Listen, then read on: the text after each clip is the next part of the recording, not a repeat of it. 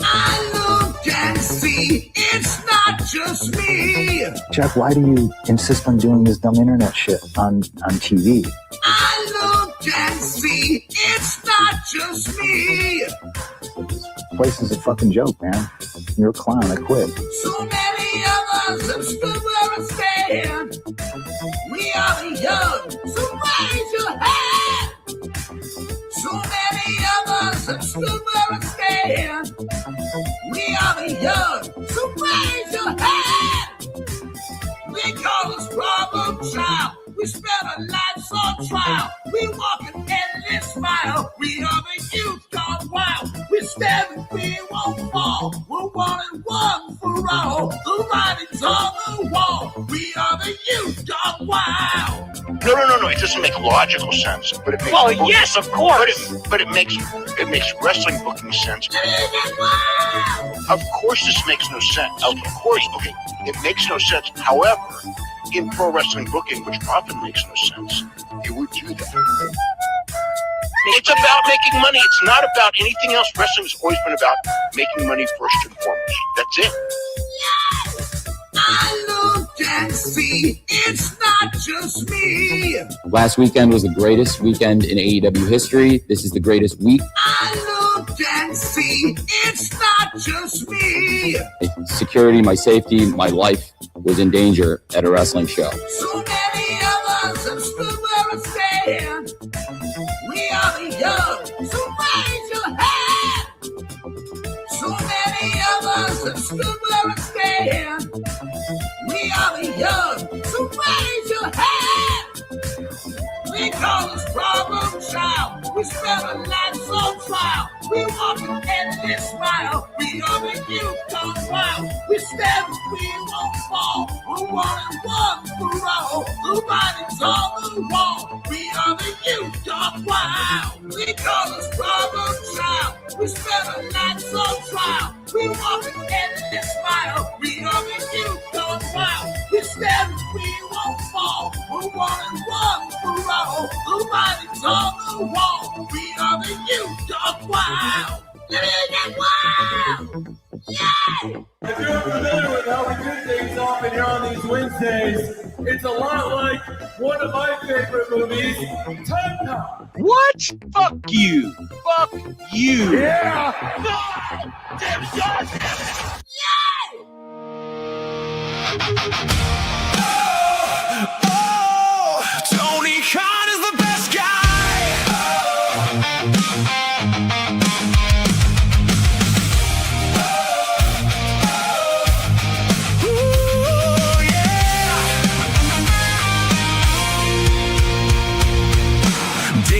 Up on a Wednesday night, got the star ratings ready, feeling just right. Tone booked a ladder match, 12 flips in a row. Dave said 6 stars, brother, let's go. The ratings dipped a little, but that's okay. There's always a reason by the end of the day. When the message boards crumble and wonder why, Dave just smiles and starts to type. Maybe you just don't understand the art. That's the line before he plays his part. Tony Khan is the best guy, never wrong and he'll tell you why. If Tone books it, it's certified. Tony Khan is the best guy. Tony Khan is the best guy. Dave's got another defense to write. Every match is a masterpiece tonight. Tony Khan is the best guy. Tony Khan is the best guy. Tone made another huge announcement again. The biggest announcement since 10 announcements ago then. Dave got excited before it was said. Already handing out flowers in his head. The forums laughed, the podcast cried, the tribal wars burned all night. But Dave was there with a brand new take, explaining every questionable mistake.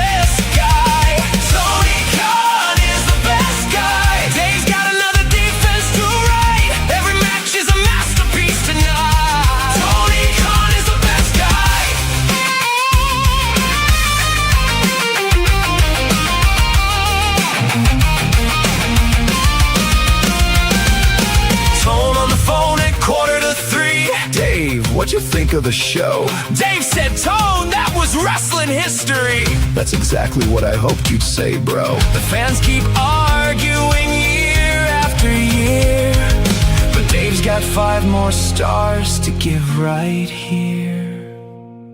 Tony Khan is the best guy. The stars keep climbing to the sky. 7 stars, Dave might just try.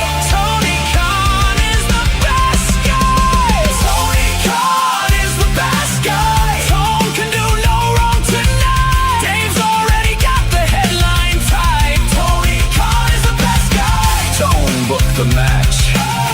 Dave loved the match. Tone booked the show.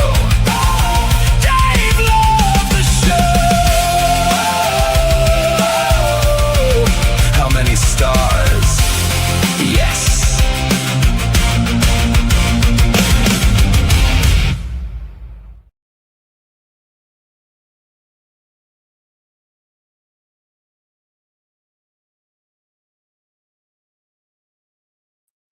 What's happening, guys? Welcome to another eclectic edition of PWT Live Show Wednesday night. Yeah. I am your host, Phil S. You Mars. are a naive, brainless, pathetic, idiotic, clueless, dumbass Mark. Oh, yeah, and tonight we have a jam-packed show, ladies and gentlemen. Before we get into Phil Marks bookmarks, we have so much to talk about tonight. Tommy Dreamer accusations have come out since his release from TNA. We have TNA regular, schmegular, degular TNA news. Bubba Ray Dudley's been exposed by Joey Janela, allegedly. Some people are taking Bully's side in all of this. Also, Josh Barnett offered to smack him around. We're going to get into all of that. We have WWE, AEW, TNA, and NXT PLE / pay-per-views to preview tonight. So, of course, we have WWE Night of Champions, AEW Forbidden Door, TNA Slammiversary, and NXT, the Great American Bash, 3 of those taking place on Sunday, 1 of them taking place during the day early on a Saturday. So we got to preview it all tonight, folks, because we're not going to have time really on Saturday, right? Because we're going to be watching the show during the day and everything like that. So I did have a sicko segment all planned out before on like Saturday's live show or whatever that we never got to. And if you guys want to hear me talk about AAA and Daga and fucking the faction returning to AAA with Carmen Petrovich and who else is in that thing? Nima, the Garzas, Los Perros del Mal. The name was escaping me there. I talk about all of that, and I review Raw on Memba Monday. So memberships are 99 cents. Shout out the new patrons. I saw some people joined and signed up. Keep signing up for patreon.com/ProWrestleTimes. Some new drops coming over there. And those are my plugs, guys. I need you guys to get in the poll, in the chat, wherever you're watching the show. Kick, shout out Kick. Shout out to people watching on Kick, and on X, on YouTube, wherever you are. I put a poll here up on the screen, and wherever you're chatting, vote in the poll. Which PLE are you most excited for this weekend? 1 in the chat for WWE Night of Champions, 2 in the chat for AEW Forbidden Door, 3 in the chat for TNA Slammiversary, or 4 in the chat for NXT Great American Bash, okay?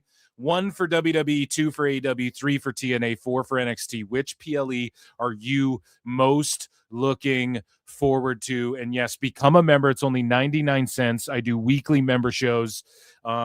It's usually on Monday. Sometimes we switch it up.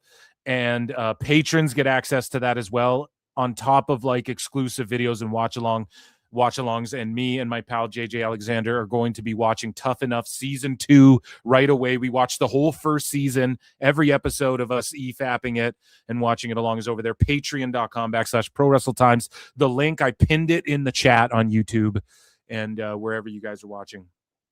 Just look for that. I appreciate it. Round of applause to the PWT universe as everybody files in. Okay. And I hope you guys enjoyed the world premiere of Tony Khan is the best guy. Shout out Pastor Sweet Tea for that one.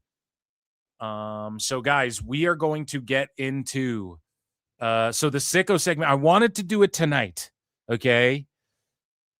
I just don't know. Like this whole drama with Tommy Dreamer and Bully Ray sort of took all of that over. And so maybe we'll just do sickos on Saturday before Night of Champions, whatever. I'll handle putting the shows together. You guys sit back and enjoy them, but just letting you know. Okay, so we're going to dive into Phil Marks' bookmarks, and we're going to get into miscellaneous news here just to set things off. Okay, we got to get into light news as we do here on this show, and maybe we'll do some ratings wars tonight. I got dirt sheet fails. I don't know if we're gonna get to it all tonight. There's too much show. There's too much stuff to talk about. Okay, so that's why you stay locked here with Pro Wrestle Times, locked in here with Pro Wrestle Times. Let's talk about it. And we will talk about it all. Make sure you guys are voting in the poll. Okay. Again, that's 1 for WWE Night of Champions, 2 for AEW Forbidden Door, 3 for TNA Slammiversary, 4 for NXT Great American Bash. Even if you're hate watching, you want to be like, oh, come on now, Phil. That's not very fair. You're just a fucking E-drone. Then come in here and vote for AEW in this poll, just wherever you're chatting. Okay.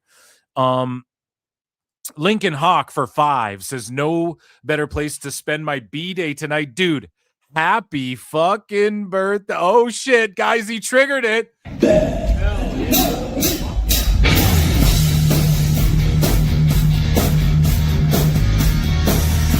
He paid for this, bro.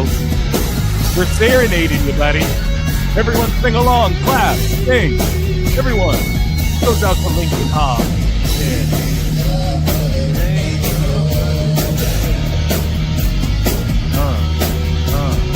Hey.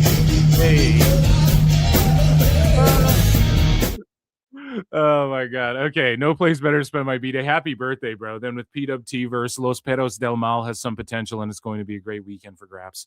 Fuck yeah, dude. If you're not busy this weekend, hit me up too. If you ain't doing shit on Sunday. And happy birthday, dude. And then he gifts 5 Pro Wrestle Clips memberships for his birthday. God damn it, he triggered. Shout you out, man. Round of applause. Shout out Lincoln Hawk. And thank you so much for the big support. And God bless you today. Okay, everybody. Yeah, make sure you're saying happy birthday to your guy. And yeah, Lincoln, hit me up, dude. Hit me up. And Sunday, maybe we'll link up. You come on and watch TNA or some of these PLEs with me. God damn, there's a lot to get to. Anyways, guys, let's get into, speaking of getting into it all, let's get into miscellaneous news here. We're going to dive in. And ladies and gentlemen, I'm afraid I've got some bad news for miscellaneous news. Ladies and gentlemen, I'm afraid I've got some bad news. So Dr. Martha Hart was the recipient of the Calgarian of the Year Award at the 26th Calgary Awards. So shout her out. I didn't put this in AEW news because is she really an AEW? I mean, she's kind of affiliated with them, but because of the work her husband did in other companies. So it's miscellaneous news. But yeah, shout out Dr. Martha Hart. Speaking of needing a doctor, the San Antonio Spurs Thanos jumped in a wrestling ring and got active. And let's see, if you guys aren't familiar, what happened was the Knicks won the NBA Finals. They went on like a 13 or 14 game winning streak, lost one game, started beating up Spurs fans, and then they like ended up winning. Like everyone knew they were gonna. But this dude showed up. I don't know if this had to be in New York, but there's a video of this guy like storming through the crowd of like New York Knicks fans, and none of them want any smoke with this guy. He's throwing them around. He's fighting like 10 dudes. People are sucker punching him and not doing shit. It's like Superman. They punch him and his hand breaks. You know? So he made his pro wrestling debut at like a local indie, and this is actually fucking genius. Shout out whoever Shout out whoever booked this. This is fucking ingenious. What the?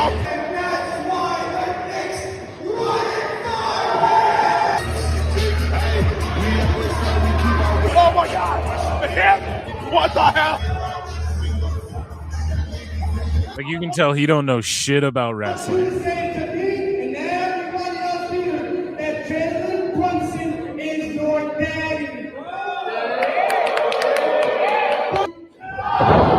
He's trying to be safe though, man. Shout this kid out. This is good. Whoever booked this, too.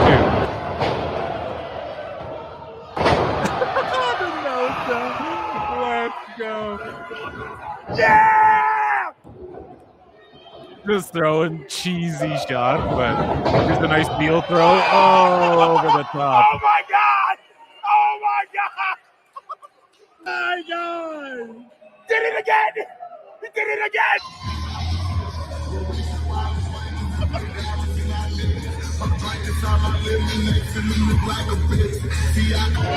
Brother, what? And thank God it didn't turn into a Raja Jackson situation where some guy, some social media celebrity fucking runs in a ring and starts shooting on people. And yeah, he was laying his shit in pretty softly there, making sure he wasn't like taking anybody out, taking any potato in anybody.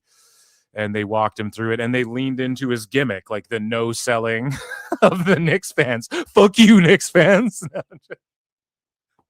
I'm joking. It was cool to see them win. It was just shitty how at the end they were the sorest winners and losers in out of every team. And at least somebody from San Antonio got over after that shit.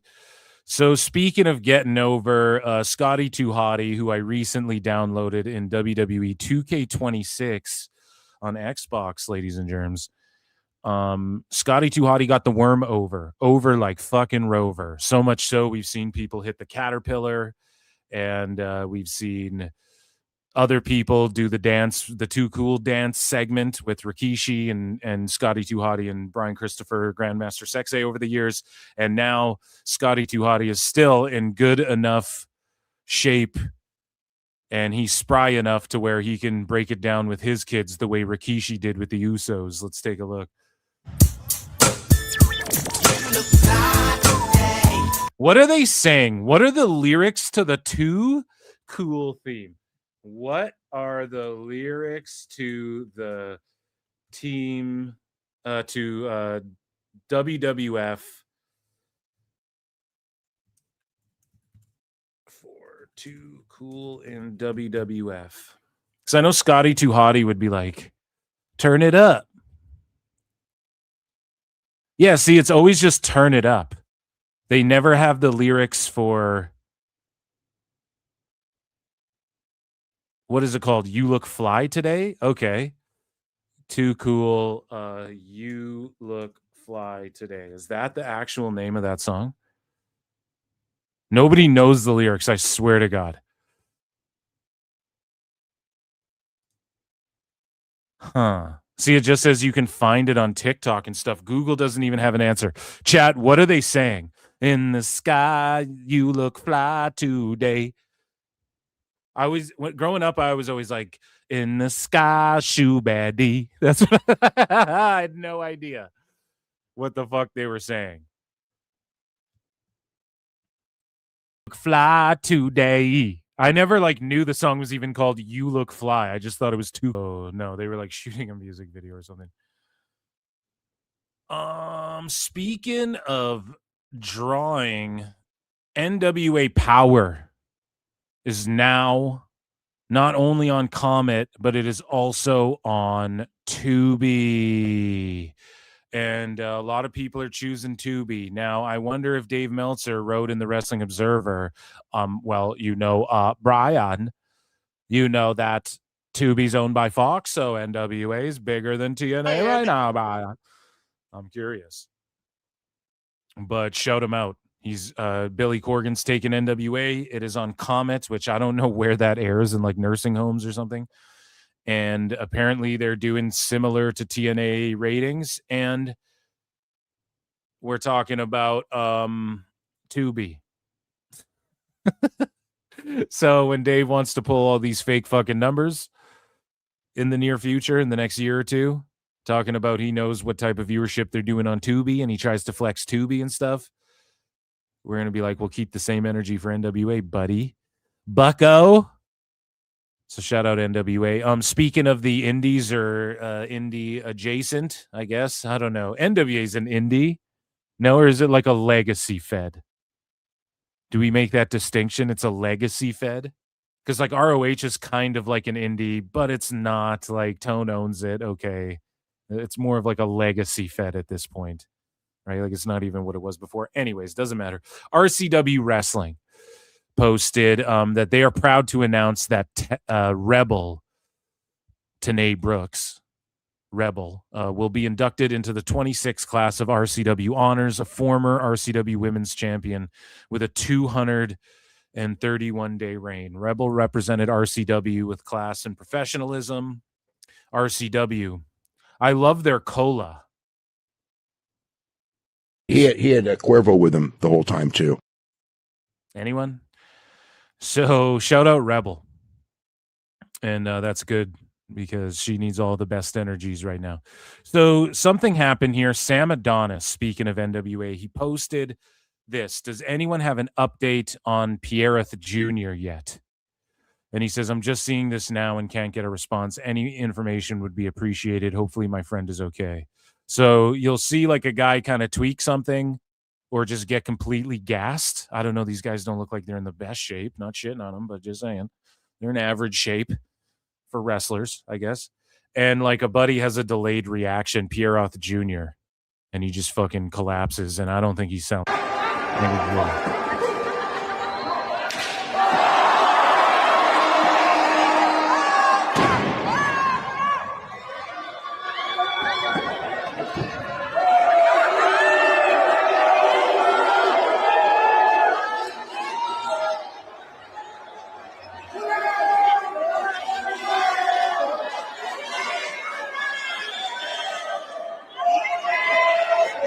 I don't know if they're working or not, but I'll just tell you this much.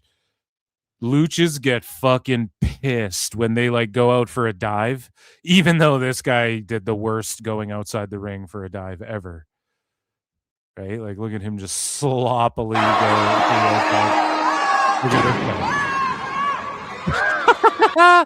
But Luchas get pissed when you like fuck up your dive. They'll just stomp on your head, or if like they're standing out there and then you don't dive on them, like there's shoot instances happen because of that. So I think this guy might have been legit hurt, and maybe it's because all these weird like sudden movements. Like look at this chop, how he looks. Like he kind of jars back on his back, and that's not good for your lower back. And obviously the guy works out. I work out. I hope he's okay. Maybe they were working though. Like maybe they knew.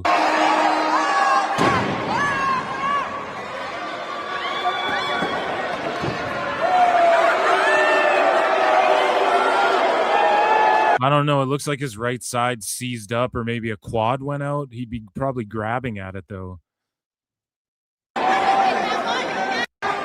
Yeah, I don't know. It looked pretty serious, and prayers up. I hope he's all good. And I don't know if there's been an update on that since then.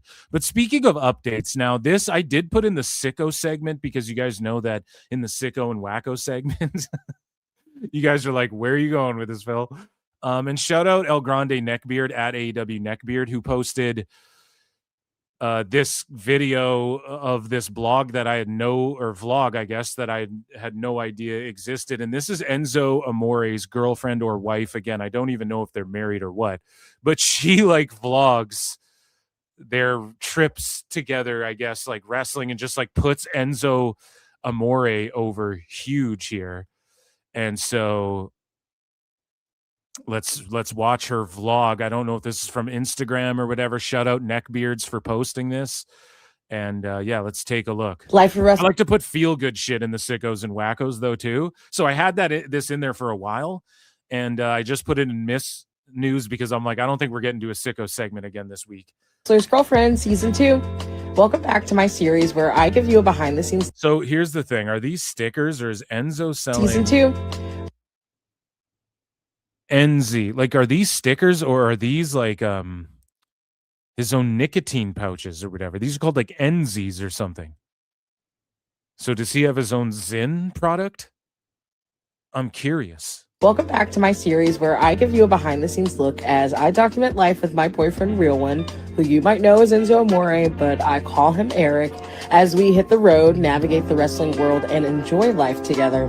I know. I have been MIA. I've got so much to catch you up on, so let's just dive right in. Fourth Rope has been making waves, as usual. Holy shit, he does. Yes, Enzo Amore, who wrestles under the name Real One, has his own pouch brand called Enzy. However, unlike traditional tobacco or nicotine pouches, Enzy pouches are completely nicotine-free. Okay, well then what's the point? Nootropics or nootropics, however you say it, but okay, some Joe Rogan bullshit. No, the focus is to help people wane off nicotine, so good. The pouches contain, I mean, like nicotine's very addictive, but they do say it does good shit for your brain and stuff like this, so who knows, right? But if you're addicted to it, and this promotes getting unaddicted, then that's good. But what's in this shit? It's like Diet Coke or Coke Zero. What's in Coke Zero? I don't know. Does that shit give you cancer? I don't know. Aspartame does, but nowhere near as much as sugar. But then people fearmonger the aspartame, so I just drink Diet Coke because I like the way it fucking tastes. I don't know, dude. Everything kills you, okay? You just got to do your thing. So if you like Enzy pouches, get your goddamn Enzy pouches. That's cool. I didn't know that. The last time I checked in, we were gearing up for our Philly taping at the legendary ECW Arena. As I mentioned before, Eric is a huge part of Fourth Rope, not just as champion, but also as a producer and showrunner behind the scenes. If you haven't remember the rumors like he's coming back to WWE, and then just nothing. So is he just wrapping up some dates, or what's going on with all of that? You know, I would love to know myself, but he would be good in WWE. I've said it. Him and Big Cass in WWE. They should actually push them as a team, and you can push them both as singles. You already know that. They've already done that, and they work as a team, and apparently WWE's interest is working singles as teams or whatever. Let's get through. Been to a Fourth Rope show or watched the tapes on YouTube, it's honestly hard to explain. The best way I can put it, we sold out the show before announcing most of the matches until days, and in some cases, hours before doors open. Days like this are when Eric is fully in his element, mapping out matches, hands-on with production, coaching talent, preparing for his own opening. Fourth Rope is like lit, and they partnered with TNA, and they did some cool shit, and he's just behind the scenes doing all this stuff. So clearly Triple H saw this in him too, I'm sure to some degree, but he would also be effective backstage. Probably. I don't know. They sold out this fucking show just knowing it's going to be a good goddamn show. And everybody's heard of Fourth Rope. And I think even the Hardys had their tag belts for a second. So look at Enzo, in ring, out of the ring, bada bing. He's doing the damn thing. Match, and then spending the rest of the night on a headset and gorilla. It's also where I've learned to really embrace my independence, take time for myself, and use my autonomy to actually see the world. Now, while Philly probably isn't cracking my personal top 10 places to visit. Oh shit, she just shaded Philly. One of my best friends of 12 plus years lives there, so I got to spend time exploring the city, grabbing food, and catching up on life. I also invited a few friends out to the show to give them an up-close look at this very random, very chaotic life I somehow stumbled into after finding love. We barely had time to unpack from Philly before heading into New York City for a premiere of Balls Up, starring Mark Wahlberg and Paul Walter Hauser. Look at this shit, dude. He's on the red carpet for Balls Up. I haven't watched that. I do want to see it. It's, again, she just said it, but Mark Wahlberg and Paul Walter Hauser. I think it's on Prime, yeah, as it says back there. Which I have Prime. I just haven't gotten around to watching that movie yet. I did watch Masters of the Universe, though, dude. The latter of whom is also I watched it last night. Wrestler. Honestly, one of the funniest movies I've seen in a while, with such a unique premise for a comedy. We got to attend a private screening. Oh, that's Mojo Rawley. I think I said his name right. Mojo Rawley. He was like the Hype Riders. You remember him? With good friends ahead of its release on Amazon Prime, and it ended up being a Sacha Baron Cohen's in it. Molly Shannon, Eric Andre. He's all over the place. perfect date night and reset. Between training in the ring with Liamo, which we've been live streaming on TikTok, showing you guys a side of Eric you maybe haven't seen before, making time for family at the Orchid exhibit at the Botanical Gardens, and somehow finding ourselves back at Squared Circle Cafe for the 100th time. Now, damn, that looks good. Squared Circle Cafe looks bomb. We still managed to pack and prepare for Mania weekend in Vegas. And if you know me, you know I've really grown to love a good wrestling convention, especially one where the biggest product in wrestling brings together everyone and literally their moms for an entire week, supporting every corner of this ecosystem that is the wrestling community.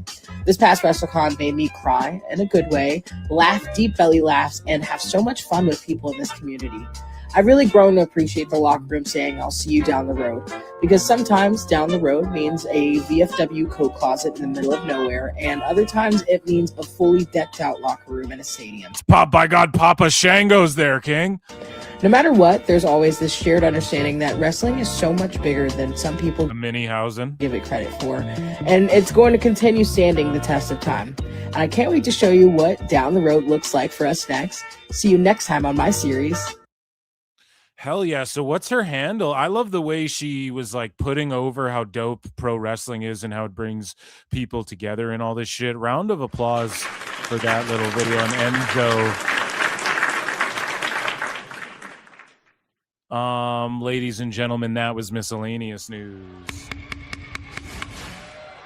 Ladies and gentlemen, I'm afraid I've got some bad news. Somebody's got to get me her handle. I'm curious. I want to see more of those, you know? Her narrating was done well, and the little elevator music she picked in the background was nice and chill. Put me in good vibes. Good vibes only. Hashtag good vibes only, chat.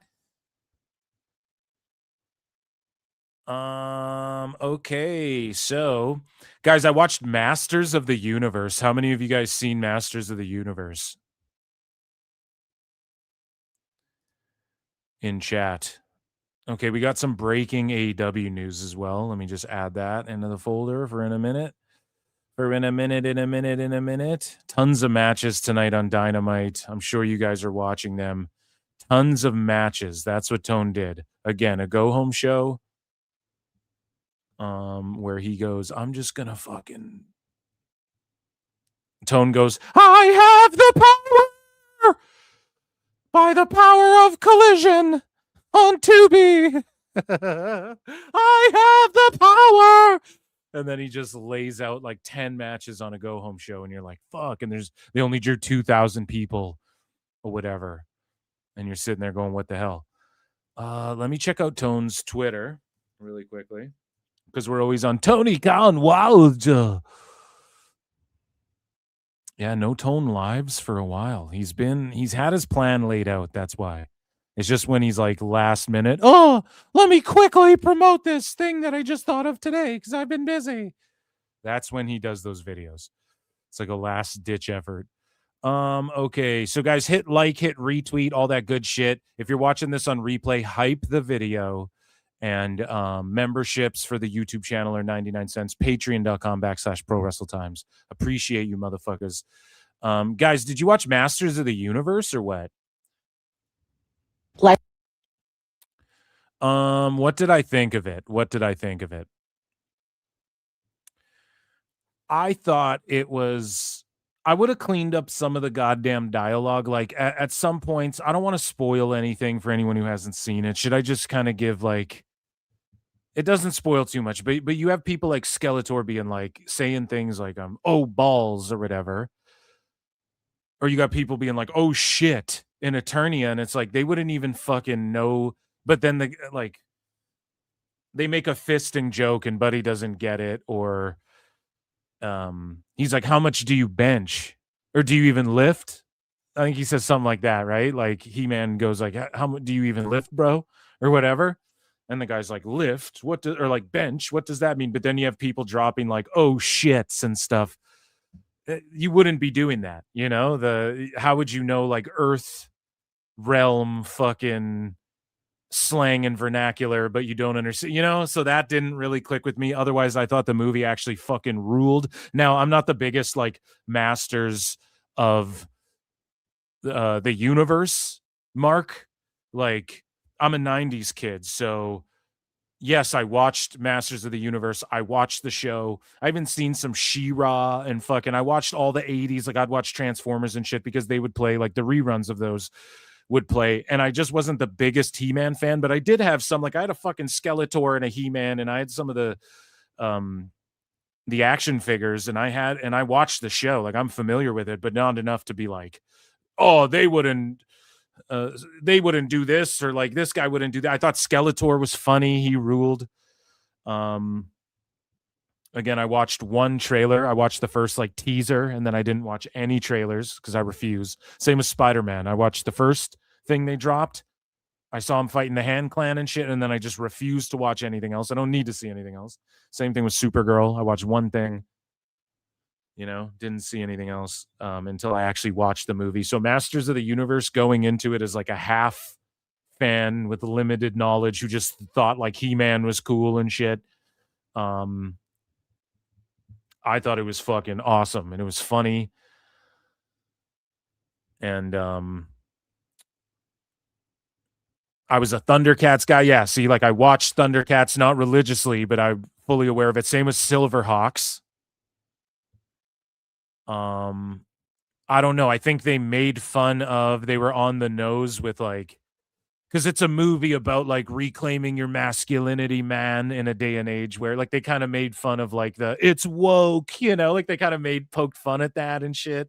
They were just really on the nose with some of the humor and stuff. So I just like that, you know. I like the more video gamey. I just watched Mortal Kombat 2 as well recently. Like, I love when you lean into the video game aspect. If it comes from like a cartoon, it was like watching a fucking live action cartoon. Is that not what everybody wanted? I don't know. I don't know what I heard He-Man bombed, or Masters of the Universe bombed.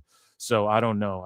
I always want to see movies like that do well. But again, you had Obsession and Backrooms and all these fucking hitters coming out, right? So got to pick your weekends a little better.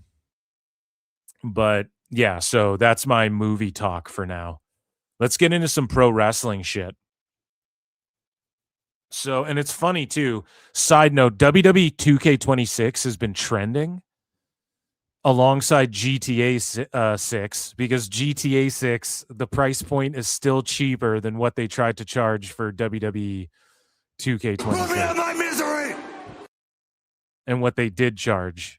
But GTA's doing some bullshit by like putting the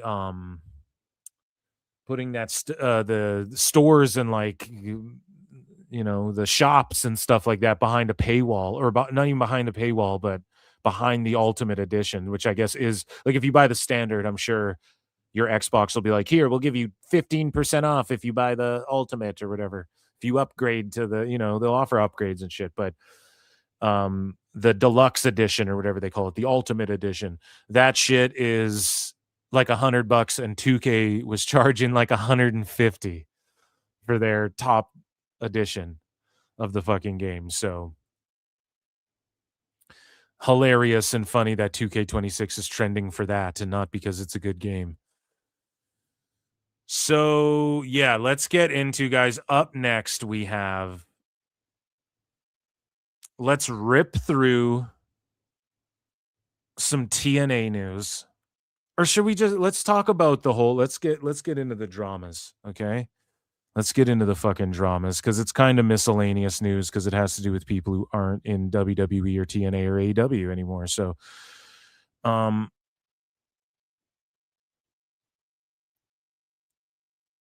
so let's get into this. Where do we even start? Ladies and gentlemen, this is a segment called, it's not even a segment, it's just some shit that's going on that we're going to Wrestling's not fake. Wrestling's not fake. Okay, and this is a segment where wrestling becomes real, when pro wrestling becomes real. And basically, I don't know what it is. It's miscellaneous news, kind of miscellaneous adjacent, I guess. Okay, so what had happened recently was Tommy Dreamer got released from TNA, and some other people did as well. Some people got hired, rehired, contract extensions. Some people got let loose. Tessa Blanchard chose to walk away. TNA's like, oh, we were going to give her more money. Tommy Dreamer had a cry on Busted Open, right? And then immediately once he got released from TNA, people just started dropping fucking stories on this guy, like just destroying him. And lily pickers. And just saying how big of a piece of shit he is, right? And then that's when Bubba Ray Dudley came in to defend Tommy Dreamer, because that's his guy. And we'll get into that in a bit. But just to reiterate, because I covered this already, but Perch, this referee named Perch on the indie says, Tommy Dreamer pulled me aside backstage at a TNA show telling me he would do everything he could to make sure I don't earn a job in the wrestling business. All I did was try to learn and grow from experiences, though his words were very discouraging for a young student to hear. And then this guy goes, I didn't set out to prove him wrong. I simply thanked him for their advice and went in another direction. And Joey Janela then pipes in, and he jumps all over Tommy Dreamer and Bully Ray Dudley's asses. And so Joey Janela says, as someone that does like Tommy, I don't know why he would say something like that to one of the nicest and most humble dudes in professional wrestling, a student of the game and one of the best refs out there. Without a doubt, one day you'll be reffing multiple WrestleManias. Keep going. Okay? So that set this thing off. And a bunch of indie wrestlers started jumping on Tommy Dreamer. So Lucia Lee posts this. Well, first, Grapple Theory goes, not going to share the post because it has a real name, but fucking Rings of Europe, fuck Rings of Europe for doxing a wrestler for canceling a show. Oh, sorry. This is another. Yeah, this is another thing. Pardon me. So this is what I want to talk about. Indie wrestler claims she felt pressured into distasteful Tommy Dreamer spanking spot. Okay, so this is courtesy of Ringside News. That was a whole other story that I was that I should have removed from these bookmarks. So we head on over to Ringside News, and they had this to say. Tommy Dreamer's TNA exit already had people talking, but now an old indie wrestling story involving him is getting pulled right back into the conversation. So Kennedy Copeland, no relation to Adam, says, hold up, are we sharing our Tommy Dreamer stories? Because one time I told him I really wanted to take a cane shot in a match, and he told me he doesn't do that with women. So instead we did a spanking spot because women, am I right? Which I get it. Times have changed a little bit. Him being like, nah, I don't want to do a cane spot with women or whatever. Like, okay, that's his goddamn prerogative. But he will bowling ball grip a chick. He's done it in the fucking past. You know, he has no problem going full sicko mode. So like really caning her, right? I'm judging you right now, Tommy Dreamer. I'm judging you. No. So we move along here. And it says, because I was young and dumb and impressionable and a people pleaser and still very new in wrestling and didn't know I could say no, especially to a vet, because I was always told if you really want it, you do anything for it. And so, yeah, he spanked her ass. And she goes, oh my God, I can't believe I just found the photo of it too. I look back on those days and wish I could give young, misguided Ken Dog a hug. I mean, whatever. If you're going to do a spit, like... Again, this is the problem, right? It's the problem with the IWC. People will jump and be like, that's so fucked up. But then you just simply point out, like, yo, they're doing titty shaking spots in ROH now. Isn't that fucked? And people are like, what are you, gay? You don't like tits, bro? And it's like, okay, anywhere you go in wrestling, like in WWE, people aren't rubbing their titties together. In AEW, they're doing shit like that, I guess. But like... in JCW, they have people sniffing coke off of the ring rat's ass and things like that. So, I mean, you're an adult. Obviously, she's like, fuck, I regret doing that. But she agreed to do it in the moment. So, I mean, is that really something to go at Tommy Dreamer for now? I don't fucking know. She could be like, I regret it. Like, why is that? something to bury him about. I don't know, unless people are like, well, he did it to SA her so he could touch her bum. I mean, maybe. I'm not saying that isn't a possibility, but it's not like she said that either. So I'm trying to give everybody the benefit of the doubt here, right? So Missy Hyatt had this to say. The real Missy Hyatt, her last account got hacked. And she says, I seen some disparaging comments about the Tommy Dreamer online.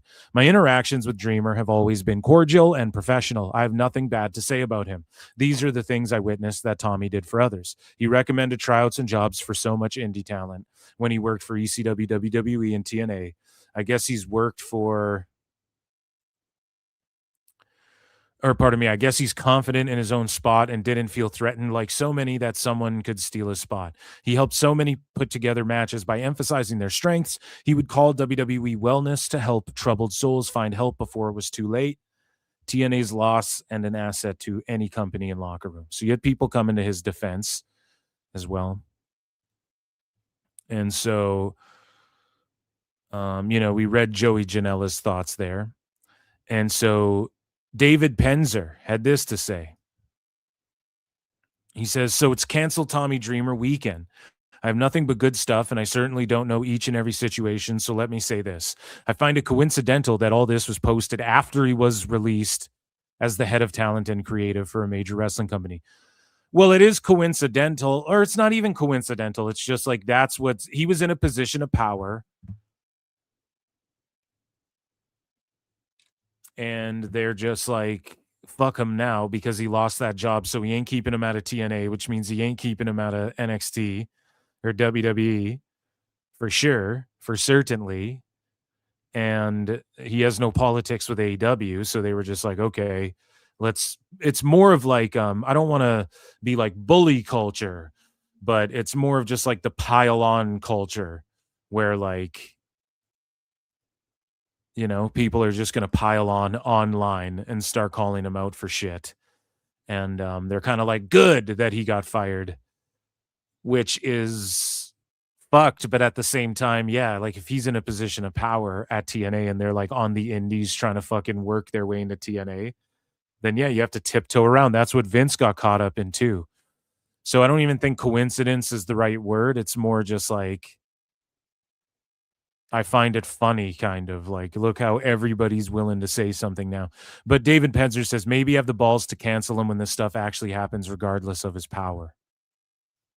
Well, that's the thing. Sometimes I have the power. No, sometimes like that's the reason why they can't be quote unquote canceled. I don't even think anybody's trying to cancel him either. What even is canceled? Canceled is like Marty Scurll gets work. So like, what are we talking about here? People are just like, he's a douchebag, and we've been waiting to say it for a minute. I think that's more what people are having a hard time articulating. Gail Kim jumps in, says, Dave, you've been in this business long enough to know that this industry is very small and heavily fear-based for your jobs or opportunities. Much easier to say that. Yeah, the entire entertainment industry is fear-based. When you want your dream job, fear presides over what most people think is right. And in this social media age, most people don't like the scrutiny because what if they're not believed? Your idea is what should happen, but realistically, it rarely does. And then Penzer says, just to be clear, there were a few times where I thought the line was crossed and I was afraid to go public and lose it all. But if I didn't have the balls to report it at the time, which I didn't feel I had the right to go public when that person lost power. I had to eat it, which is fair. Even Josh Matthews, he says. So I don't even know what that is. Anything to say. This guy here says, translated, when you find work, Tommy, me. Yeah, I don't know. It's not always that. But this Mr. Anderson just casually brought it up 9 years ago that Dreamer had his balls out in front of women in the locker room. So let's take a look. Hopefully it's timestamped. 3-minute clip. Shout out Wrestling Shoot Clips. Back in the day, I did some fucking whatever. Shout out Sean Oliver. Wrestling Shoot Clips. Derek Simonetti of The Proving Ground. Have you ever been the subject of Wrestler's Court? And if so, care to share why? Any interesting stories from Wrestler Court you have seen?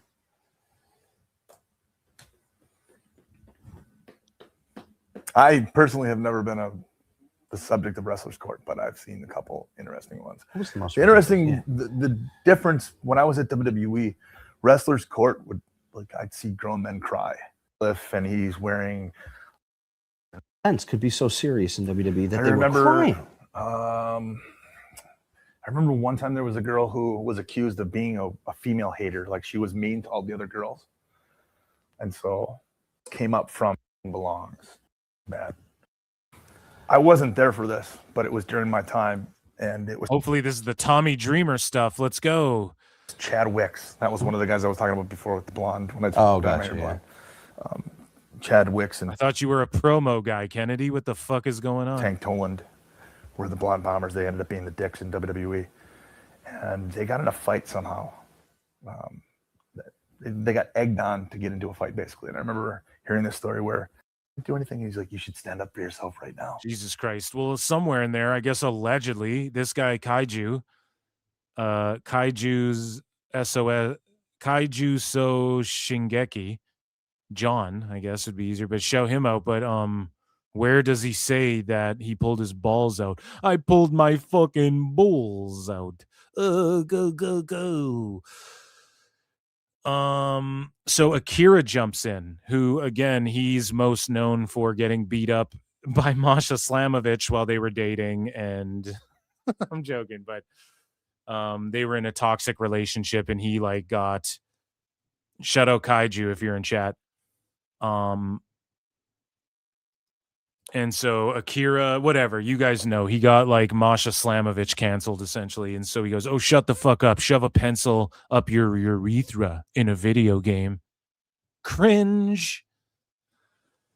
So Penzer goes, interesting person to jump in the conversation. And Akira goes, "You seem like the kind of guy who would defend Rob Feinstein if it was convenient enough for you." Totally unrelated, by the way. Tommy Dreamer will be with us tonight. Will be with us for night one on Friday, July 31st at WrestleCon. Rob Feinstein. Yeah, so sicko alert. These guys are all fucking sickos, dude. They all know. But with Feinstein and that Chase and Rance dude, like they're in some capacities like gatekeepers because they have money and they're able to like facilitate training and rings and stuff. And like you have to cancel every wrestler. You know, you have to cancel every fucking wrestler. You have to keep everybody, hold everyone accountable for what their acquaintances. And, you know, like, I'm not going to knock Tommy Dreamer for taking money from this fucking mark to show up and whatever, even though would I do it? I don't fucking know. Right? Like, all I'm saying is even Pete Davidson went to the Riyadh Comedy Festival. Okay. That's all I'm saying. Money fucking talks. So, yeah, so Akira jumps in and is like, fuck him. He knows Rob Feinstein and shit, right? And so this indie wrestler, she claims she felt pressured into this distasteful spot. Like Dreamer pressured her into it, right? And so Mickey James had this to say. She responds to Perch, and she goes, "Perch, listen, I don't know you, but I do know hardcore country." She says, "I do know Tommy Dreamer well enough to know that if he truly said this, there's far more to this story that you are conveniently leaving out. If you're going into come on here and attempt to bury someone, especially someone who is as loved, respected, and responsible for helping so many folks, including myself in this industry, then at least be completely honest. I understand you want to speak your truth and possibly gain a bit of recognition by jumping on the bandwagon. However, if this is your path of 15 seconds of X-Buzz, at least have the common decency to speak the whole truth and nothing but the truth, so help you God. This ain't it. It's always pretty dumb because Tommy will always have a job in the business. I don't know if I can say the same for you. Damn. Have a blessed day. Damn. You didn't have to go that hard. Holy shit.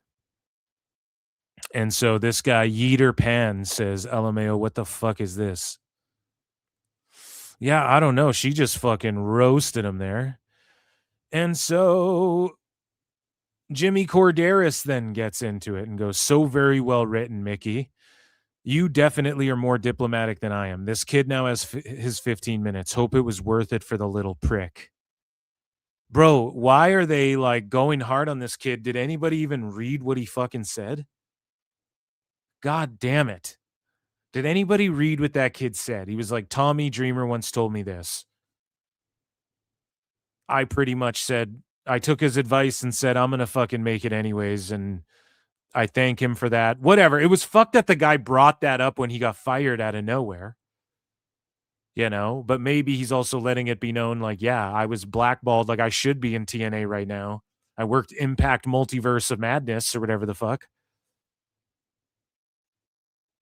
Because he dropped pictures of him, but everybody's just like being cutthroat with him. He didn't even really trash Dreamer. Now, yes, he tap danced on him. He, as Kanye West would say, piss on your grave, piss on your grave, piss on your grave, piss on. You guys remember that song with Travis Scott, I think? Anyways, yeah, I don't know. So Jimmy Corderas says, well written, hope it was worth it for the little prick. So there you go. And Brett Lauderdale then jumps in and goes, I've been in wrestling for 20 years, and I've never known anyone more universally beloved than Dan Perch, and I've certainly never heard anyone refer to him as a little prick. I have, however, heard countless people refer to Jimmy Corderas as much worse, but I'll be diplomatic for now. Which is crazy. And like, here's the thing. I don't know what Jimmy Corderas ever did to get hated on so much other than just be super critical of AEW, which that will get you hated on and people will pile on and try and shit on you and whatnot. But with that being said, who really cares what they're saying about Jimmy? Because it all just comes from like Twitter, not personal stories. Like nobody's saying Jimmy, oh, well, there's much worse about, yeah, okay, so they call Jimmy Corderas an asshole because they don't like his opinion.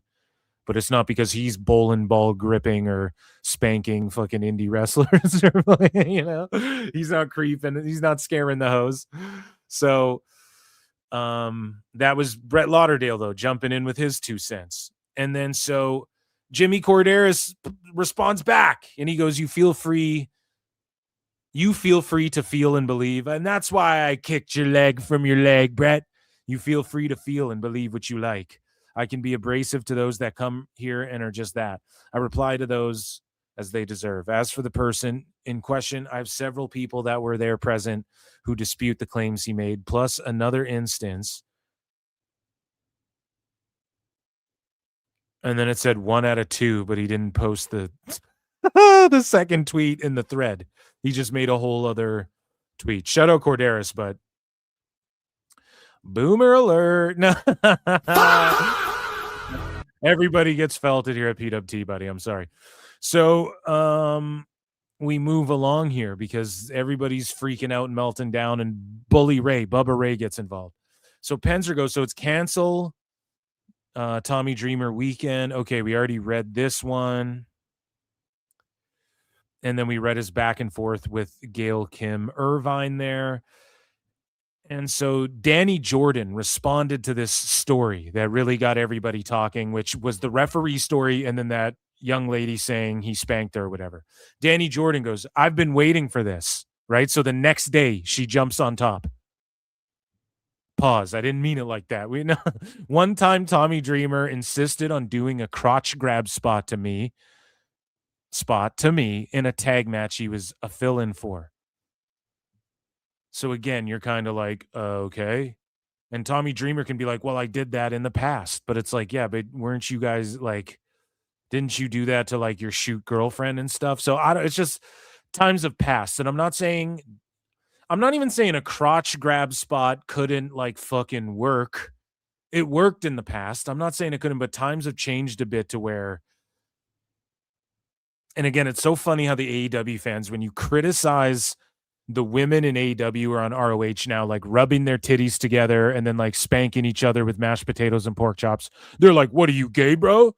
What are you, gay? You don't like titties? And it's like, well, no, I just thought we kind of moved past that. Not that we shouldn't bring sexy back. I'm the first to say it. We need more valets. We need to bring sexy back to wrestling. Sexy's always been in wrestling, goddammit. But,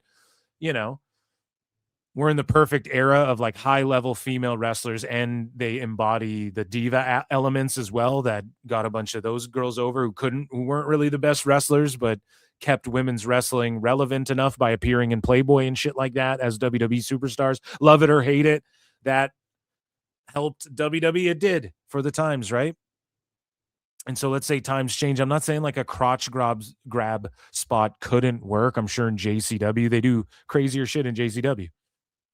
Fucking, for instance, NWA had the Sinister Minister sniffing coke in the crowd at one of their pay-per-views or PLEs or whatever. And then in JCW, that's a guy's whole gimmick is sniffing coke off of the You ring rat's are ass. a naive, brainless, pathetic, idiotic, clueless, dumbass Mark.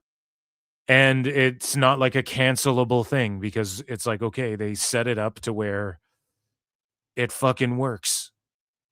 You know? So, like, how do you explain this? Like, blackface is bad, right? Okay, but Robert Downey Jr. in Tropic Thunder is fucking funny, and it's not done in a way, it's not done to be racist. It's done to be like this fucking delusional actor's going through, and it is racist, but it's like he's so fucking delusional he believes he's this guy. Like, it fucking works. It's a fucked up, not tasteful, very passé thing that they found a way to, like, I'm sure people would melt down if you did it today, but you know.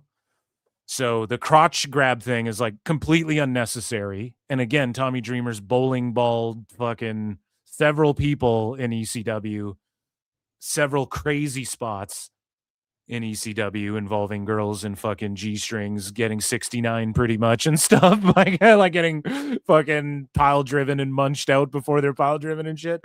So yeah, that's fucked up. And if you're like, and then and so the point I'm making is like, if Tommy shows up at an indie show as a fill-in and then he suggests this and you're like, okay, that's fucked up. But if I say it's fucked up, it's Tommy Dreamer though, then I don't get booked in TNA, or I don't, like, you have to understand the position you're in. This is why people are mad at like Marty Scurll and fucking, what's that guy's name? Joey Ryan, right? Because they were gatekeepers, very much so, for like trainees and people breaking into the business. So people are like, oh, it's consensual, it's legal age in the UK. It's like, yeah, but people view it as like he took advantage of his position. I don't know. So you have to understand that if you can't understand that as Tommy Dreamer, then that's an L on your part. That's all I'm saying. You have to have good optics. You have to understand that. Like, what's the past is the past. But like, and it's not like, okay, if you knew her, you guys are working this angle for like 2 months or something, and then you throw it out there like, look, I did it to Beulah back then, and then you fucking cane me or whatever, and then maybe she's like, okay, I trust this guy. That's a whole other thing, right? But for him to be a fill-in and then be like, hey, okay, so we're going to do the fucking bowling ball spot, and she's like, what? And like, she feels like she can't say no. And she's an adult. She can consent to it or not, but it's just like, it's awkward. You're like, okay, so if I say no, he's going to bury me to it. Look at how people are jumping on this referee, you little prick. Mickey James, even Tommy Dreamer's beloved. You won't make it in this business. Whoa. So if this Danny Jordan girl says some shit like that, is Mickey James and Corderis and everybody going to jump on her and be like, you ain't going to make it? And you know, they have politics with all these companies. That would fucking suck. Right. So you have to look at it from that side too, or else you're just fucking up. So Danny Jordan, shout her out, goes in a tag match he was a fill-in for. This had no place in our storyline, but he didn't care to ask. Well, you just said he asked. Well, she said he insisted on doing it. Okay, so maybe he just was like, we're doing this. This is what we're doing. So that's even worse, because then you're giving nobody a chance to go, no, I did not want to do this. Said how uncomfortable I was, but I'm just woman, right? So did you do it, though? I was new in my career, should have trusted my intuition, said a firm no, and not succumbed to peer pressure for the spot. So she fucking did end up agreeing to it after saying no. This is the only thing that's happened in my career that felt degrading, because I vowed to never let a MF try me on some uncomfortable shit ever again. And she's retired in the business. Damn. So yeah, we need proof for this too. I don't know. That other girl provided a picture of Tommy Dreamer spanking her.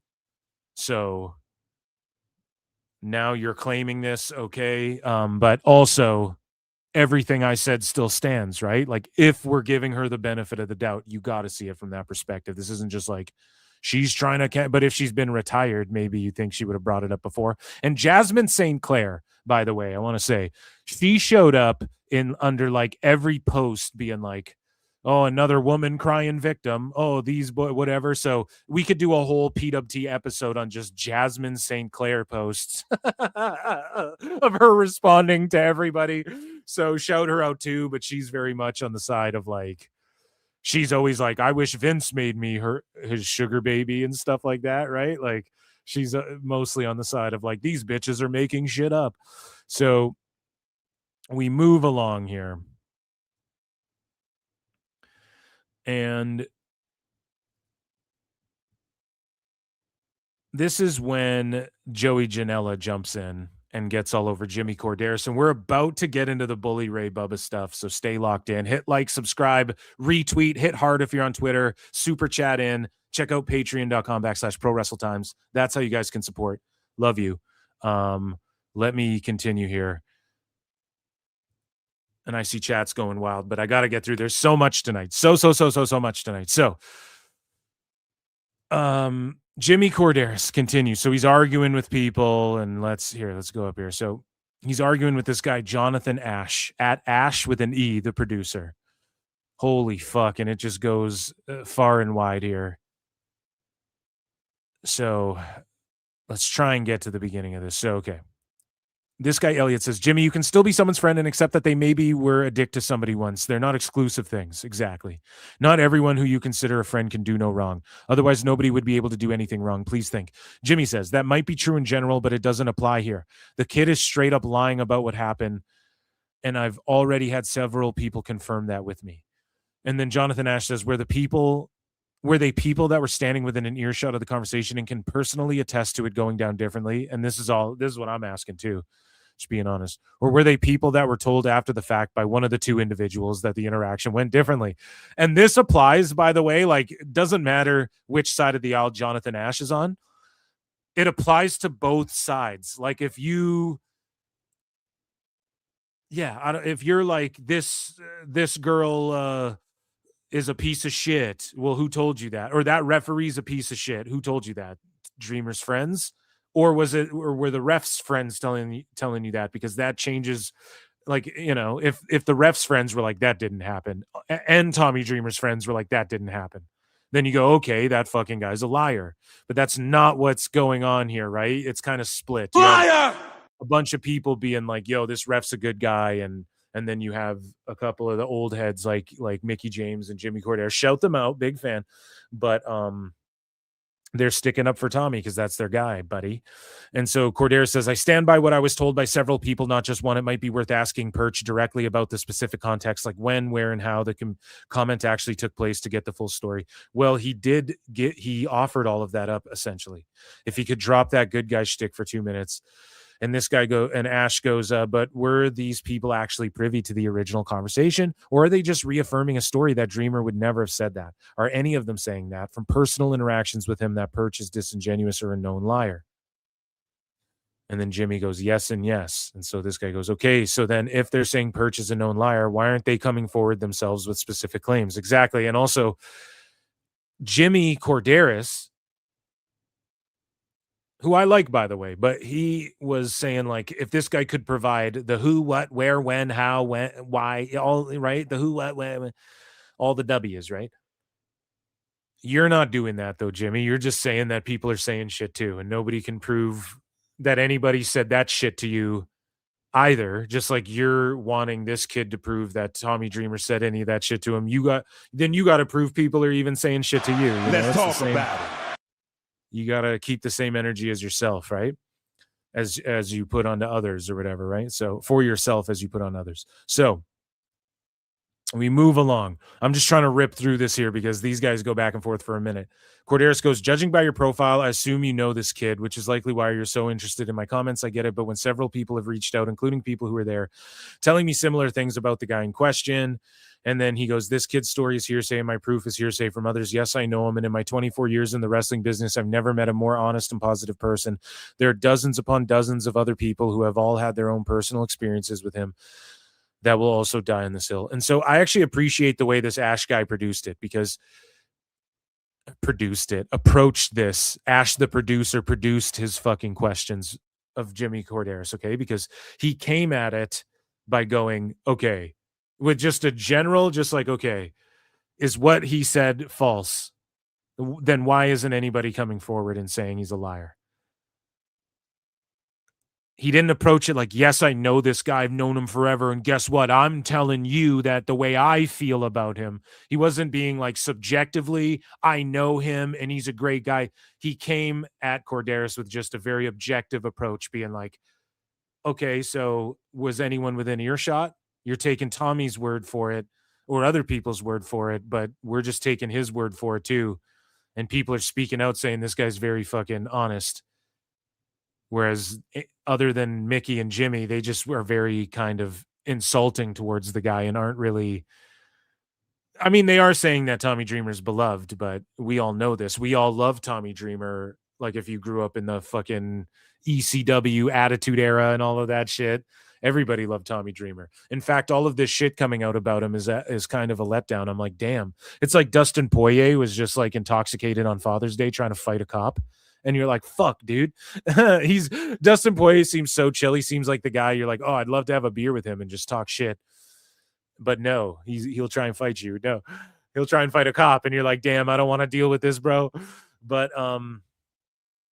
anyways, this guy knows him. So we'll just skim through this. I don't need to read all of that. And then Corderas says, here's a quote from someone who DM'd me. He gives this very positive, almost Mr. Rogers-esque humble positivity student shtick that some of us have started to see through. He's an everyone's best friend bullshitter. Yeah, well, if that's true, then that fucking stinks. But some people see positive people like that who try to be everyone's friends and they go, good, you're someone we like, you know? Because let's say he's the student shtick and everyone's best friend. Okay. But then is he like low-key stealing people's stories and then passing them off as his own? Or is he like doing any sicko shit? Is he parlaying the I'm everyone's best friend, yo, my best friend, it's a real man, bitch? Is he like stealing from people or fucking lying on them or talking shit about this person after chumming up to them? Because if there's nothing like that, then who cares? He's just a friendly guy who likes being friends with everybody, and there's some people like that, you know? So Joey Janela jumps in and he goes, Jimmy, he's a better ref in a few short years in than you ever were. Just be grateful that you lucked into getting that job. You always look like a complete fucking bum. The balding, disheveled auto mechanic look with an ill-fitting referee shirt. Please fuck off already. And then this guy goes, this dude talking about someone else's appearance. Joey Janela goes, yeah, I look great for 36. And then this guy goes, he didn't always look like that. And Joey goes, he was in his 20s here and looked 54. And man, the older generations did look older. You know, you see like a 27-year-old Arn Anderson, he looks 50. So pretty funny stuff. And the roasting continues. So Jimmy Corderas goes, you caught me. I totally stumbled my way into a 22-year career in WWE on global television by pure accident. And also Jimmy Corderas was on like Sportsnet after he stopped reffing. He was on like Sportsnet and shit, like breaking down WWE shows and reviewing SmackDown and giving picks for pay-per-views and stuff like that in Canada. So, and he was good. He was good at that job. So he says, and also Santino Marella was on that shit, and he was really good there too. But Jimmy Corderas says, total luck. By the way, if I were you, fashion tips would be the last thing you should pass along. Good luck with your partner on your boat thing. I don't know. I don't know what that means. Is he doing a cruise? I think he's doing a cruise. And so Jimmy goes, ask Joey Janela how many WrestleManias he was a part of. True that. That is a fucking own. So speaking of getting owned, Bully Ray then jumps in a chat, right? And Bully Ray calls out Jon Moxley. And he talks shit on Moxley, and this could be a part of AEW news realistically, but it all just relates with what's going on. Because Dave Meltzer has a conspiracy theory that we're going to get into. And also, Bully was getting dragged for a little bit before this, and I've been meaning to get to this in the sicko segment for like a week or so, maybe more. But last month, Bully Ray was getting dragged online, and we didn't have a chance to talk about it yet, chat. We didn't get to it for some like false claims he made as it pertains to this like iconic moment in wrestling sickodom before there was ever AEW. There was this moment that we'll circle back to at a CZW event. And Bully Ray, like all these years later, made a comment on it, and he was getting dragged. So people are already hot at Bully. You got to know this. Well, let's start with that, actually, before we circle back to it.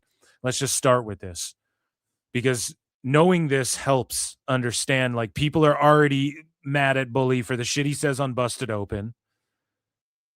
But he's known for like trolling and getting a lot of support in the IWC and going at, defending JD from NY and having bold takes creatively, but also being level-headed in his like Twitter discourse and whatnot. But for years and years, like even growing up as a fan of wrestling in the 90s and the early 2000s and like some of the early message boards and shit, you always heard stories of like people hated Bully Ray. It's fucking in books. It's in DVDs. Some people liked working with Bully Ray. Even if you had great matches with Bully Ray, some of those people even were like, he can be too much. He can be abrasive. He's a piece of shit. I think Paul London and Rene Dupree have gone on record being like, he's a giant piece of shit. And they buried him some years ago, right? But Bully was already getting dragged for this. So the CZW incident, you guys remember this? So shortly after Eddie Guerrero's death in 2005, CZW held a 10-bell salute that got interrupted by a fan. A young Eddie Kingston ended up confronting the fan at the barricade by doing Muay Thai. I was doing Muay Thai, dog. And so if you guys don't recall this incident, many of you probably do. They did a 10-bell salute for Eddie Guerrero at CZ. And so that guy was already yelling, by the way. He was already yelling, Eddie sucks and shit like that, right?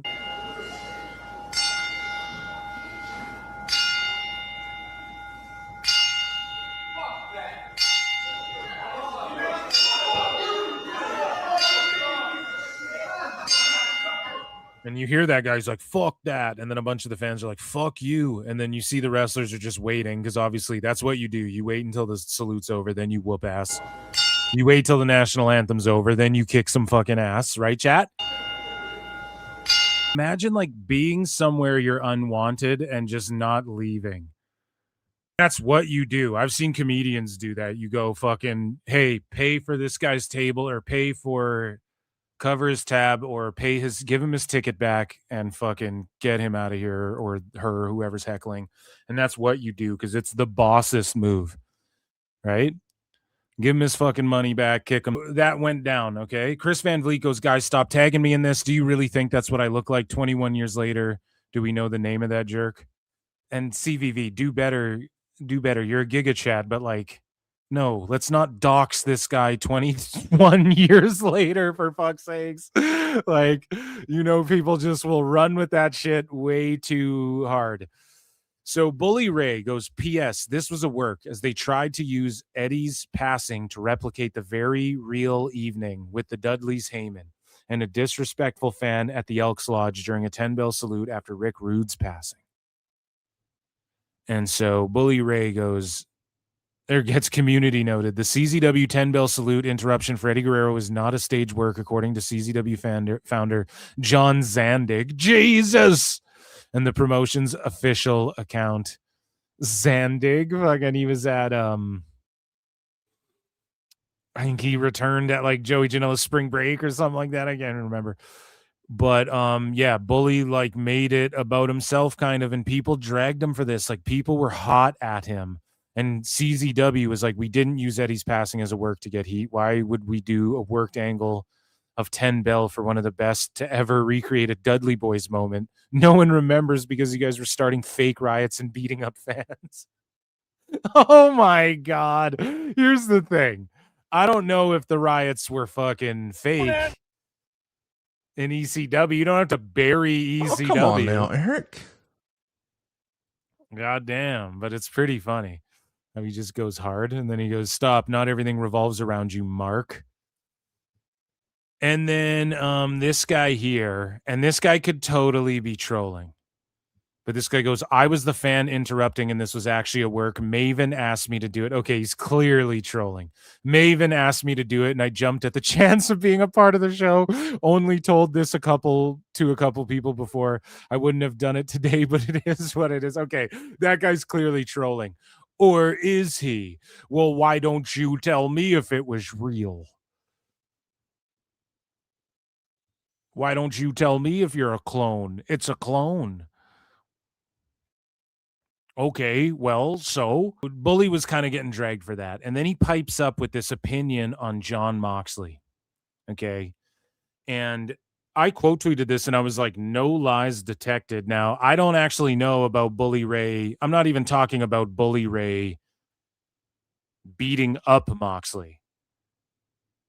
It's just a matter of like, that's how it makes you feel. Like, when people are, I'll kick your ass, bro. Okay, like, okay, someone brings a gun and then shoots you, then what? You know what I mean? Like, what are you going to do? This fake tough guy shit on the internet? I'm not even addressing that. But Bully's assessment of Jon Moxley is correct. Okay, and Bully Ray was like, I'll beat the shit out of you, Moxley, just making it about him because he kind of does that. He's kind of a mark for himself, as we're about Bully Ray as we're about to discover, as people have said for years. Again, Cafe de Renee and Paul London and Rene Dupree famously went over this. We have a couple stories here that got brought back up. We're going to go over it all. But I get the point that Bully Ray's making with this. Moxley is what a middle schooler thinks is like a cool, tough guy, man. And it has not paid off for AEW. Nobody's gotten over. Moreover, being in that fucking group, Marina Shafir would beat the shit out of Jon Moxley. Okay? And that's with or without AEW ever being in her life. So, Moxley, like, again, people shit on CM Punk for walking the walk and for going into the UFC and getting his ass beat. I won't do that. Like, how many people will get in their underwear and go and fight a Brazilian Jiu-Jitsu brown belt who's like a young athlete who's on the come up trying to lay his claim in the UFC and shit? And that CM Punk fight kind of fucked Mickey Gall's career, in all honesty, which we could break down a whole other time. And then his second fight, CM Punk fought like a photographer. I'm not joking. He was a guy who did like photography. He had MMA experience, but he was a bum, right? And CM Punk got beat, but at least he went in there and got beat. And like Moxley, I've never clowned him for like getting tapped out in jiu-jitsu competitions. That gets brought up again as well. And I don't know who'd win in a real fight. You're both bald and old. Shut the fuck up. That's the goofiest shit ever. I'll fight you in real life. Wrestling's not fake! You're both 50 and bald. Shut up. All right? That's my take on my it. misery! You're not fighting anybody, okay? You're fighting that fucking lower back pain. Right? So I'm not going to shit on Moxley for that, but his character, and Bully's on point with his character on TV. And Bully Ray says, the Death Riders have not helped AEW in any way, shape, or form. The Death Riders are Jon Moxley playing out his pro wrestling fantasies because he's got Tony Khan's ear, because he wants to be Terry Funk. I would kick the shit out of Jon Moxley. I'd beat the living shit out of him. Fraud. So I don't know about that, right? Like, maybe people go, oh, Moxley did jiu-jitsu. Yes, so do like California soccer moms and shit, bro. So does Tom Brady's wife. Who gives a fuck? You know, that doesn't mean shit. Because if we're talking a real life fight between these guys, well, all right. There's so many variables that are involved in that. Who knows? Right? Who knows how that goes? But like, Moxley is a fake tough guy. I'm sorry. And it doesn't matter. I don't care if Josh Barnett comes to defend him. Doesn't matter. And shout out Josh Barnett. You'll never get me to say an unkind thing about that guy. But like, that doesn't make Mox legit just because Josh Barnett's like, well, I could set up a fight between you guys. Okay. That doesn't mean Mox is legit at all. All right. Corbin would tap he would line up Bully and Mox and just tap them both out. Okay. If we're going to talk about like who's really tough and shit, Matt Riddle would beat the fuck out of both you guys at the same time. Why? We're in fake pro wrestling. Let's not go this route. But yes, Moxley is doing this like, I want to be cool, man. Shooby-doo, wah, wah. Like, I've made fun of this for years. Okay? Brian Last has made fun of this shit for years. And he gives off like, there's a reason why he was your world champion for a year. His homecoming and since he goes down, he draws 1,200 people. There's a reason for that, because Mox is not cool, and he doesn't come across as a fucking tough guy. And there's been no retribution. There's been no justification. He has not rectified or redeemed himself for putting plastic bags on people's heads and kidnapping the Rock and Roll Express and all of this stupid shit he's done with his faction. There's no beats to his story. It's just Moxley doing Moxley shit, and it sucks. It's lame. He does garbage. He does fishbowl drownings on shows that the Rizzler's on. Like, it's garbage. And he just comes across like a fake tough guy. He really, really fucking does. Well, he'll beat your ass. Okay. I don't know about in a fucking jiu-jitsu match, but fucking okay. And okay, I'll hit him in the head with a bat, and then what? I'm not saying, but like, why are we doing this street fight shit? It's so cringy. It's the fucking lamest shit people do on the internet. Let's try and talk tough, okay? Shut up. So, anyways, he's saying he'll beat the shit out of Moxley. And then that's when everybody fucking loses their minds. And Dave Meltzer actually has a theory of why Bully Ray did this, because he's got to make everything about AEW. And I just think this happened because Bully Ray has a radio show and he voices his opinions, and he always has bold opinions, but he is friends with Tommy Dreamer, but all of the same characters that were going after Dreamer sort of pop up, bar the indie wrestlers and whatnot. So Josh Barnett says this, interesting take here, Bully. Mox can handle himself just fine, so he doesn't need me to fight any battles for him. But if you ever have the itch to feel what it would be like to have your ass kicked so thoroughly to the point of epic humiliation, I can help you with that. Yeah, you're Josh Barnett, buddy. You would beat the fuck out of 85% of living people right now. And like, whatever. He wants to, I'm not going to trash the War Master, okay? The baby-faced assassin. I ain't gonna fucking do it. Youngest heavyweight champ in UFC history. And you guys know I glaze Bloodsport to death and shit. I love Josh Barnett, but this is him co-signing Mox. That's fine. It doesn't change anyone's opinion. You're on the inside. He's your pal. He's your buddy. You've probably rolled with Mox. It doesn't count. It counts as much as like Jimmy Corderas being like, well, Tommy Dreamer's a great guy. I swear it. Well, you know him. You've known him for years. So with Josh Barnett, it's like, listen, dude, Bully's not wrong. Now, for like, it's like if I gave my opinion, Mox is this fake tough guy, but then where Bully's wrong is, and this is why I think Josh Barnett is right to call him out, Bully out, to give him some benefit of the doubt. If like Phil S. Marks, if I ended my shit going, and I'll beat the shit out of Jon Moxley, it's like, okay, now you're like making it a real life thing, when it's not that. We're criticizing the artistic integrity of his professional wrestling and how he carries himself as a pro wrestler, right? So anybody's allowed to do that. If you watch the shows, you're allowed to do that. Haha, I'm back for 2, says Tony, I want my mommy Khan will not say no to Mox. Absolutely. You're absolutely right. And that's to Mox's detriment. And that's why he had boo-boo face wrestling Brock Lesnar, because Mox, and on that Stone Cold podcast, is because Mox Ambrose wanted to do whatever he wanted. And if he had done this bullshit in WWE, he would have never gotten over. He never would have been world champ. But because he had a filter, and Vince was trying to reel him in and was like, you're the wacky guy, pal. And then he got super over. And you look back at old Ambrose shit and you're like, fuck, that guy was good. He was legit so good. And then now you just look at him. And at the start of AEW, he was really good too. For a couple years there. I mean, he was rock solid. He was the guy. I would say he was the foundation. But then he just lost it somewhere. It's because you're too rich. You're too rich and you can do what you want. And that's not motivating for rich people, that's why you see these creatives Like Kevin Smith, everyone's like, oh, Clerks 3 sucked. Yeah, because he's fucking rich and he just like does whatever he wants. He almost died. He doesn't give a fuck. There's no incentive. He's not like this hungry creator trying to make some shit that's gonna, God, I need to get out of New Jersey. God, what'll get me? I need to stop working at the fucking Quick Stop. You need to be hungry for it. Mox just ain't hungry for it. Osprey ain't hungry for it. These guys just get paid so much. They're not hungry for it. And it's not like he wasn't getting paid in WWE, but he still felt disrespected. And he's like, well, you're paying me all this money, but he felt disrespected enough to be like, I have to prove and earn this. Seems like that shit kind of works.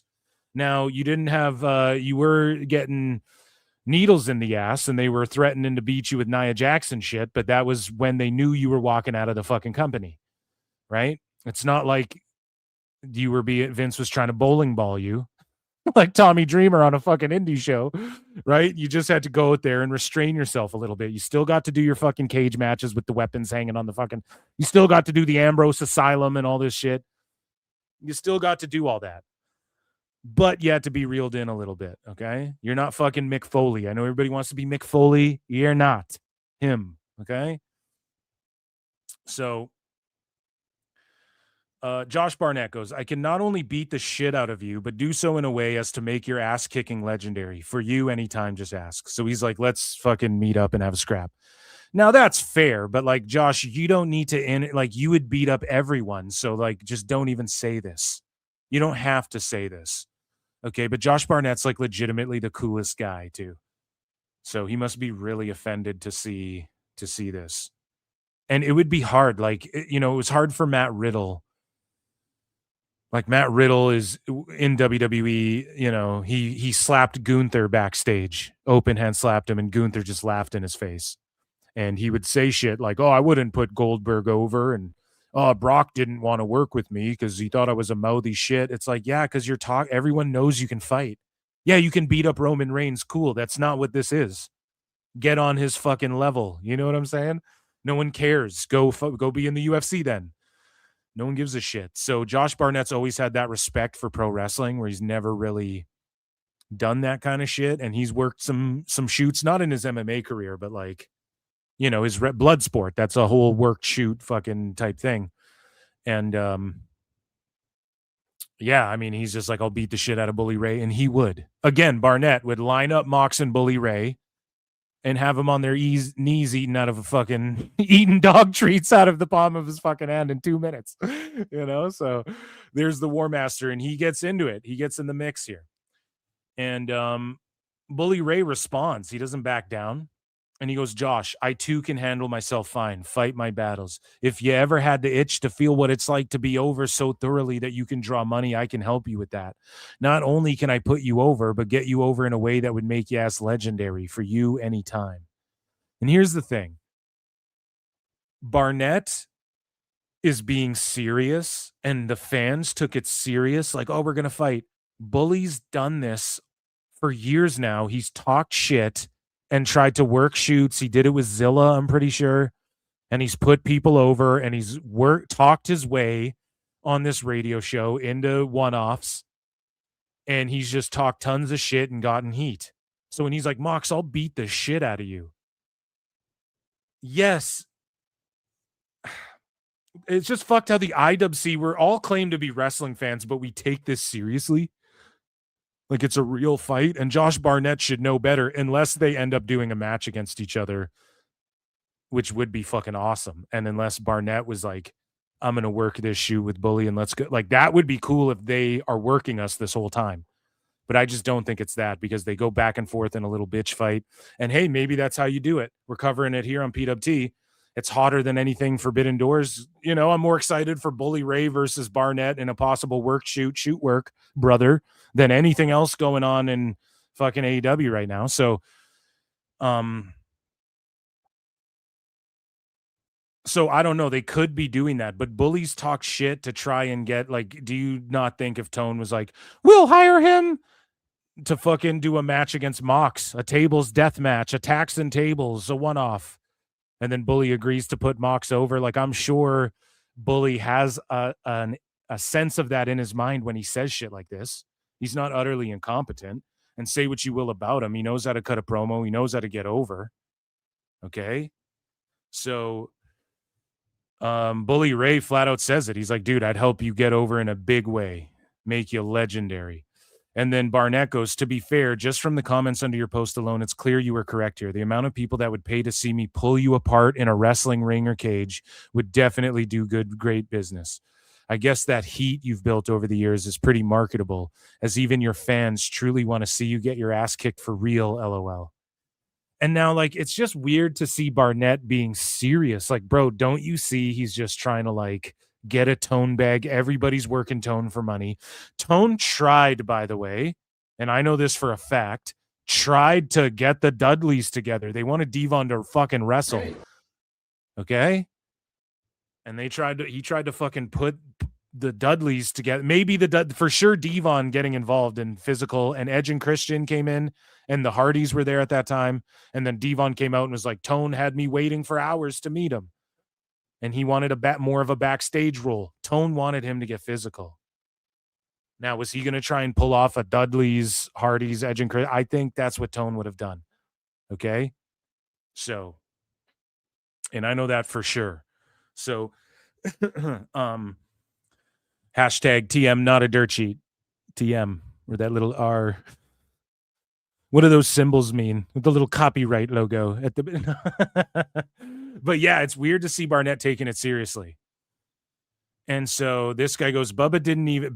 call-in base CLC says, Bubba didn't even mention you. He said he could beat up Moxley, not Josh Barnett. You know, Moxley, the guy that AEW has a blood finish. The guy that once wrestled a guy that was jacking off in the ring, that Moxley.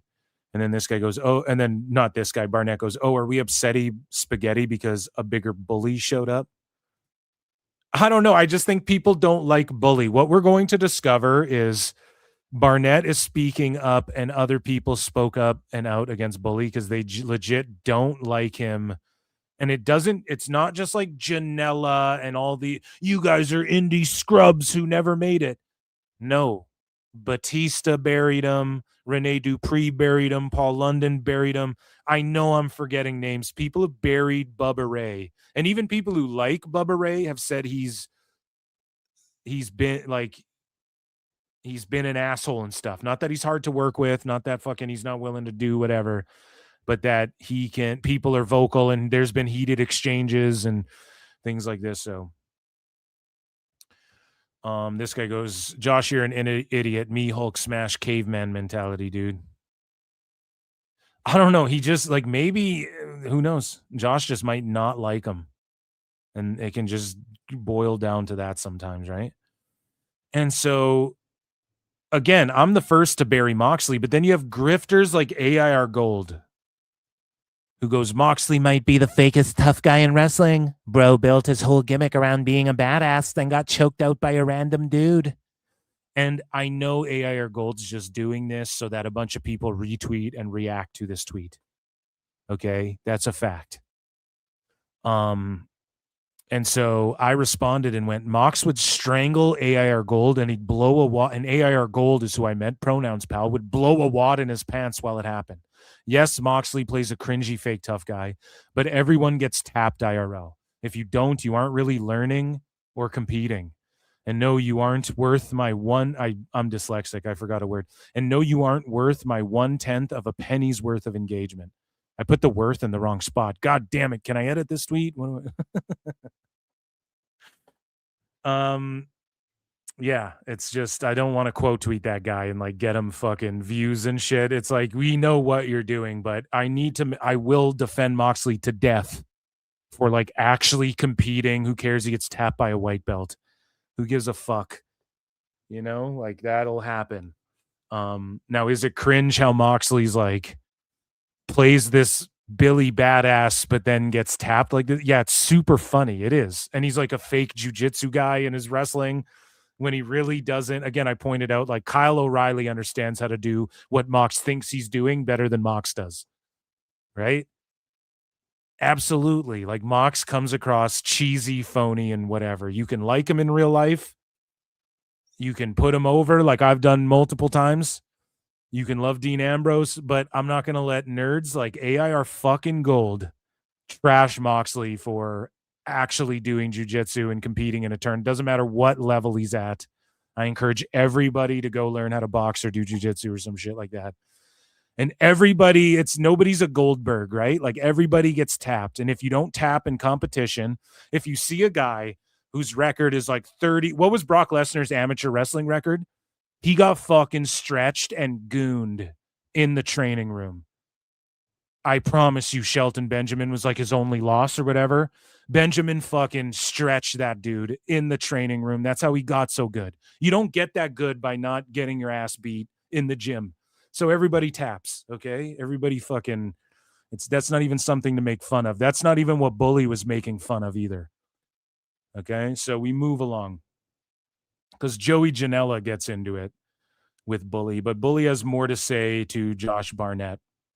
So Bully responds to what Josh Barnett just said, and he goes, and to be fair, the amount of interaction on your initial post to me was the most over you've ever been. Oh, shit. You interjected yourself into something that was none of your business. I've never mentioned your name in a negative way. My name is Mark. You should stop acting like one. Oh, so is Bully Ray's real name Mark, and that's why they're like, you're a Mark, Bully Mark and shit. Okay, I get it. Far inferior to Phil S. Marks, but and he's like, you should stop acting like one. And I won't lie, Barnett is acting a little Markish by like trying to make it real. It's still real to me, damn it. But I just think he doesn't like Bully because people don't really like Bully. So let's see here if there's any responses. Somebody posted the Randy Marsh finding the internet. Oh my God. Live reaction of Bully basking in the attention he so desperately craves because he's so damn miserable in his personal life. Oh no. Oh no. I just think Bully's trying to talk shit and work his way into matches because it's worked before where he's been like Zilla Fatu and then next thing like an indie's booking it, you know? So everybody's just trying to mark tone in for a bag. I don't blame them, but people are pissed. And I think that's everything from the War Master. No, we actually have some more. So the War Master, Josh Barnett says this. Yes, when I had something to say, people actually cared. You're just lucky it involved you. You dislike someone's work, gimmick, angle, go for it. Want to work yourself into shoot, calling my friend a fraud, and say you'd kick the shit out of him. See, so it's his friend. So I didn't even realize that Mox and Barnett were friends like that. And say you'd kick the shit out of him, then I feel the interest to speak. I'm closer in weight as well. Oh shit, he's fat. Where's fucking Steiner? Oh my God, he's fat. Here we go. Oh my God, he cooked him. He's fat. So Barnett's sticking up for his friend. So here's the crux of it. This is where it all comes from. Is that's his actual bud. But the problem is that Bully being like, I'd kick the shit out of you. He's just trying to get a reaction so that somebody reaches out to squash the shit. And when they do, he pulls a Ricochet and just goes, hey, we're working, brother. We're working. That's what Ricochet did when he saw Disco Inferno. He went up to him and was like, hey, man, we're just working. You know that. It's just all the work. We're just working here, buddy. I know.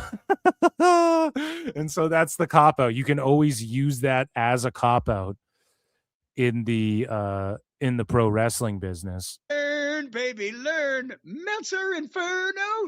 But Josh Barnett was like, no, fuck that. I'm going to beat this guy's ass. And so this guy goes, Bubba would beat the living shit out of you, Josh. You kind of been a bum for over a decade now. You were badass. You were baddest back when Joe Rogan had hair. I legit think Spike dudes could whoop your ass. Not going to lie. I don't even know what that means, but yeah, Barnett's not like top in the world right now. Here's the thing. If Barnett went back to the UFC and paid him what he thinks he's worth, and what I'm sure he is worth,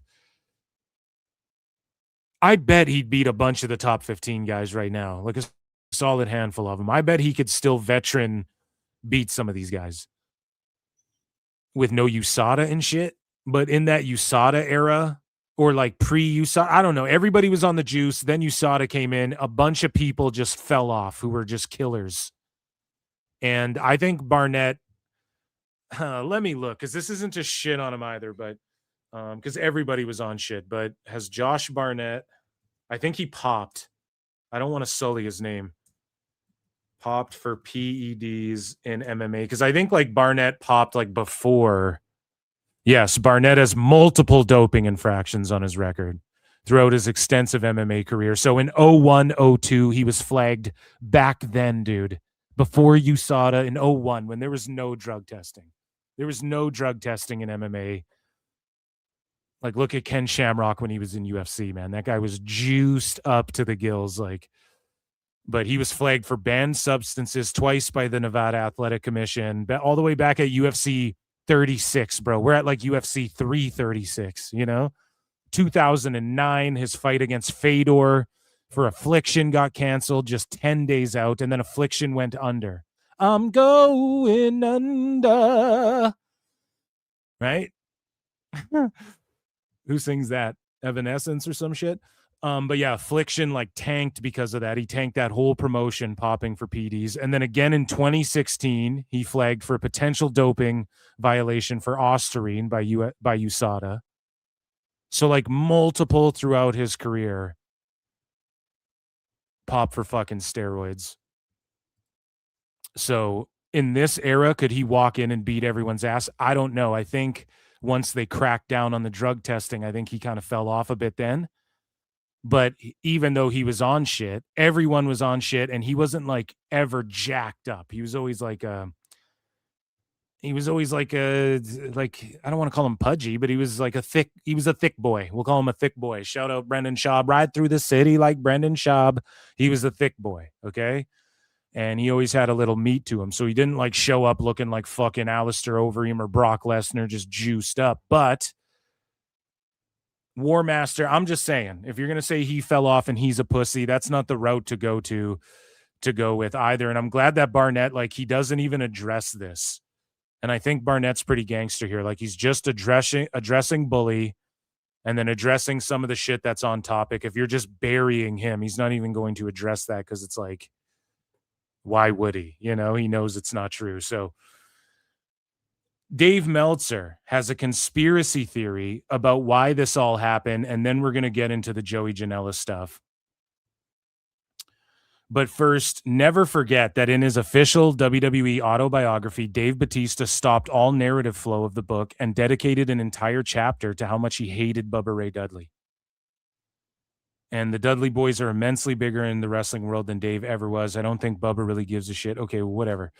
But Bubba is an asshole. This is from Batista's book, ladies and gentlemen. So Batista said the match continued for a while and it was just a nightmare. When it ended, they hauled Randy out in an ambulance. I followed in a car. Even Bubba Ray Dudley got hurt, injuring his back, or so he claimed. See, the thing that really, really drives me crazy about that night was that Bubba Dudley bitched out Randy while he was being put into the ambulance. Bubba started yelling at Randy, claiming that because of landing on Randy's foot, he had hurt his back. Excuse me? Because Bubba broke Randy's foot by landing on it and crushing it. Bubba's back hurt, and it was Randy's fault? Yeah, that's it. Randy's in the ambulance with a broken foot, and Bubba's screaming and yelling at him. And you know, usually if somebody gets injured in your match, or even if it's just a guy you work with, at some point you try to give him a call to check on him and see how he's doing.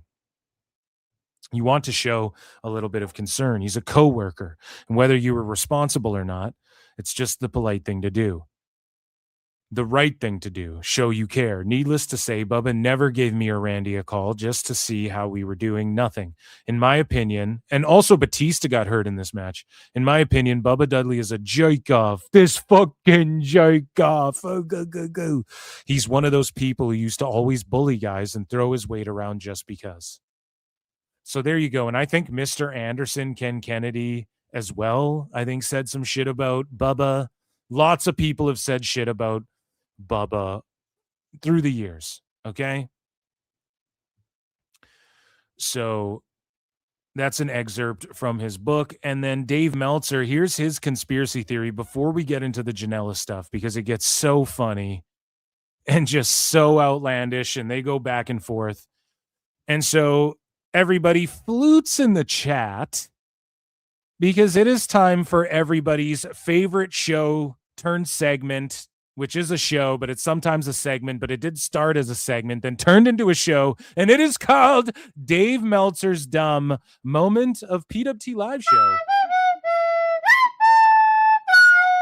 He had a Cuervo with him the whole time too. So Dave, again, he just has to make it about AEW or hating on Tommy Dreamer and hating on TNA. And he always has to just attribute things. And maybe this is what he was going for. Who knows? But I doubt it, because I don't think he thought that Josh Barnett, unless Josh is working us too, I don't think Josh Barnett, anticipated, Josh Barnett fucking calling him out to really fight him. You know what I'm saying? Like, I didn't know if he expected Josh Barnett to defend his friend like that. So let's listen to Dave's conspiracy theory. Would you like to do a breakdown of Josh Barnett versus Bully Ray? Well, I mean, really quick. I mean, the whole thing, obviously, it was Bully trying to get heat off Tommy Dreamer by creating a different controversy. And so why? So by him giving his critique on AEW Dynamite week in and week out, that he always does. He always gives hot takes, even with WWE. He gives like booking ideas where people are like, that sounds like ass, but he still does it, and he pisses people off, and he just does the damn thing. So because he called out Moxley and then Josh Barnett challenged him to a real fight, which I'm sure he didn't anticipate, unless Josh Barnett's in on it and also knows Tommy Dreamer and was like, yeah, let's get the heat off of Dreamer. But Dave has to make it about somehow, well, Bully talks shit about AEW, and he did that to get heat off Tommy Dreamer in the TNA situation. It's like, whoa, buddy, how do you come to that conclusion? Are you sure it wasn't just the fact that Barnett took up for his friend and called him out for a real fucking fight? Oh my God, it's the greatest thing I've ever seen. Pretty fucking crazy. So that's it. You know, I mean, it's, you know, but I think that Josh probably didn't even know that and just thought that Bully was being a dick. And so then how could that be what he was doing? So Bully saying, I'll beat the shit out of Mox. It didn't even really blow up until Barnett went, I'll beat you up. Like, yeah, it blew up, but it was like basic bitch, wasn't even trending today before this show. Basic bitch, slow news day, Twitter news type shit. People were like, oh, that's crazy. Yeah, Mox is a fake tough guy. Right? But everything Bully says, you're like, oh, okay, that's kind of crazy. Bully's going off again. It was just like, whatever. So the question that Brian Alvarez asks Dave is, Dave, shed some light on this. And Dave goes, yeah, it was obviously all because Bully said some shit about Moxley. But Barnett didn't know that, and he's just challenging him to fight. So you have no insight. You don't even have a correct assessment. What you're saying doesn't even make sense, because if Barnett didn't know, then how could – because really what made this blow up was Barnett going, I'll fight you. So how would fucking that be what blew up? How could that be what Bully's intention was, unless Barnett was in on it? But then Dave says immediately, I don't think Barnett knew. He just was – so he just felt himself like in real time. Fight, and then within 2 sentences he just blows up his own narrative. It's like, Dave, you're a fucking idiot. Just say, I don't know. It looks like Barnett wants to fight him. It's fucking crazy. Then move on, or read the tweets in funny voices like I do. Like, oh, it's a work, you know, whatever. I mean, you know, what do you, I don't really, there's no more analysis that you need to do. It was just. So you don't know anything. You're supposed to be the insight news gossip guy who's got your finger on the pulse, and you know everything, and everything I've had to deal with on Twitter, everything we've had to deal with. I mean, AEW's had to deal with Brian, but then this, no insight, just say I have zero insight. I just saw the back and forth on Twitter. Josh Barnett would beat his ass. Maybe Bully's trying to work into a fight again, or into a match again. Dave can't provide any fucking insight. Oh, it was just about AEW, Brian. You know, somebody's looking for attention, and, you know, and I think it did. And it's always like Dave can say crazy shit and it's not looking for attention. but Bully says crazy shit and it's looking for attention. And I hate this whole, like, you're just looking for attention, bitch. That's what anybody who broadcasts anything at all, if you have social media and you post like, damn, I had a chicken wrap today, you're looking for attention. So shut the fuck up. I can't stand these fucking boomers sitting here going constantly, oh, it's just like, oh, everyone's looking for attention. Or you criticize something on Twitter, or you just fucking want to get attention for your dumb. Yeah, it's called social media. We're all just looking for attention. Okay? Even if you don't criticize movies or wrestling or music or whatever, and you just go, picked up my daughter from her softball game this weekend, that is looking for attention. Otherwise, you just keep that between yourself. This is why I've never been a social media person. It's like, who the fuck wants to share? I had a Dr. Pepper this afternoon. Like, I just think I'm not that kind of guy. I'm just not that kind of person. I'm sorry. I've never been that way. And I don't know. It's just always looking for attention. Yeah, he's on a fucking radio show on Sirius XM. Of course he's looking for attention. He wants people to watch his show. You're looking for attention too, Dave, or you wouldn't be talking about this at all. It's fucking crazy. I mean, those type of things go away in a day most of the time anyway. Did it? Who listens to this boring boomer slop besides me? You know what I mean? Like, listen, I don't know. It wasn't anything. I have no insight. I'm really bored. I can't even get excited for anything. My brain is mush. I actually don't know what you're talking about, Brian. I just heard about it by proxy. I was in the middle of arguing about fucking how AEW should be bought by Paramount, should be bought out by Paramount. Or I was pitching busy doing tweets, hiding from Niccolo Piccolo and tweeting out posts about fucking why Paramount should work with AEW in the future. I didn't actually see this. Like, fuck you, Dave. Change, I don't know. Doesn't matter. I fucking hate Dave, dude. Slightest. It's a non whatever, whatever. Like, they're oh my God, what is he saying? What is he even saying? It's a non whatever, It's a non whatever, whatever. Oh my God, we are at the pinnacle. Retard alert! Retard alert, class! Change, I don't know. Doesn't matter, and not in the slightest. It's a non whatever, whatever. Like, they're gonna fight. They're gonna what? fight Whoa! What happened? What are we even talking about? The same card as Elon Musk and Mark Zuckerberg at the Roman Coliseum. It's all so like he's trying to be like funny to MMA fans who don't watch his show and they just get their MMA information from Dave. Oh, it's a nothing. They're not gonna fight. I hope they end up working a fucking indie match. I hope they end up boxing just to prove Dave wrong. And he's just like, it's nothing. He's just so bumhurt and sad. Well, Bully made fun of Mox, and instead of Mox standing up for himself, fucking Josh Barnett had to stand up for him on Twitter and say he'd beat up fucking Bully Ray. Holy shit. Fucking Dave, dude. He's all booty hurt. And that, ladies and gentlemen, was Dave Meltzer's dumb moment of the show.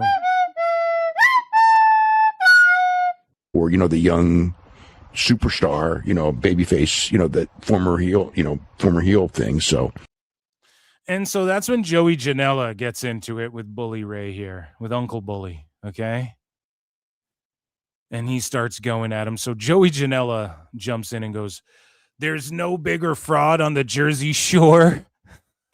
I haven't seen this big of a fraud on the Jersey Shore since Ronnie from Jersey Shore. Am I right? Go! There's no bigger fraud on the Jersey Shore than 54-year-old Bubba Dudley sits around at DJ's by himself on Sundays all day buying groups of 22-year-old girls shots. Well, is that really something to hate on? I don't know if that's something to hate on. Janela's 36, right? How old is Megan Bain? Let's just see.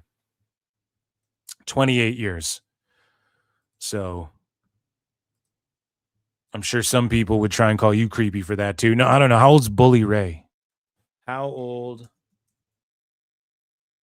old is Bubba Ray Dudley? Dudley, bro. Dudley. 54. Yeah, I don't know, man. If you're like, there's nothing wrong. Like, if you're of drinking legal age and you're in an establishment, I mean, is it kind of creepy? Yes. Is he being marked in for drinks? Absolutely. That's why the 22-year-old broads go to the fucking club. Am I right, fellas? And they work those marks out of drinks. Oh. And then they go home with some fucking giga chat, and I'm over here getting blue balls, and I'm like, hey, bitch, can I get my $350 back? Oh. So, Joe at the Jersey Shore, this is so funny. This is a script. First, this is what was going to happen between Snooki and the situation. No. So he goes, waiting for someone to recognize him. And when they do and ask for a picture, he tells them to fuck off on some Hollywood shit. Just waiting for someone to notice you and ask for your picture. Then you'd be like, nah, fuck off, Mark. I could see Bully doing that. The stories never end. When people find out I'm a wrestler, they go, do you know Mark, Bubba Ray? That guy's a fucking loser. So this guy goes, you should see him at Asbury Ale House by himself on the weekend days, sitting at the bar, scowling at guys and being weird to girls. So is he one of these faux tough guys who just like sits at bars and is like, hey, let's fucking Joey's got a great story of just like, we've all known someone that it should be in a movie. I like it so much, Joey. I'm stealing it for my next motion picture, and no, you will not get credit for it. I'm a thief. It's mine. And when you say it's yours, I'll call you a liar. No. Joey tells a great story in a minute here. So Asbury Ale House, Asbury Park, by himself on the weekend days, sitting at the bar, scowling at guys and being weird to girls. And then he goes, nonstop stories, a terror down the shore.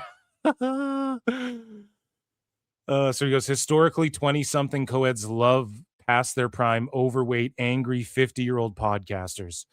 They will fuck anyone with money over here, especially fat 50-plus-year-olds. I see it every week. Oh, my God. They're being ruthless to old Uncle Bully here, okay? And so Bully Ray responds, man. He responds to all this shit. So we got to go back in time here. We're time copping. No, it's not even time cop, but Bully quote tweets this. Joey Janela quote tweets himself, and then Bully responds. So Joey Janela goes, I'll never forgive that fat fucking loser for absolutely completely dosing a table in 2 bottles of lighter fluid. Dousing is what you meant to say. Joey Janela, I don't know if he knows how to spell dousing, but that's okay. I can make it out. All right, buddy? And not waiting for it to dissipate. Okay, you got dissipate down, right? Did he? Let me just double check. Dissipate. Yeah, dude, you nailed the word dissipate, but got dousing wrong. That's fine. Giving me nearly 3rd-degree burns on my body and not checking in once with me afterwards. Oh, shit. So listen, say what you will, but if we pull a time cop and we go back a decade or 2 at this point, 2 decades, and Batista is writing in his book that Bully Ray's a piece of shit and doesn't check on people he hurts, and then Joey Janela is like, yo, this guy fucking... in 2026, he burnt me up. Obviously, this is a few years ago, and he never checked on me. I'm just saying that those characteristics like line up. They align 20 years apart. Batista and Joey Janela couldn't be further apart as far as successes in the fucking wrestling industry and in acting in Hollywood, etc. Okay? And so Joey says... even laughed a little bit when I told, okay, he never checked in once with me. Even laughed a little bit when I told him I was going to the hospital. You're going to the hospital? As the skin bubbled up on my body. Matt Cardona, on the other hand, felt truly terrible, checked in on me every day, and it wasn't even his gimmick. So Bully Ray goes, you literally begged me to do it. You know it, and all the boys know it. I said no 2 times. You still begged. You wore a flammable shirt that you were told by others not to wear. You're trash and a liar, and you fucking know it. Now, I believe both these guys. I believe Bully didn't check on Joey, and I believe that Joey begged him to do it and wore a shirt, and people were like, don't wear that. And he's like, whatever, bro. I'll do it, man. Yeah, man. I'm hardcore. For sure, I believe both of those things. Both of those things are absolutely true. So Joey Janela responds to this and goes, LMFAO, the only thing that didn't catch fire was the shirt. The shirt was completely intact afterwards. Now we're just off in semantics. Actually, the shirt fucking didn't light on fire, bro. It was my skin. It was the lighter fluid on my skin. Such a corny, fat fucking liar you are. I didn't beg to do a flaming table spot. That was the spot in mind when they booked you. Matt Cardona said you'd keep me safe, and he did it twice. You never said no. I wasn't begging to do flaming table spots in 24. I did it because I thought it would be fine since you've done it so many times. See, folks, this is why you don't do flaming table spots. Unless you're fucking, Terry Funk or Cactus Jack. Just don't do them. How about that? So Bully Ray responds and goes, also, you fucking moron, I was never booked for that show. I was an extremely last-minute replacement added not even 24 hours prior because someone could not make it. The first person I saw was you. You brought me lighter fluid and lamp oil and then begged and then cried, bitch. Damn, and lamp oil too? God damn, that's the thing. Like, fire spots are so dumb. They're just so dumb. I know we'll use lighter fluid and lamp oil and this gasoline I found out back. It's for the mower. Holy shit, man. And so, look, Janela responds, and now he's dragging Cardona into it. And Janela goes, Matt Cardona came up to me and said you were going to throw me through a flaming table. Said he took it twice and I'd be fine. I obliged because I trust Matt more than 95% of the wrestlers in the business, and I thought I'd be okay since you've done it 100 times. Never begged and never cried. You cried. No, I didn't. It's the worst thing to go, oh, were you crying, bro? Because then whoever you're felting has to go, no, I wasn't crying. I swear to God. Emotional damage. Oh my God, it's just like fucking kids fighting on the playground. Had a young wrestler, Justin Finn, take to the hospital in AC. When they said the burns were too bad for them to handle, they sent me to a burn unit in Philadelphia, in which they wanted to keep me there for days. But I left early to make it to GCW. I'm hardcore, man. I checked myself out of the hospital, man. The next day to cut a promo because at the end of the day, I'm a worker. You never checked in on me once, at least shot me a message or a text asking me how I was doing because you absolutely knew how bad those burns were. If you sent me once message, I wouldn't be doing this publicly on social media right now.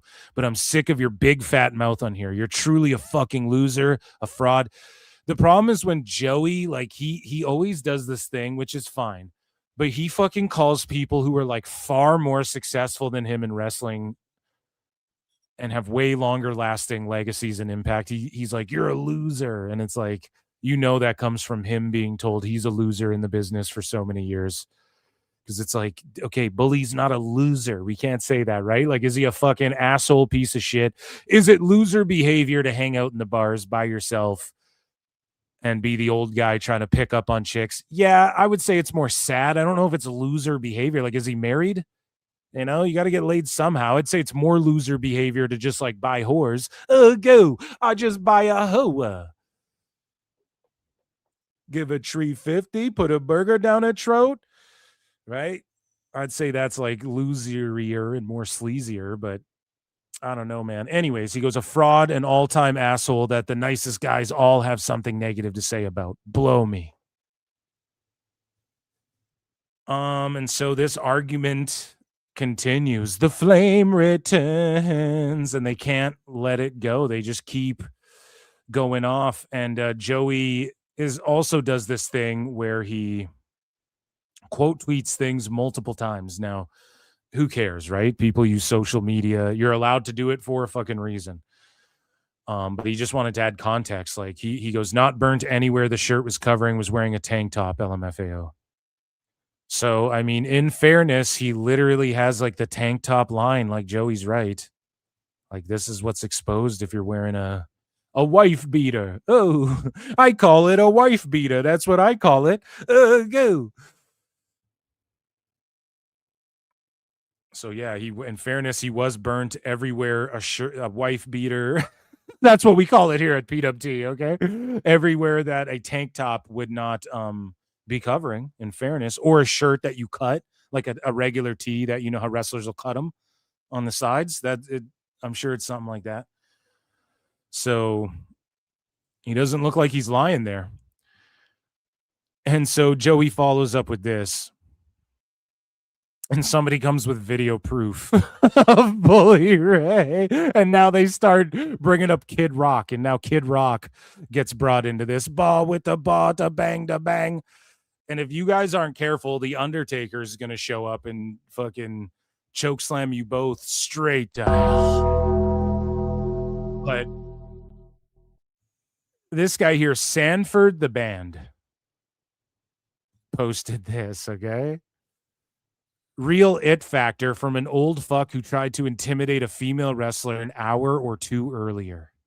Now, I want to know, what's the context here? Like, did Bully Ray intimidate a female wrestler an hour or two before this? I have no fucking clue. There's no replies to this. I don't know what that even refers to. So if somebody can enlighten me, that would be amazing.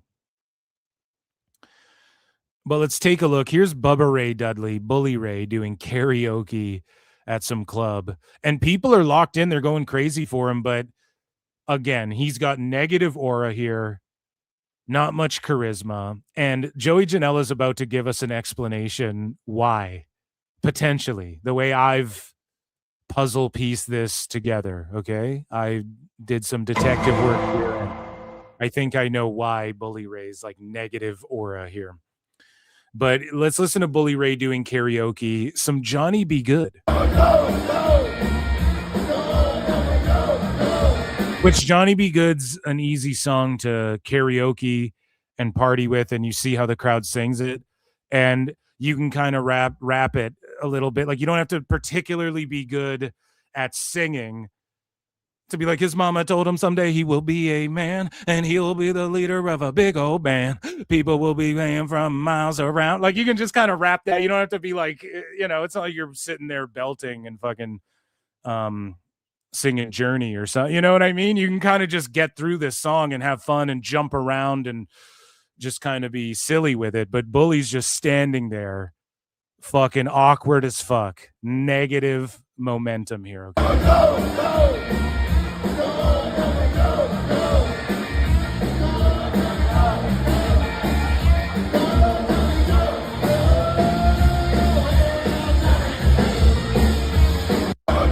So it is what it is. I mean, everybody does karaoke at their own pace, but he just looks shittered or like almost nervous to be up there. The band's ripping it up, so shout them out. And so this is Joey's response to this. And then Bully responded to this. So you know that it's true. You know that there's somewhere in the middle of this is the truth. And this is so funny. So Joey goes, "This is the night he pulled me into a small room." Okay. This is too funny. I don't want to burst out laughing the whole time. Let me compose myself. Deep breath. So Joey goes, "This is the night he pulled me into a small room at the Kid Rock bar and went, oh my God, I heard you like to drink, kid. Let's see." And he put a bottle of whiskey on the table and made me have a shot off. Now, first off, I see Bully doing this. This is some like old wrestler, fucking tough guy. You gotta gargle the whiskey, brother. You know, I heard you like to drink, kid. Let's do a shot off. Like, everybody's had a fucking has a story where a friend got roped into some shit like this, or they seen someone challenge someone and epically fail on some shit like this, or did a shot off and crushed someone, or did a shot off and got completely obliterated, Mortal Kombat fatality style, right? Like we all have a story with something similar where it's like, you know, you start fucking, someone's like, oh yeah, let's fucking see chug this bottle, and then you like chug them under the table or whatever. Like everybody's got a fucking story like this, right? So Joey Janela goes, Bully Ray said, I heard you like to drink, kid. Let's see. Put a bottle of whiskey on the table and made me have a shot off with him, thinking I'd eventually bitch out. But after like 5 shots in a row, he was like, okay. And I left. It was some weirdo shit. Oh my God. So what he's saying is Bully put the bottle down and was like, let's drink, kid.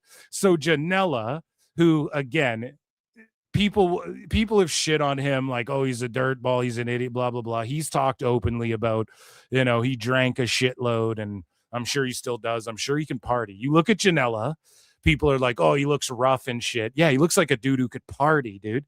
He hosts spring break and shit. So Bully puts the bottle down. They go shot for shot, and after 5 shots, Bully just taps out and is like, I'm done. That's the funniest shit of all time. Okay.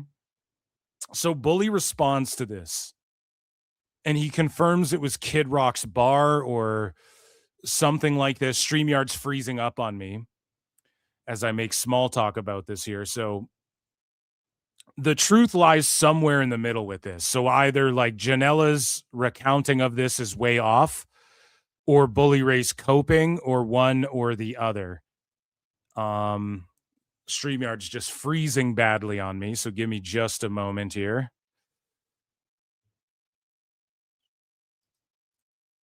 Sorry about that. So here we go. Bully Ray responds and goes, I pulled you into Kid Rock's personal... no, it's not JD. It's more just like New Yorker. I pulled you into Kid Rock's personal VIP room called the Cadillac Pussy and was being friendly toward you. Shame on me for being nice to you. Burn, baby, burn. And like, here's the thing. Bully thinks that's cool. Kid Rock's personal VIP room called the Cadillac Pussy.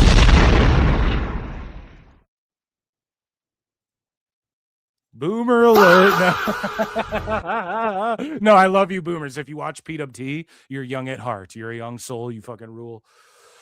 But yeah, just hilarious. So that means the truth is somewhere in the middle. Like Bully's not denying they had a shot off and Janela smoked him. But Bully's like, I pulled you into Kid Rock's personal VIP room. So I don't know. It could be cope. Kid Rock was coping after his fucking Super Bowl halftime show too. So that, ladies and gentlemen, was a segment called Wrestling's Not Fake. And I want to shout out Tommy Dreamer, Bully Ray, Josh Barnett, and Joey Janela for giving me tons of hilarity and tons of content to talk about on the show this evening. That, ladies and gentlemen, was Wrestling's Not Fake, when wrestlers break kayfabe and work themselves into a shoot, brother. I think that's a legit new segment that should go down. Wrestling's Not Fake. Round of applause for that. That was spectacular, guys. Oh my goodness. So guys, we still have tons of show left. Make sure you guys are hitting like, make sure you're hitting heart, make sure you're hitting retweet, make sure you are super chatting in, and make sure you are becoming a member for 99 cents, and make sure you are checking out patreon.com/ProWrestleTimes. Those are all the ways you can support PWT, and those are my plugs. We got lots of show left, baby.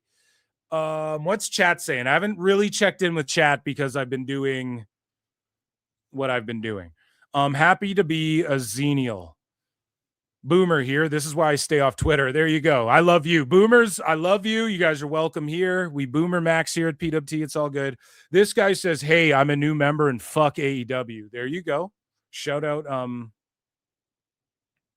TY Hitman 24. And yeah, some people feel that way. We're about to do AEW news.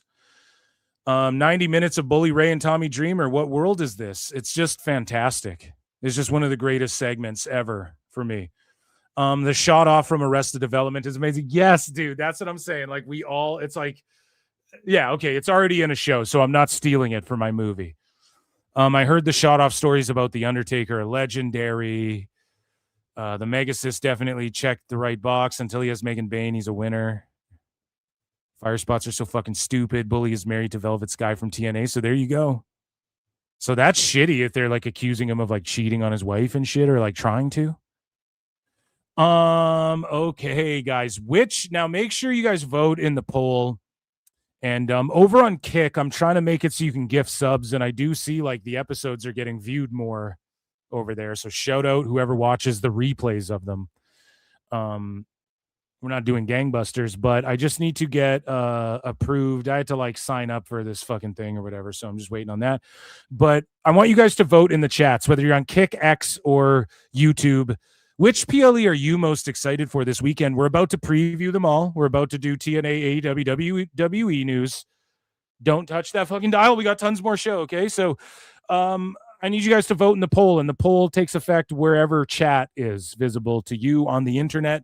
I need you guys to vote. Which PLE are you most excited for this weekend? Put a 1 in the chat for Night of Champions, 2 in the chat for Forbidden Door, 3 in the chat for Slammiversary, 4 in the chat for Great American Bash. Make sure you guys are doing that. Get your votes in. Even if you're hate watching, just let us know. Your vote matters most, right?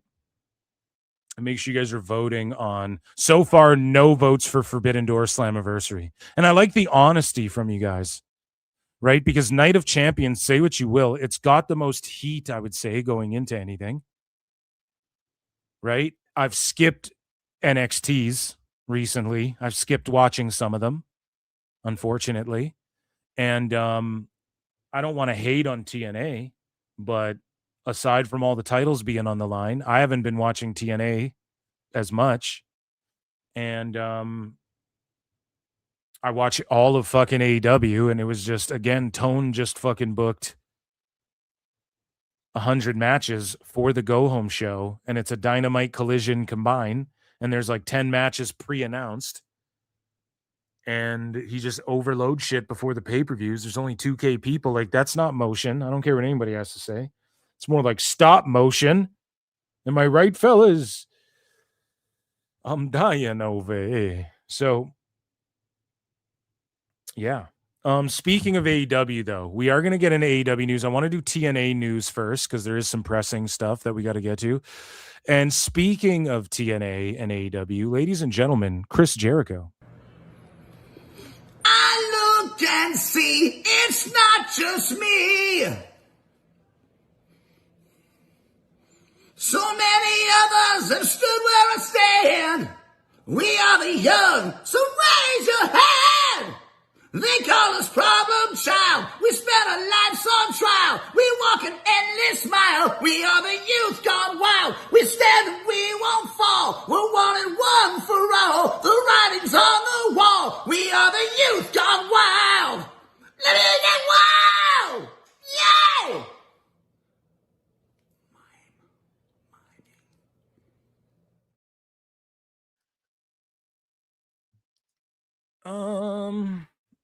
Okay, guys, so let's get into a little segment that I like to call, as I get it pulled up here,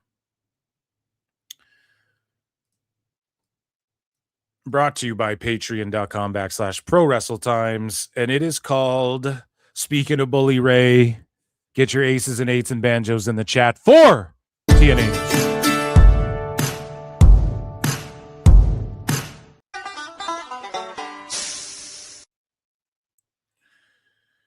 So, guys, Blake Axe Avignon, who, again, let's read his bio, ex-CAA.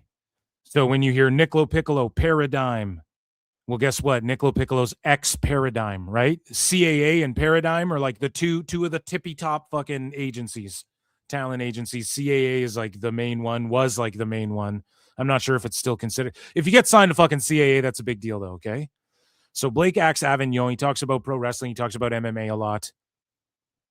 Okay? And much like Niccolo Piccolo. I don't think he's as invested in Hollywood. Maybe he is. I don't know. I've never gotten to know him or talked to him.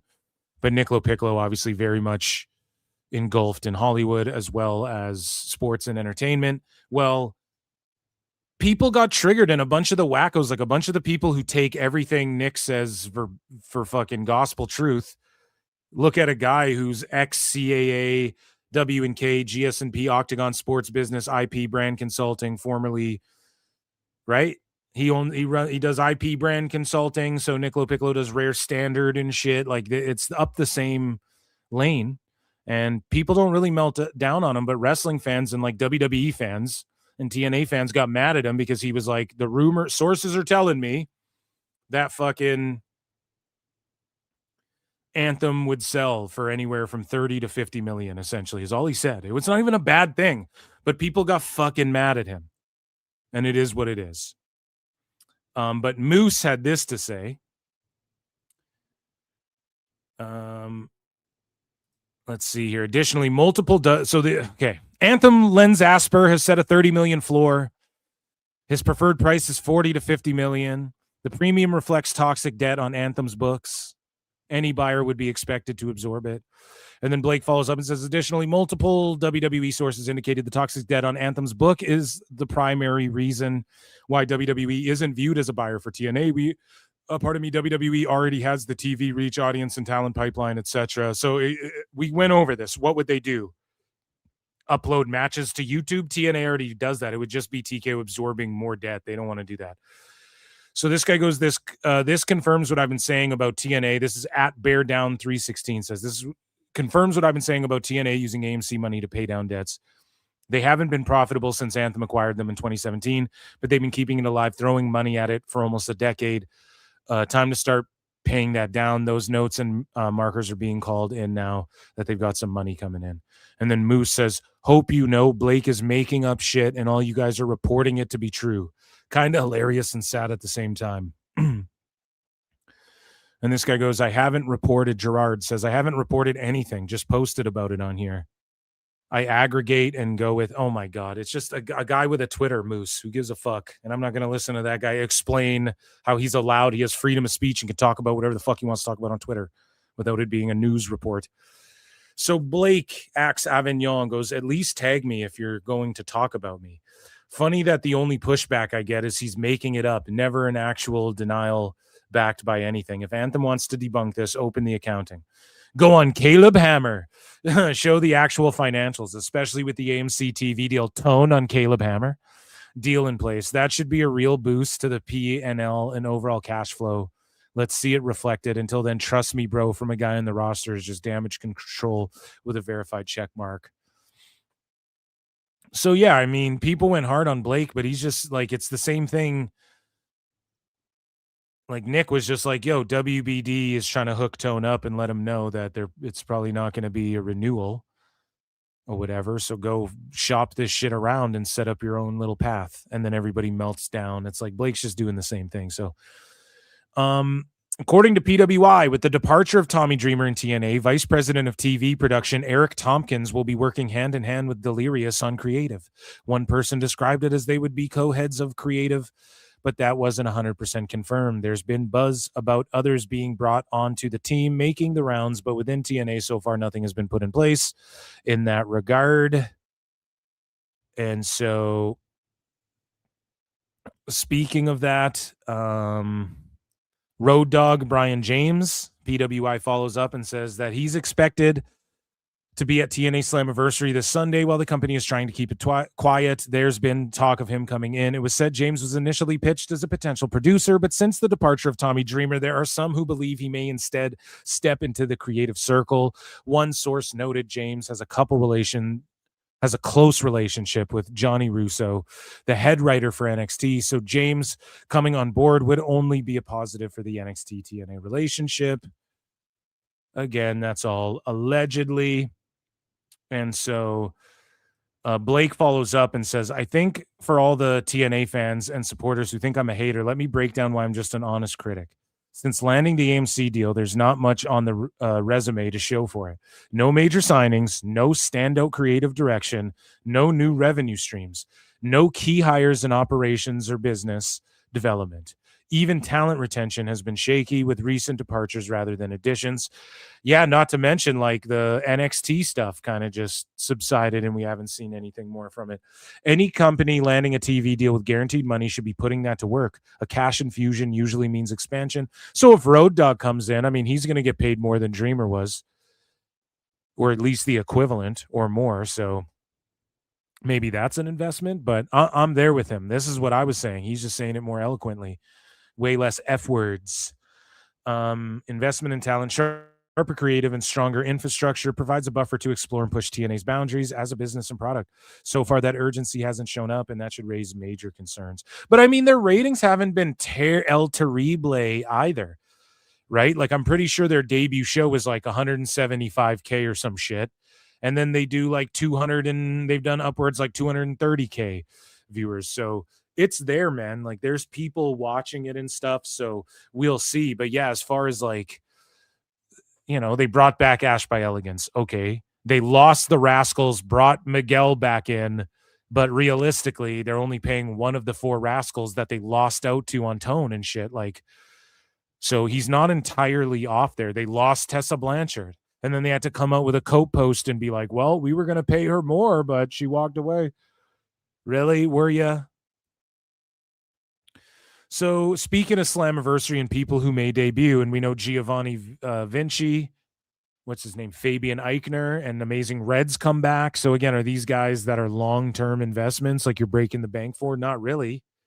Is it kind of exciting? Sure. I mean, Eichner's just in a fucking 6-man, multi-man match in the X Division match. So I don't really know, but TNA will be debuting a former WWE talent this weekend at Slammiversary. The word making the rounds is the talent is a former multi-time singles champion, but nothing more has been heard beyond that.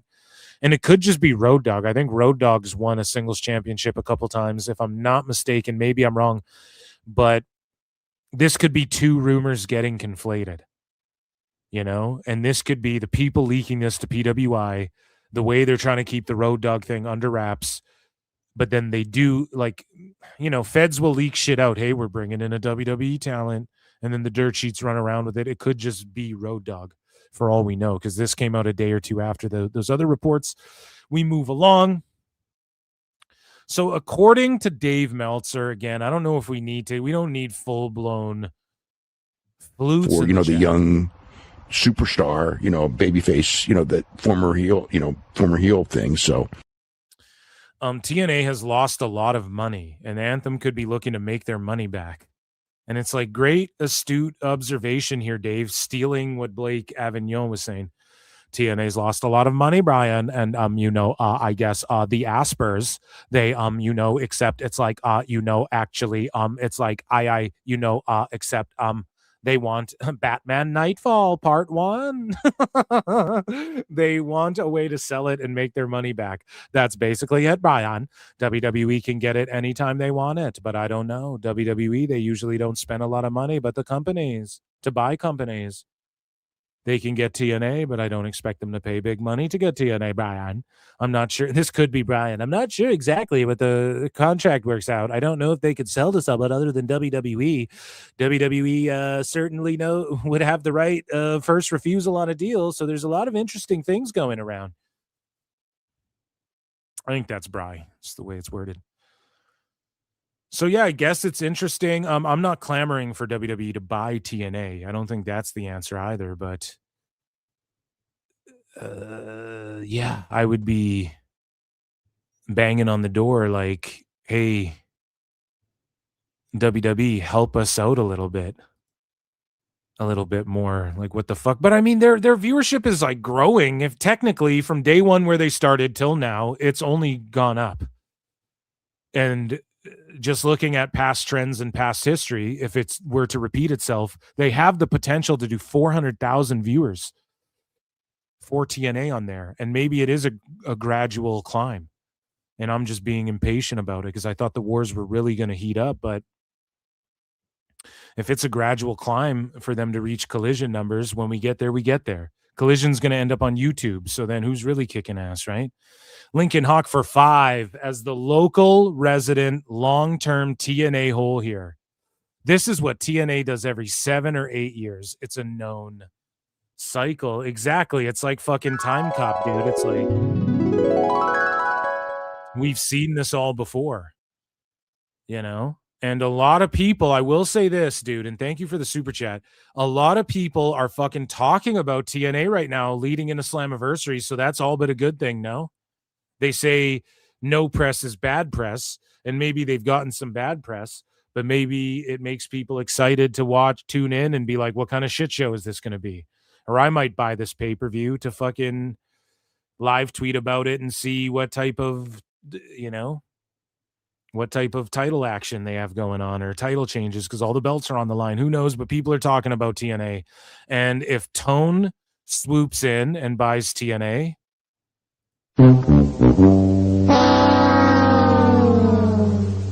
it's cooked. It's as cooked as Nuge. It's as cooked as ROH. But Matt Hardy shed some light here.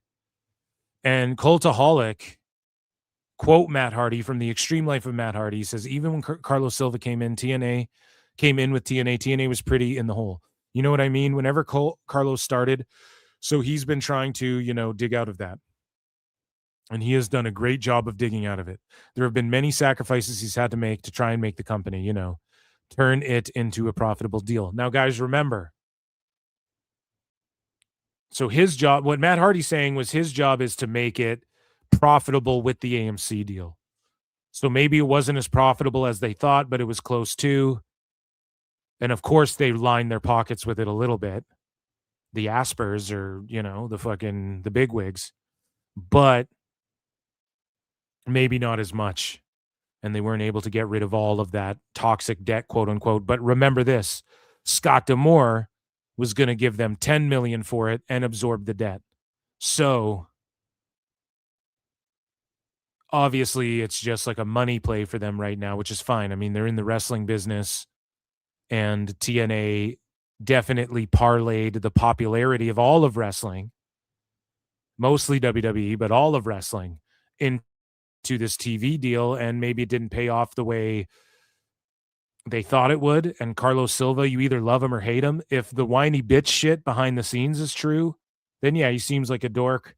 I don't just hate the guy because people are like, oh, he's in a cuck chair and he fucking hands the titles to people. Like, I don't hate him for that.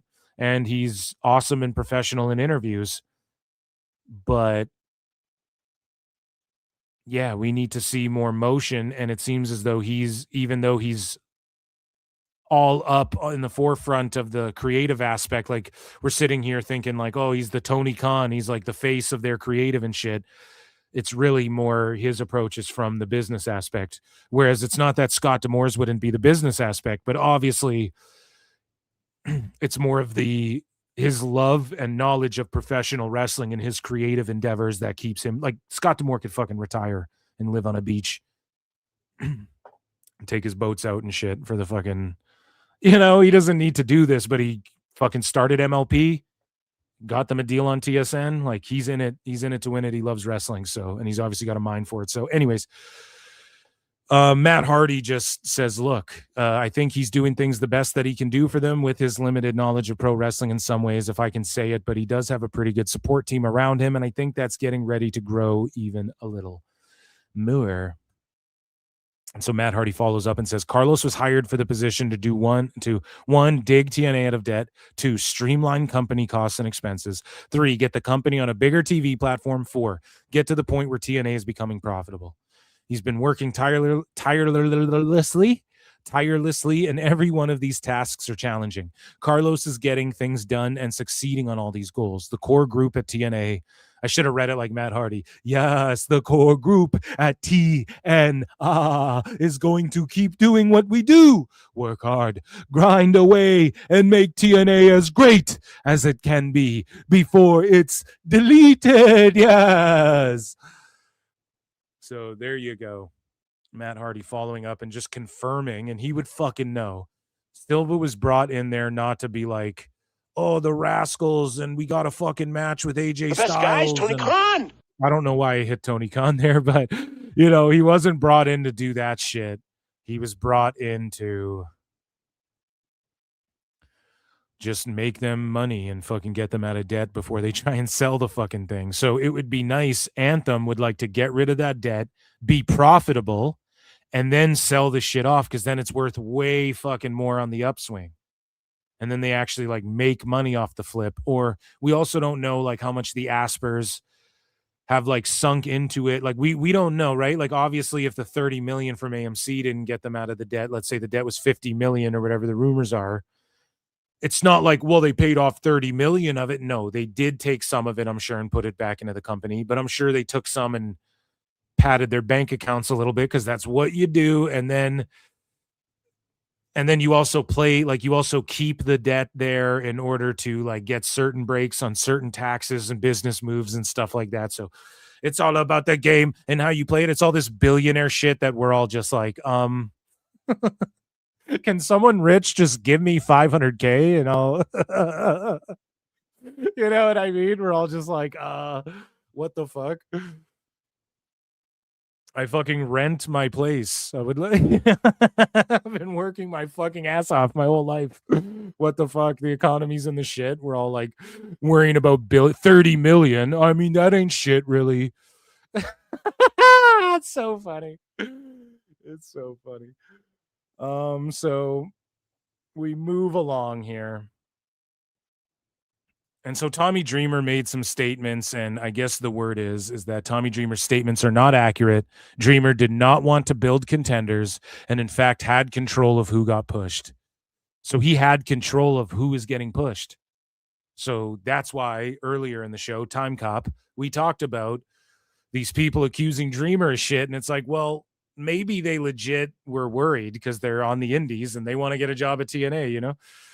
The belief is the culture will change for the better backstage there. The feeling is that the booking and creative wasn't good and change was needed, especially with the bigger platform of AMC this year. So he was at the helm of it, man.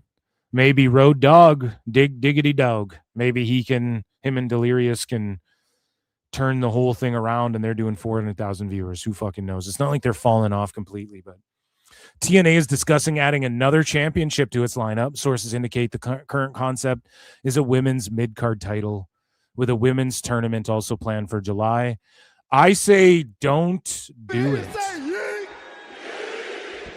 Don't do it, man. Everybody's got too many fucking titles, you know. Just You what?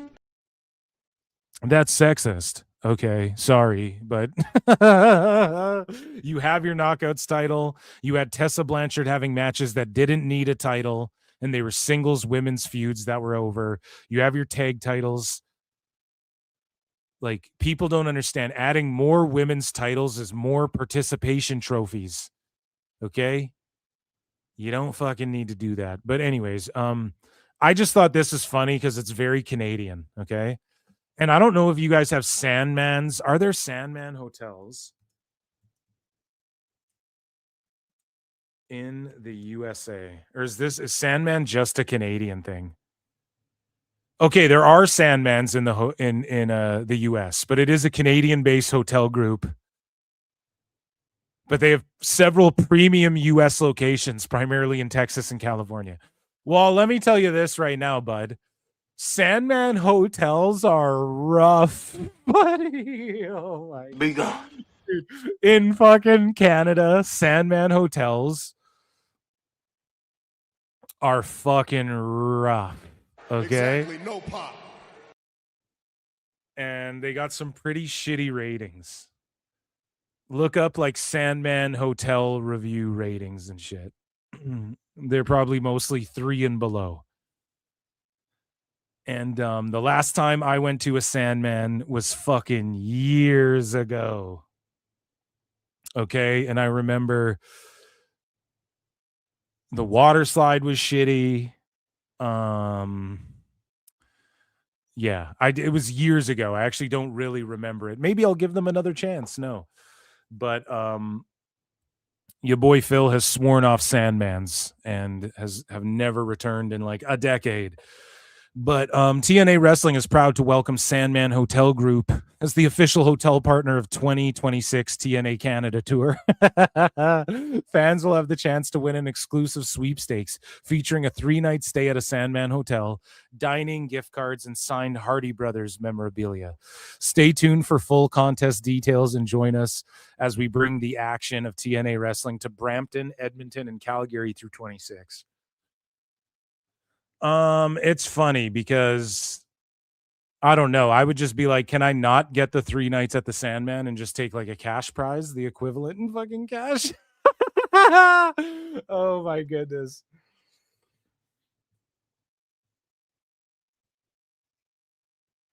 So people were making Sandman memes as well, like the wrestlers. So TNA Slammiversary is coming up. Okay, guys, and all the titles are on the line. They're even talking about debuting some other titles. And as you guys can see here, we got 369. Damn, you're fine. Gonna suck it to me one more time. Get low, get low, get low, get low, get low to the window, to the wall, to the wall. Yeah, to this one. So Slammiversary is this Sunday, and it's on at 3 p.m. Eastern. And I think it overlaps for a little bit with NXT Great American Bash. And then obviously that will overlap a little bit with Forbidden Door. We are going to preview Slammiversary here.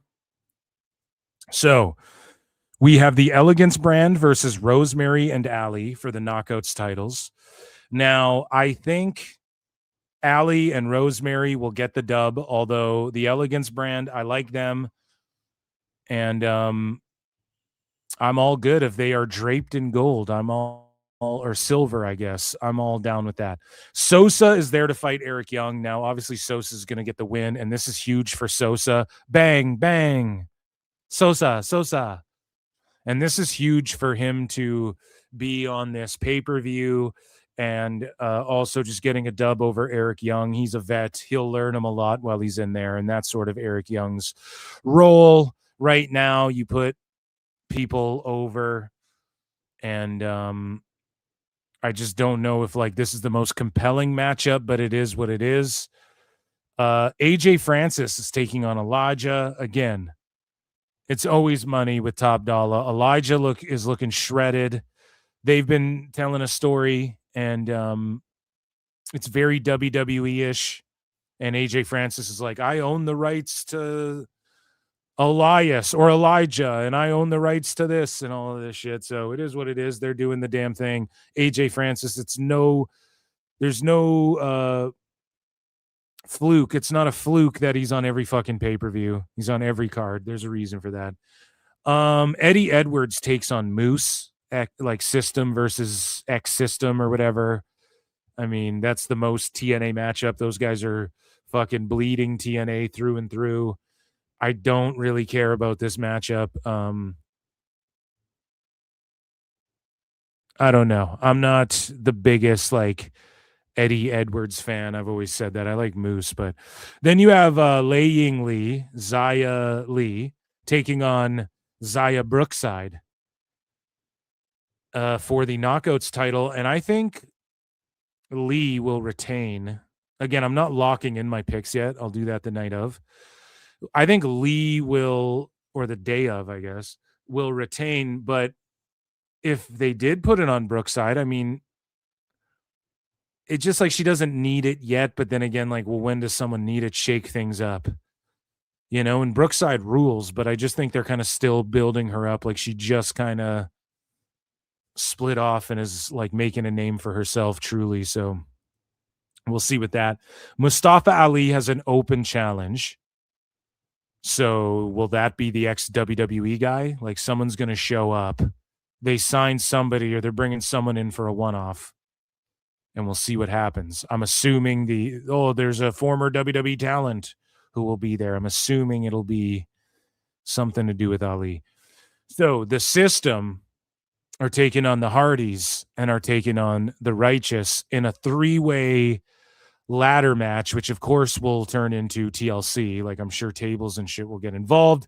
And of course, this is what TNA does. This is what every Fed does. The Hardys have done this with numerous other tag teams to get them over. The Bucks, the Wolves, Bubba and Devon did the fucking TLC with, they did it with the Wolves, and they fucking, you know, like, this is what you do. You take these tag teams and whatever, the Hardys, the Dudleys, whatever Fed they're in, the Hardys did it with the Bucks and ROH. Tone is going to do this shit. Like, Dave was fantasy mark booking this, but he was actually just stooging it. Then he was listening to PWT and Fears Phil Marks, and went on his fucking show and was like, I didn't actually know this. I was just assuming it would be just the most specific match ever, a 3-way TLC for the fucking tag titles. Like, okay, Dave, we know Tone told you what was going to happen. But yeah, Slammiversary getting to it before All In, right? The Hardys versus the Righteous versus the System. I could see Brian and Bear, Myers and Bronson getting the fucking belts here. It could be the Righteous's time, or this is a way you have the Hardys retain so that there's a Hardy party at the big event and they don't have to pin anyone, then they can eventually get pinned. But I think the Hardys have had the titles for long enough to where if you just put it on the Righteous for a bit, like, any of these teams could win these shits, but I think it would work good for Myers and Bear, the System. I think that would be the way to go. And so the Ultimate X match, so far there's 7 guys in it, which means a mystery guy, knowing TNA, a mystery guy could show up for that match too. Okay, Fabian Eichner. We have this guy. What the fuck's his name? Elegance, Mr. Elegance. We have Amazing Red. We have Cedric Alexander. We have Slater. We have Navarro, and we have Kazarian. So I could see Navarro pulling this off. I don't think Red will get it, even though he's returning for this show. I just think that's like to pop the crowd because it's Slammiversary. I don't think Kazarian needs it. Slater's obviously out of there and going to WWE. So he ain't going to win it. Elegance, again, I just don't think he needs a title. Eichner maybe could steal it. Alexander, it's always a possibility right now, especially with like the whole System, like his whole run that he's on and shit. So we'll see. Like, it's an interesting match because anybody could really win this, but I just don't think Slater or Kazarian or Elegance are going to win it. But the other guys possibly. I don't think Red will either. But if he did, don't be shocked because they like gave him that vignette, and it is Amazing Red. And even if he just held it for a short time, had some matches with some guys, well, they sort of established a couple guys. Who knows? Maybe Amazing Red isn't even going to be there for a while, but he's a TNA OG. And then you have Santana versus Nemeth. And again, I think even if Santana was staying in the company, but we know he's going to WWE. It's been spoiled and stooged, and he's going there. I think Nemeth would still win the shit. I think the plan all along was Nemeth will eventually take it from Santana, and then even if the feud continued or the story continued and down the line they met each other again, I think that's just where you go with it. Nemeth was a net positive as champion, and it's just sort of time to get him back in that position because we know he can make people. And Santana's great, but if his deal's coming up, and I believe it is, he will be in NXT / I bet they'll start him in NXT for a bit, but he'll make his way to the main roster. He'll be in AAA and shit like that. So I think Santana drops that title. And it's in Boston. Get in the car. Head to Boston at the Garden. Okay? And check that out. And they added more seats. So I don't know how many they fucking sold, but not a lot, though, I don't think, for this Slammiversary. Like, I think it's like 2,000 people or some shit. So we'll see. But that, ladies and gentlemen, was TNA news and the Slammiversary preview.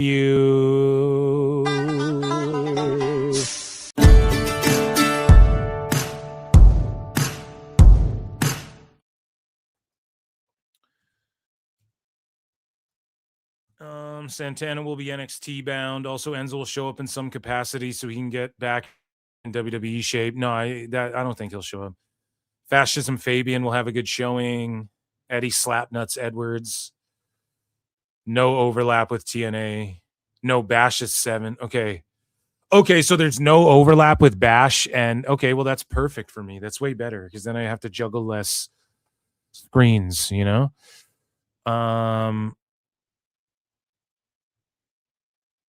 All right, so let's get into, guys. We have a bunch more shit to get into. I'm just seeing if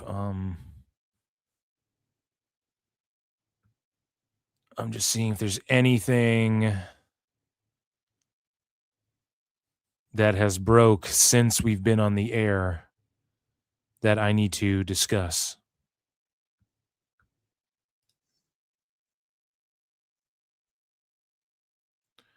So let me bookmark this, guys. And guys, while I bookmark these things, you know, you must be reminded that it is Lincoln Hawk's birthday. And with that, I mean, Chris Jericho.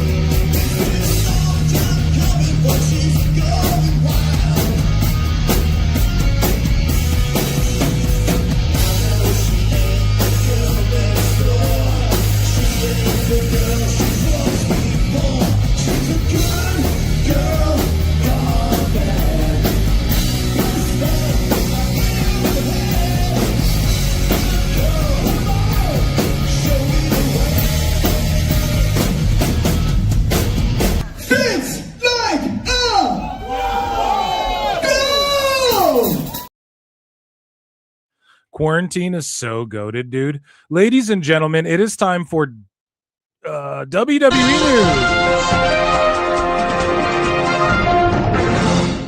So we have quite a bit to get into. Speaking of getting into, Saraya got into the Guinness Book of World Records. Here's her certificate for being the youngest Divas champion in history. And speaking of which, Natty earned her 7th Guinness World Record after defeating Jada Parker, Miss Parker. So Ringside News, I think they list her accolades here. And I may have bookmarked a video of her receiving her last record here. I don't think so. No, I did not. Okay, fair enough. We'll just read it. Shout out Ringside News. So she just added another one, Guinness World Record, most submission wins of any man or woman in WWE history. That's fucking crazy. So shout out the Boat for just being a beast. Like, say what you will about her, whether she's fallen off or you're a fan or you've never been a fan, or you know, you think she stinks, you think Shooter Natty sucks, whatever, or you love it. You can never take that away from her. More subs than anybody. The fucking Hoist Gracie or the Charles Oliveira rather of WWE. So speaking of photo ops here, huge congratulations by People Magazine to Trick Williams and Lash Legend, who got married this past Saturday.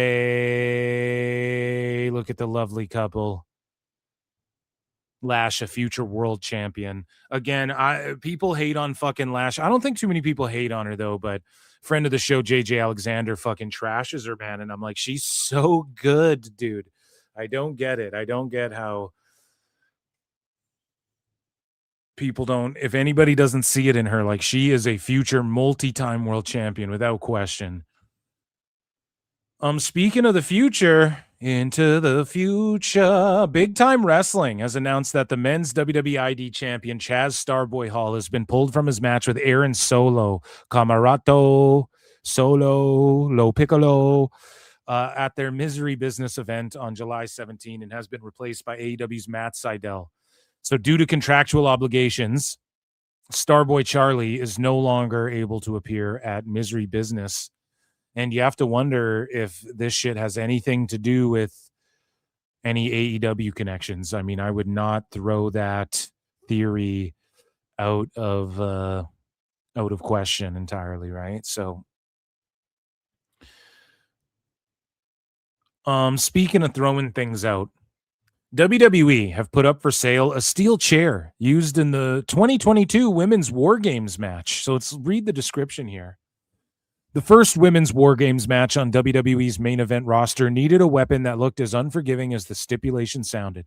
Bianca Belair, Alexa Bliss, Asuka, Mia Yim, and the returning Becky Lynch beat Damage Control, Nikki Cross, and Rhea Ripley at Survivor Series 22, closing a months-long fight with steel all around them. This authentic match used steel chair comes from that Women's War Games match. No autograph has to dress it up. Becky came back, the cage held, and the chair took its share of the damage. And people just quickly pointed out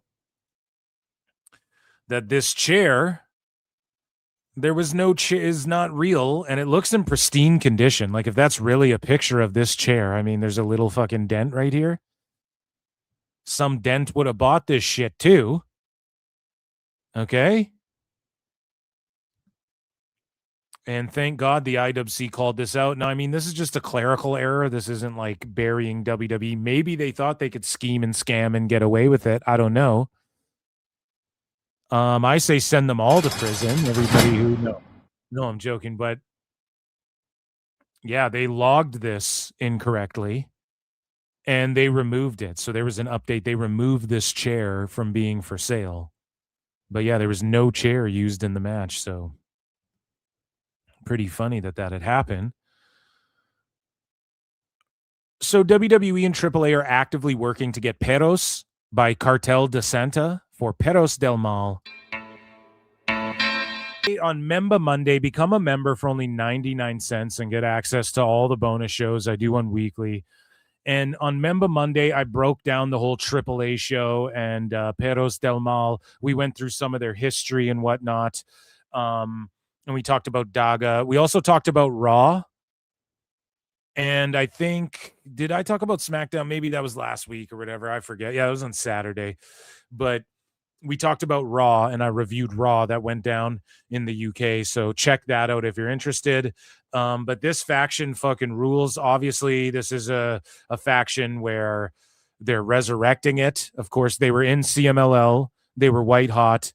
Then they went and started their own Fed. Like straight up the way Eric Bischoff wanted to do NWO Nitro and then WCW Thunder or whatever. Perros del Mal went and started their own fucking Fed.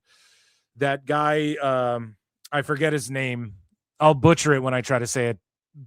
Paraguay, what was it? Paraguay Jr. or whatever. The guy that died in the ring with Rey Mysterio. He famously was in the faction. I think he started it. His family gave the blessings for them to use this shit. And this faction then joined AAA, and in that version of it, I pointed out on the member show that Taya Valkyrie joined the faction, a blonde-haired Canadian lady like Carmen Petrovich. So some people are mad at this, and the Garza's, I think, dad or uncle or whatever the fuck, one of their dads, one of their uncles, or however the fuck their family tree works out, because they're cousins, right? One of the Garzas was in the OG version. Daga joined the original AAA version of it, so he's like sort of the leader.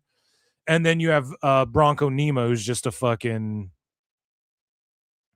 heater. And I love the look of this faction. The Garzas have potential to break out as their own guys again. And Daga is a big deal. And they're trying to get that theme music. And these shirts, I guess, sold like hotcakes. Dave Meltzer was like, it was like the Stone Cold shirts back in the day, Brian. And again, I was fantasy Phil Mark booksing. Like, hey, they should have the LWO show up and treat them like a new heel version of them and treat them like the NWO in AAA. That would be perfect. Well, they essentially have a similar thing in Perros del Mal. So there you go. They listen to PWT confirmed. Undertaker's listening. It's confirmed. But that song bangs. Hopefully they get it. And for the people mad at like Carmen Petrovich being in the group, well, Taya Valkyrie was in the group. Blonde-haired Canadian lady. Exact same thing. The Garza's fucking uncle or whatever, grandpa, was in the fucking faction. Or no, he was in the OG LWO. So be mad about that, you know? Anyways, we move along, and I hope that they procure that song, right? So speaking of luchas, WWE now has the original El Grande Americano listed in the alumni section on the roster page. So original El Grande done. I mean, what a fucking payoff. It is absolutely an impactful gimmick that should be just benched now. It had its moment. Gable took the mask off. You have the real El Grande, which I guess original is the real El Grande, but this is just a shelved gimmick, and Gable can whip it out at conventions and whip it out in the future. Maybe they do a gimmick battle royal, or when he does his Hall of Fame speech in 10 years, or when he fucking, you know, shows up as a veteran, or he's managing some fucking group of amateur shooter style wrestlers in the future or something, you know, he'll put on the mask and they'll make it a fucking storyline or something. He'll pass the mask down or some shit.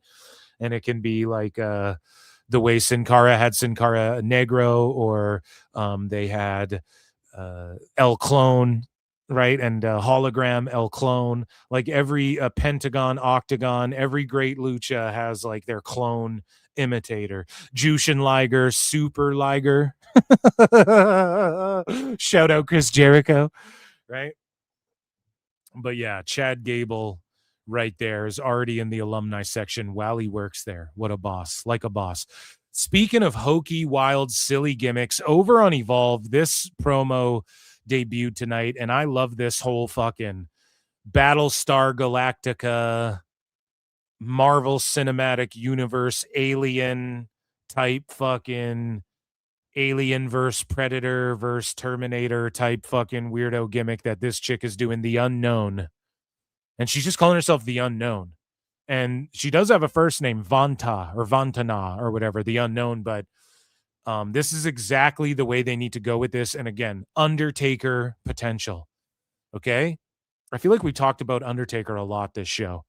But Undertaker potential as far as, even if you're looking at this right now and you're like, this is hokey and fucking stupid, so is the Undertaker. It struck fear in people, though. It's about suspending your disbelief.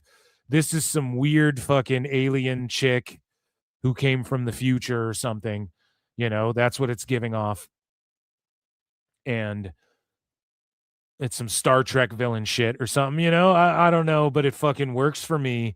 And Undertaker's a zombie, you know? So if you're willing to accept, like, here's an Undertaker who's like a zombie, he's like a dead guy, but he's not really dead. And he's dressed like fucking some shit out of Spirit Halloween, then this has the potential for that as well. And it's not often, like, yes, we see outside of the box gimmicks like Danhausen. You got to play it silly. Joe Hendry, got to play it kind of silly. Even El Grande, it started off completely silly. So fucking silly. They were using AI to tell the story. So yes, they use outlandish gimmicks and out there gimmicks. WWE's always done that. But this is very much like, okay, this could be something. This is like a Bray Wyatt, and I'm not saying for the spookiness of it, right? But in that vein. Like, we can get really creative with this. And if people buy in, and if her skill's there, and if she can deliver. So shout out Tubi, shout out WWE Evolve, and shout out TKO and all you motherfuckers. I'm gonna play this. Pause. I am what you fear most. I am your anxiety. I am your depression. I am death itself. So she's the incarnation, the living embodiment of all the negative feelings you feel. I am the voice that keeps you awake at night. The nightmares you can't wake up from. Evolve will fear the unknown. It's too late to And I think she's an NIL recruit, if I'm not mistaken. prepare. I'm already here. You can't plan for the unknown. You can't escape the unknown. This is what I like, dude. Running through the forest, you can't escape. Like, this is you could make a movie where this bitch is chasing like super soldiers, and they're like, why is this chick beating us up? And it's like, she's an android from the future who came from the past, though. Or so, you fucking, she just straight looks like a super villain out of some sci-fi shit. I love it. When your breath tremors, when you drown in the ice-cold constriction of your despair, when all hope of salvation has left you, that's when the unknown strikes. Strach всегда рядом. Fear is always near. Fear the unknown. Yeah, dude. And it's like, is she an android? Is she a fucking alien? Is she both? Is she like some biomechanical robotics meets biology? Some weird shit. She's like the androids, one of the androids from Dragon Ball Z. Bro, she could be a Dragon Ball Z villain. That's what it is, dude. She could absolutely, it's like anime villain shit. I love it. So shout her out. Speaking of Evolve, though, Nikita Lyons, our favorite here at PWT, the greatest diss track artist since Nas. She is the Evolve champion, and she deserves it. I don't give a fuck what anybody has to say. She has lost weight, because I know people call her heifer, and people fucking make fun of how big, and like, I never hated on her look. She's thick, but she's lost weight, if that's your criticism. She has, objectively, you can see it in her build, how she moves around the ring, and whatever. I only fat shame Asuka. Everybody else, I'm only ageist here at PWT, okay? No, I'm joking, but for all the people out there who are like, she's too thick, she needs to lose weight, well, she did that, and she's way crispier in the ring. She's way more dialed in and locked in. She isn't just like, I'm not trying to hate on anybody for being themselves in wrestling, but for instance, like, take Goldust. Dustin Rhodes is the complete opposite of Goldust in real life, right? But that outlandish character, like, he was able to elevate it. With Nikita, she comes out there, she's kickboxing, she's shadow boxing, she's dressed like Laura Croft, she's doing nunchucks, but she's also dancing, but then she's also rapping and singing, and she's also twerking like mid-match. She spams like 4 taunts. She's like stopping that, and she's actually way better in the ring than she was. And so I'm glad she's the Evolve champ, and we'll see her on the main roster one day, and I hope they continue this faction they got going on in NXT with Natty and all of that. People are calling it a faction. Who even really knows if it's fully a fucking faction? But Natty taking Nikita under her wing, that's a good thing, so we'll see where that all leads to. Speaking of where things will lead to, Cody Rhodes appeared on the Ariel Helwani show today, and he didn't say anything too controversial. Very tame interview, but he did say a couple interesting things. So Cody Rhodes says that he believes there's no one better at booking WWE shows than Triple H. So that's his opinion, and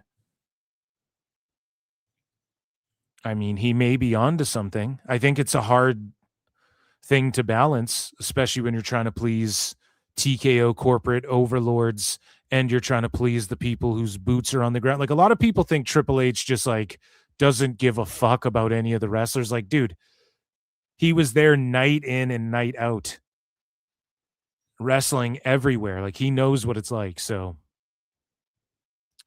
Rhodes thinks he's the best. If it wasn't for Rhodes, there'd be no fucking AEW. AEW was vastly more popular when Rhodes was there. So that has to say, if you're a fucking sicko who's like, no, Triple H sucks, then that has to speak volumes, no? If you're a TK Glazer, the guy that the only reason AEW exists is because this guy right here, and he thinks Triple H is the best for booking WWE, and he probably is. So, like, who do you guys want? Vince back? I mean, here's the thing. I'm not even against Vince being back. But if Vince came back, I'm honestly not. Like, at this point, they're settling in private and all this shit. Like, okay, so if he just gave her $3 million, this wouldn't have even been a thing. Not saying he didn't use his power. Again, I went over this for hours earlier. Fucking use your power in positions. That's never a good thing, of course. But, I mean, come on, man. What are we going to fucking... Are we going to kink shame Vince? I know I have more than anybody, but I'm just saying this. Creatively, remove all of the controversy. Like, if Vince came back just creatively and to run the business, I wouldn't even be like opposed to his ideas being woven in to what they're doing. I mean, he was responsible for bringing Rhodes back in. He was responsible for the bloodline shit. Say what you will. He was responsible for all that. I mean, Paul Heyman largely was, as he revealed on Chris Van Vliet. Giga Chad Chris Van Vliet did an interview with Heyman. Again, nothing like too crazy was revealed, but I implore you all to check it out. And Heyman did say, like, he directly pitched Vince and was like, he has to be the tribal chief. He can't be the big dog. So, again, did Vince come up with all that shit? Fuck no. But was he the one who said, was the filter, and the buck stopped with him and he went, okay, let's do that? Yes. So that means he had an eye for something. He can still get the big time shit over. Vince sees the big time spectacle shit. I think Triple H, if you just look at WWE as like consistency, balancing the PLE roster and the TV roster, putting on solid shows, scouting talent, these sorts of things, I think he's spot on. I think Vince, though, understands, like, that we need the mega match. Yeah. Hogan versus Andre. People have already seen it. Fuck it, pal. We'll draw 100,000. Yeah. Get Cyndi Lauper in here. You know? So, Cody Rhodes, though, he talks about who the current face of WWE is. And he says, I'm the face and the neck tattoo of WWE. So let's take a listen. Are you the face of WWE, Cody? I would say the face of WWE is whoever you as a fan, and not Ariel, you as a broadcast journalist or someone in the media scope and a fan of wrestling yourself, but specifically you as a fan, whoever you deem the face of WWE is the face of WWE. And the beautiful thing now, what a fucking politically cringe answer. Now is the candidates are more than two, maybe even more than five. There's a lot of people with a great following who you see all their merchandise all over the shows, but also you can hear their reactions, not just in it's Rhodes and Roman. Those are the two faces of the company. The arenas, but amongst our hearts. Yes, is Punk there? Absolutely, he is. He's a face. Is Rollins there? Yup, he's great. He's over. He's fucking, everyone loves him. Is Rhea Ripley a star and shit? Yup. I'm sorry, the faces are fucking Rhodes and Roman. Hardcore fans who are out there watching everything we do. So to me, the face of WWE is whoever as a fan you think is the face. And they're polar opposites. That's why it works that way too. It's like history fucking, or time just has a way of working these things out. The universe does, where it's like, you know, look at Rock Austin. Polar opposites. A beer drinking Texan, what? Bald-headed white guy with a goatee. And then The Rock was fucking a black Samoan dude with a fade wearing sunglasses, and, you know, the two most over motherfuckers. And then with Rhodes, it's like you got this blonde-haired, slick-back, blonde-haired white boy, and then you got a fucking tatted-up Samoan with dark features.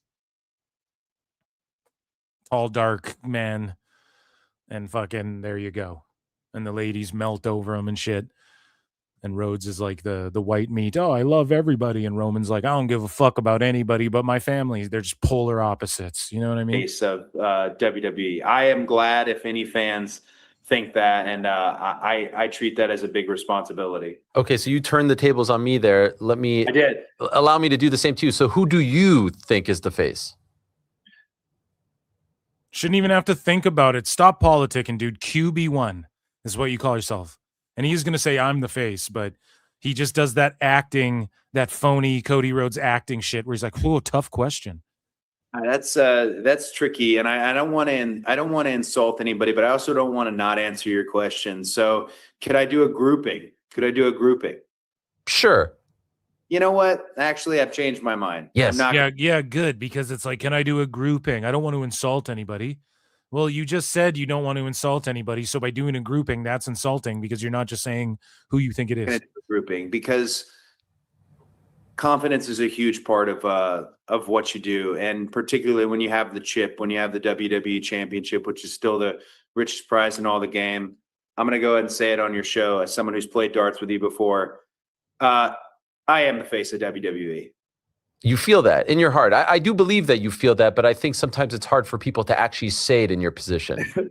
I think I don't know if I feel that in my heart. I know that there are times when it's so ironic to me, particularly my family, having fought against WWE with Jim Crockett Promotions, my own personal journey about leaving and then coming back. There's such an irony in even being WWE champion for the better part of the last 2 years. I think you're safe if you say Roman Reigns is. You're safe if you say Rhea Ripley is. If you say CM Punk is. Liv Morgan. Literally all the people I said. And if you say those names, those seem to be safe names. WWE is in really great hands right now because the roster is so experienced and so connected with our audience, which I can hear. Oba Femi is walking to the ring right now, and I can hear the people doing the Oba chant with him, and that alone, that's Oba's fresh. Just that happening is a beautiful thing. Yeah, shout out Oba. Oba's going to be the face, the ruler of WWE. So we have SmackDown spoilers, kind of, and I'm sorry to spoil anything, guys. SmackDown was taped. And so if you don't want spoilers, plug your ears, cover your eyes. I'm not spoiling the whole show. I'm not going to go over it all. But I just have some fan footage because a bunch of the fans pointed out that WWE's fucking up. SmackDown drew like no people. AEW outdrew them in the O2 the last time AEW was there. And a lot of people are saying, well, it's because of the World Cup. It's because soccer.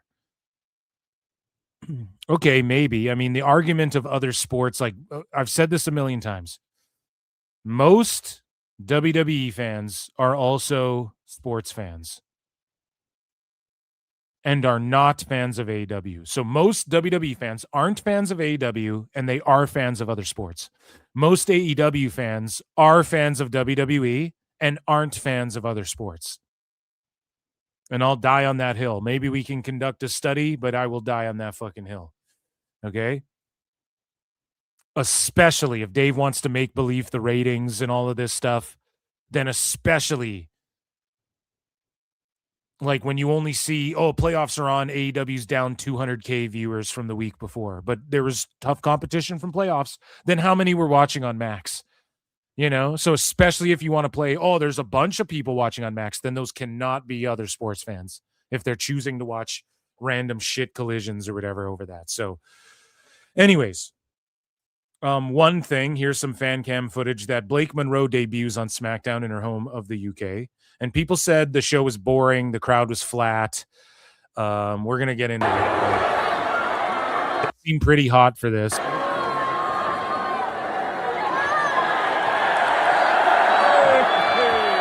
And WWE did like 7K. I guess AEW did like 11K when they were there at the O2 last time. And a lot of people are like, well, it's just because of the football. And so Blake shows up and she attacks Julia, which fucking rules. And then she does this move, the neutralizer. She does a Gotch style forward face buster. I called it the cootralizer. on Twitter. I thought that was funny. And if it was a guy, you could call it the goochrealizer if you're trying to be funny. But yeah, female doing it, so it's the cootralizer.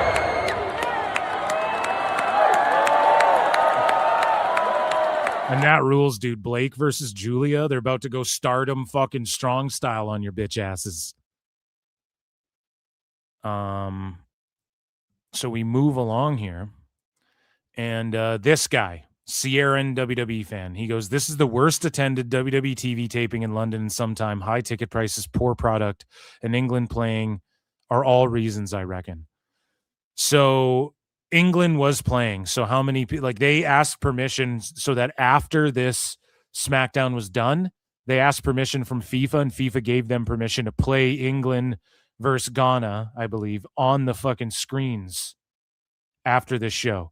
Now, this guy's taking a video after SmackDown was done, or while people were filing in. I don't know when this is from, but clearly this isn't from the show itself. It wasn't this entry.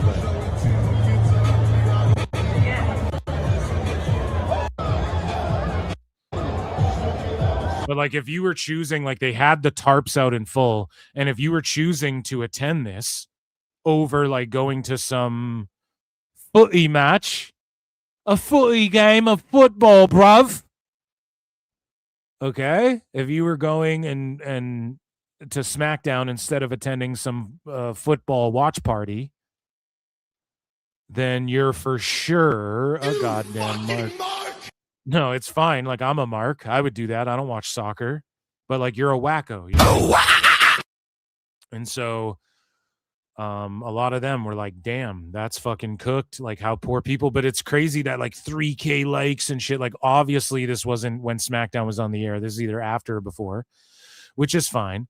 But this guy here, Jet Set Willie, goes, WWE SmackDown at the O2 is probably the worst wrestling show I've ever been to, and it's mostly empty. Now, this guy got felted because people just pointed out,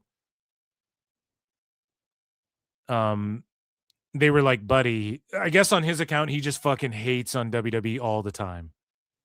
So, you know, like, here's a guy who just in 2026 alone is like, I give up watching WrestleMania. It's so boring. It's putting me to sleep. I'm off to bed. Sami Zayn is so boring, and I hate his entrance theme. Rusev must be so happy getting a jobber entrance at WrestleMania. So other people were like pulling up his tweets about WWE. So this is a guy who, I don't know what it is, but he doesn't like soccer, and he's willing to pay the overpriced amount to go watch WWE, but then he's just like hate watching it and abusing himself. Like, that's some sicko shit. Right? So like, fuck that guy. But look, it is Tarpamania. Like, his picture does speak volumes. They had to move people to the hard cam side now. Again, I never fucking really cared. Like, okay, WWE in the past had to hard cam side, tarp off the hard cam side and shit. Like, this isn't anything new. People do this in wrestling. But the problem with AEW is that, like, again, the fans just want to compare it to fucking WWE. If people were just honest about what it was, and it's like a super indie, and it doesn't need to challenge, and it doesn't need to be WWE, it just is what it is, and it leans into being unique and its own thing. This is the problem too. Everybody wants to go, oh, it's an alternative. No, bitch. They want the same fucking thing. Like, they want to sit there and go, we have energy drink and tequila brands, and we're number 2, and we broke the record, and we are fucking beating WWE, and we're a challenger brand, and John Cena didn't draw 1 million, and da-da-da-da-da. So you guys want it to be the norm. You guys want it to be the mainstream. You guys want it to conform and not be the true alternative like an ECW was. You guys want it to be WWE. That's always been my contention. And I said it from the beginning. You guys are clowning the hard cam sides. Okay. And it is funny when you see Mox standing there talking to a mostly empty building. It's fucking hilarious when you go to a Dynamite and everybody's flocked to one side. Now, this happened here too, but there are still, like, I mean, this whole quadrant of the hard cam side is full, and then they have some people scattered around there. And this happens in wrestling. I don't think it's that big of an L. And if the World Cup is on and you want to use that as an excuse, okay, that makes sense. Like WWE had to ask permission. They wanted permission to show the game after this show, because anybody coming to this, you got to be appreciative of any hooligan showing up to this instead of like attending some watch party or being over involved in the, like, I'm surprised there's this many fucking wrestling fans even showed up to a show at the same time as an England match. A footy. But again, when you make fun of the hard cam side for AEW for so long, as soon as any shit like this happens, WWE is going to get raped for it too, right? Like, that's all that, just to be blunt about it. It's just going to happen, you know? So you just got to put over the fact it's still 7,000 people. I thought SmackDown was dead, you know? And people said it was just a boring ass show, whatever. This guy here posts what went down with Seth Rollins after the show, and he, spoiler alert, he teamed up with Obafemi, I think, and he says, "Long live the Queen," and it's an epic failure because the Queen is dead. Bitch. So.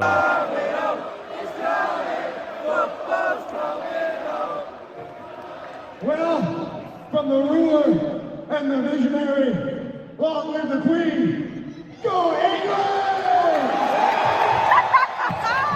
They're laughing at him. Long live the Queen. She fucking is dead, buddy. She's been dead for a minute. You fucking dumbass. Wrestling's not fake! Jesus Christ.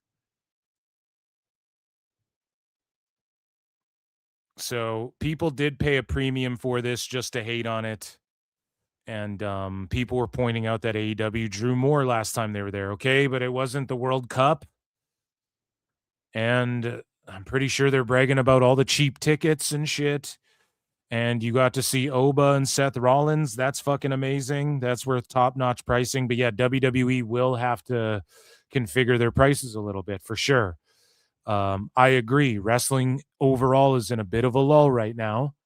But compared to what? We're just all yearning for that next, like, fuck, we need a CM Punk MJF storyline. Fuck, we need a CM Punk Drew, or like a fucking Roman, Cody Rhodes, Roman bloodline. Like, we need something hot again. Something's got to catch fire. We need another El Grande, especially because the El Grande shit just ended. It's like, fuck, there's nothing like really just hitting at a level where everyone's like, oh shit, you know?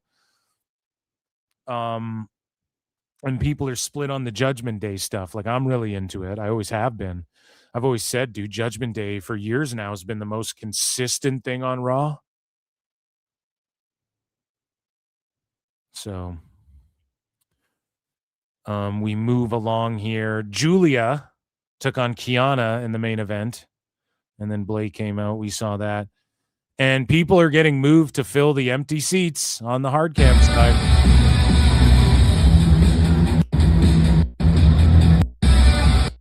And I mean, yeah, you're going to fucking roast AEW for the hard cam side being empty. The same thing's going to happen to WWE. Just my word of advice to the wackos, it's better if you just, okay, it's 7K people. That's what Forbidden Door's doing. So, and that's fucking 4 companies have to team up to do what one company does during the World Cup. Who cares, you know? And the prices are fucking really expensive. That's how you felt, people. You don't like spurg out and melt down. And no, WWE is still, but what about AEW? You don't even have to do that. Speaking of shit you ain't got to do, Ren Sinclair, Maddie Renkowski, she does not have to bless our timelines every Wednesday, but she does. It is Wednesday, ladies and gentlemen. Let's get into Wednesday. Hey guys, happy Wednesday. And today we have a special guest. My girl. My second best friend. Give her a good introduction. Put your hands together. She's beautiful. So, thank God it wasn't Kendall Gray. Honor Kendall Gray rules, but not on Wednesday. Of my first PLE debut singles match, whatever, however you want to say it, we are going to be coming up with a game plan today. And I thought, what better way to do it than Speedy? So hear me out. Let me put this down for a second so we can go and we can talk about this, okay? Let's talk about it. So, Shout out her Chucky doll.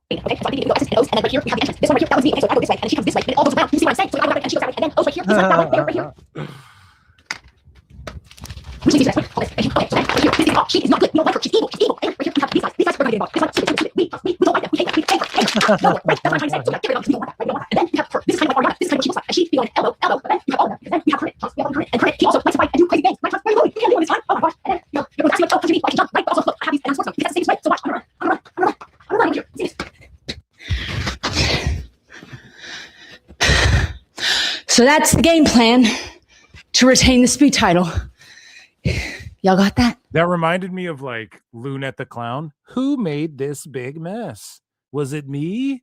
It's time for the 10-second cleanup or the 10-second tidy or whatever. You guys ever see that show, Big Comfy Couch?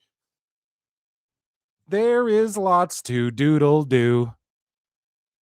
And yeah, Lunette the Clown would like, they do a fast like where she cleans up the fucking living room or whatever, and it's like a speed round at the end of every episode, and she would like hold up her trinkets like, oh, here's a broom, and it just reminded me of that for some reason. So let's preview, guys. And well, that was WWE news, okay? That was Wednesday and WWE official news. This isn't really news. We're going to preview some cards.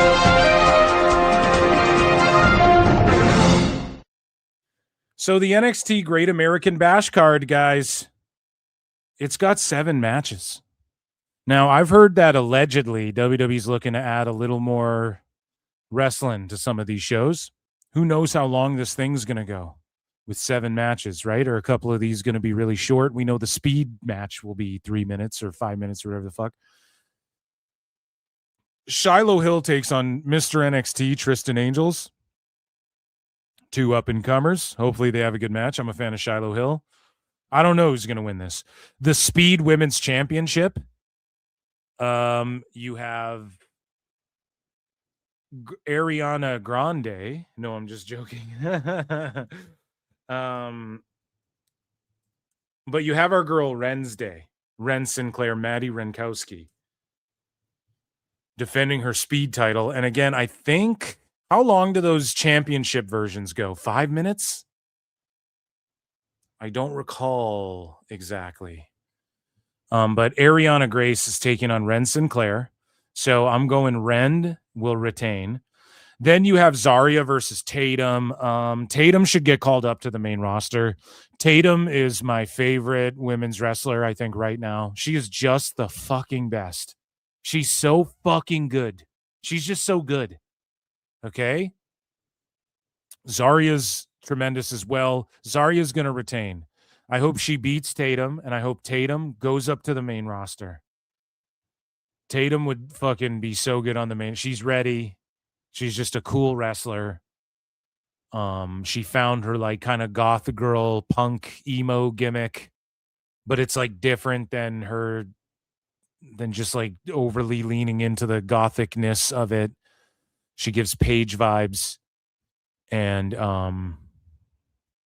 she's just my favorite. Her and I like Zarya a lot, but Renkowski, those are like my 2 favorites. So Tatum, Paxley to the main roster, please. And then you have the gentlemen who were in the group. What were they called again? Dion Lennox and Shaquan Sugars, who's just he's so good on the mic. He's so believable. What the fuck was their group called again? Dark State?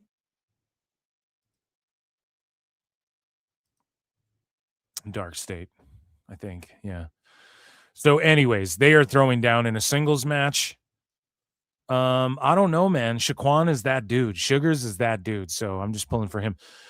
And then we have, who else do we have? Miles Bourne, okay, is taking on Tavion Heights. And again, 5 title matches. And then Slammiversary, every title. And then AEW I don't even know if there's a bunch of title matches on Forbidden Door. I don't think there is because it's Forbidden Door, but another title match, man, like all the belts. So the North American title, Bourne versus Heights, I could see Heights winning this. But Bourne, he's got that rocket ship strapped to him as far as NXT is concerned. Tony D'Angelo versus Evil, Naraku for the title, I guess is the main event. Well, I guess I won't skip over. Lola Vice versus Kendall Gray for the women's championship. WWE likes to 50-50 book motherfuckers. So, because Kendall Gray wasn't she just Nikita just beat her, right, for the title? Did Nikita Lyons just beat Gray for the Evolve title? Right? That's who she beat tonight. So Nikita Lyons, yeah. No, Wendy Chu. Sorry. Yeah, I was like, wait a minute. It's someone else. Yeah, because Wendy won that shit as the veteran there of Evolve. When is going to be her time, dude? We're talking about main roster. When the fuck is Chu going to get up to the main roster? But again, I don't watch Evolve like ever. I watched like the first one or two, and then I was like, I don't know. NXT is already too much developmental / I guess there is some veteran overlap, which they haven't evolved. But either way, Kendall, who recently though did have that title and fucking lost it. I think they could just strap her up and then Lola could spend more time in AAA. Like Priest is down there, who knows? But I could see like Vice getting the dub over Kendall and then Vice carrying it a little further along, and then Kendall beats her, because that's just kind of how WWE does shit. But at Great American Bash, Kendall Gray might be Kurt Angle maxing, and if she comes out dressed, she teased that she's going to come out dressed in some Kurt Angle shit, so I could see them strapping her up. Now, another guy who I'm very positive is going to get strapped up. I believe that Naraku Evil is going to win the NXT title. Now, Tony D could go to main roster as well, or he could just stay where he's at, but he's been there for so long. Evil, I think you give him that belt and then that Japanese invasion happens a little bit. I could see what's-his-face, Takahashi debuting, or somebody debuting alongside Evil to have his back, and he starts putting together this faction. Or maybe they just avoid that and they get him over as a killer. Who fucking knows? But Tony D, I think he's dropping that goddamn title, and you got to put it on Evil for a bit, because I feel like it's sort of the Julia thing. Evil's going to win the title, then kind of get fast-tracked to the main roster as well. But he's going to have a bit of a run with that NXT title first. And, yeah, that's my preview for that. So, so Kendall vacated. She gave up the title because of like a quote-unquote NXT call-up. That's when Chu procured it, and then she just dropped it to Lyons. So that's the series of events. Again, just trying to get my Evolve. Thank you, chat, for checking my Evolve lore there. So we move along here, and Night of Champions is going down, and again, 6 matches confirmed. And we might get a fucking segment. Like, who's to say Danhausen doesn't come out and do some silly shit? We don't know. So we have Trick Williams taking on Ricky Saints. And again, Night of Champions. Then the next day, we have all these belts on the line on NXT and TNA and fucking AEW and shit. So many belts in pro wrestling. But Night of Champions itself in Riyadh. Trick Willie Gang taking on Ricky Saints. Now, I think it's way too early to take the title off Trick Williams, and you have Saudi Arabia whoop that trick. Saints could get this title, but down the line, when they're ready to progress Trick up to the main event picture, otherwise just have him reign with this title. I got Trick thus far. Perhaps my mind will change. Stratton versus Cargill for the U.S. title. Now, how crazy is it? And this is kind of a good thing, but we have like 2 top tier women going at it for the United States women's title. I love that, because that's what the men's U.S. titles should be. Not trying to shit on like Hayes and Trick Willie and some of these guys, but here you go. You know, you have these girls who are interchangeable world champions on either brand, and they could easily be having a storyline for the women's world title while Liv was winning Queen of the Ring and didn't even need the belt, or they were just fighting over the WWE women's title, right? But now they have someone else. So the women are starting to get like the men, where it's like, yo, you're underneath. Like if CM Punk and Drew McIntyre is your B shit to your title storylines with Cena and Rhodes, like they're starting to cook like that. The women are, and they have been for a minute. But it's like when you have Io, Liv, Rhea, fucking Jade, Tiffy, like some of these girls can start feuding for these mid titles. It doesn't have to be like a jobber fucking Kiana James and Julia. And not calling it, well, Kiana James kind of a fucking, I mean, she's building herself up. It doesn't have to be like a Chelsea Green jobber Alba Fire fucking level title, right? Like this could be Jade versus Tiffy. You know, if Jade won this belt too, I wouldn't even be shocked. These girls have traded wins. They've had title matches against each other.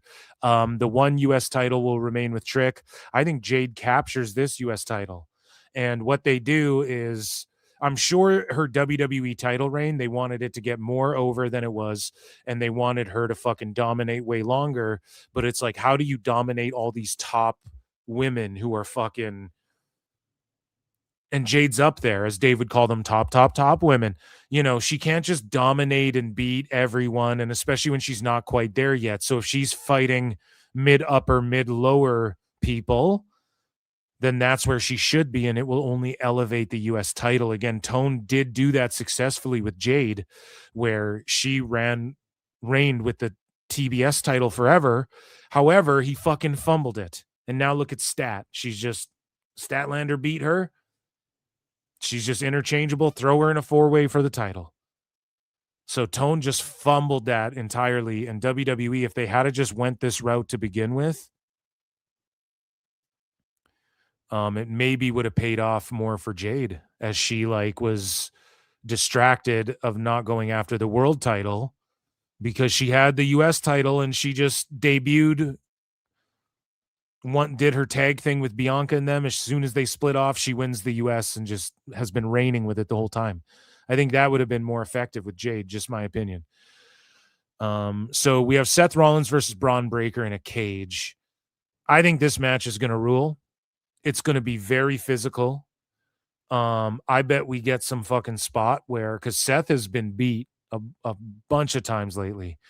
I think we see a spot where, obviously, even though it's a cage, the Vision's going to get involved. The Profits are going to run them off just to get them on the show and get their pops and shit.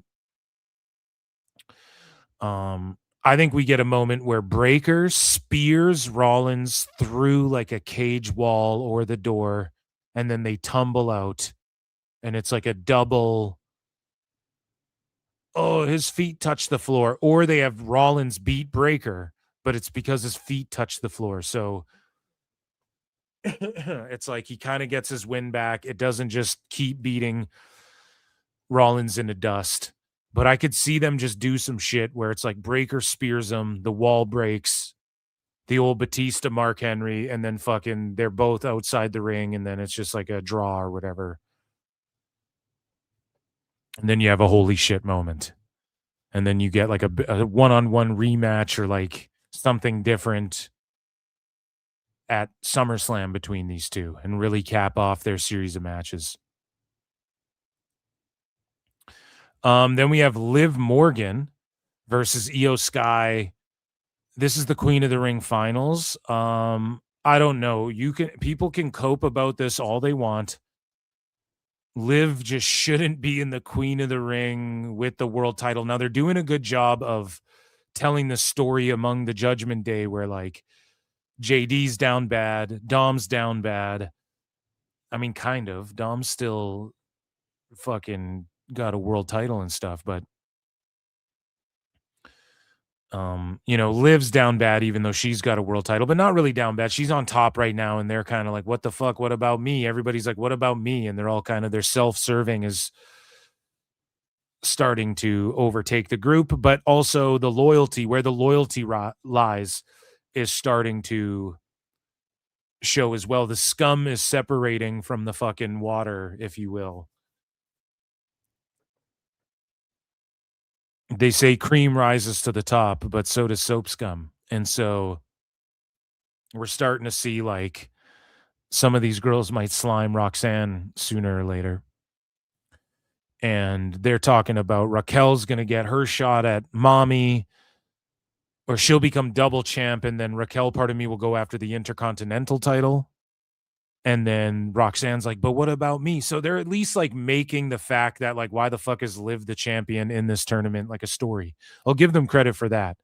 Like they're turning it into like a part of, she just didn't enter it and fucking, yeah, I'm going to get a shot. I'll get eliminated round, whatever. They're pushing her to the end of this thing. Now it's fucked. We have the Owen Hart tournaments at the same time as the King of the Ring. I just, ugh. If you watch both shits, if you're just a WWE fan, you probably like this. I don't like how they did 4-way matches either. Just kick it off. It should just be traditional. King of the Ring means something.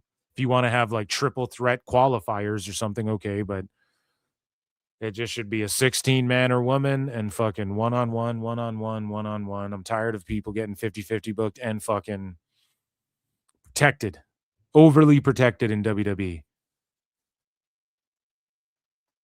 They're trying to tell a story. I just don't like this because it limits the women. It limits whatever the Queen of the Ring gets to choose from. Like imagine Io beats Liv and then goes, and I choose you, Liv, because I just beat you. Okay, maybe that's a story, but I already beat you, so I know I can beat you again. All right, like maybe. And I like Liv. And honestly, her song has gotten catchy. Trouble, trouble, that's me. It's gets stuck in your head, you know? But all of my roasting of that track still stand. Io Sky, though, I just don't know who's going to win this match, honestly. I'll do my pick the night of, but Io Sky, I think, deserves it. Again, in Riyadh, she's over as fuck. Okay, Jey Uso's over as fuck. You guys got to understand when you're like, why does Io win everything in fucking Saudi? Because she's over as fuck there. Okay, Jey Uso, super over in Saudi. That's why they put him on the show. Same with Sammy. That's why they build to the fucking triple threat. It is what it is. They're going to please their fans in whatever market they're in, right? But I can't make my pick yet. So Obafemi versus Jay. Well, I guess I'll make an early one. Liv wins it by hook or by crook. Roxanne helps her, and then she's like not appreciative of Roxanne helping her. That's my prediction. Obafemi versus Jey Uso for the King of the Ring finals. Guys, I think Jey Uso's gonna win this shit, unfortunately, and I don't want that either. I really think that Obafemi should just win this shit. Oba, like, people can lose and it's fine. But goddamn, like, you're trying to make him Brock Lesnar, right?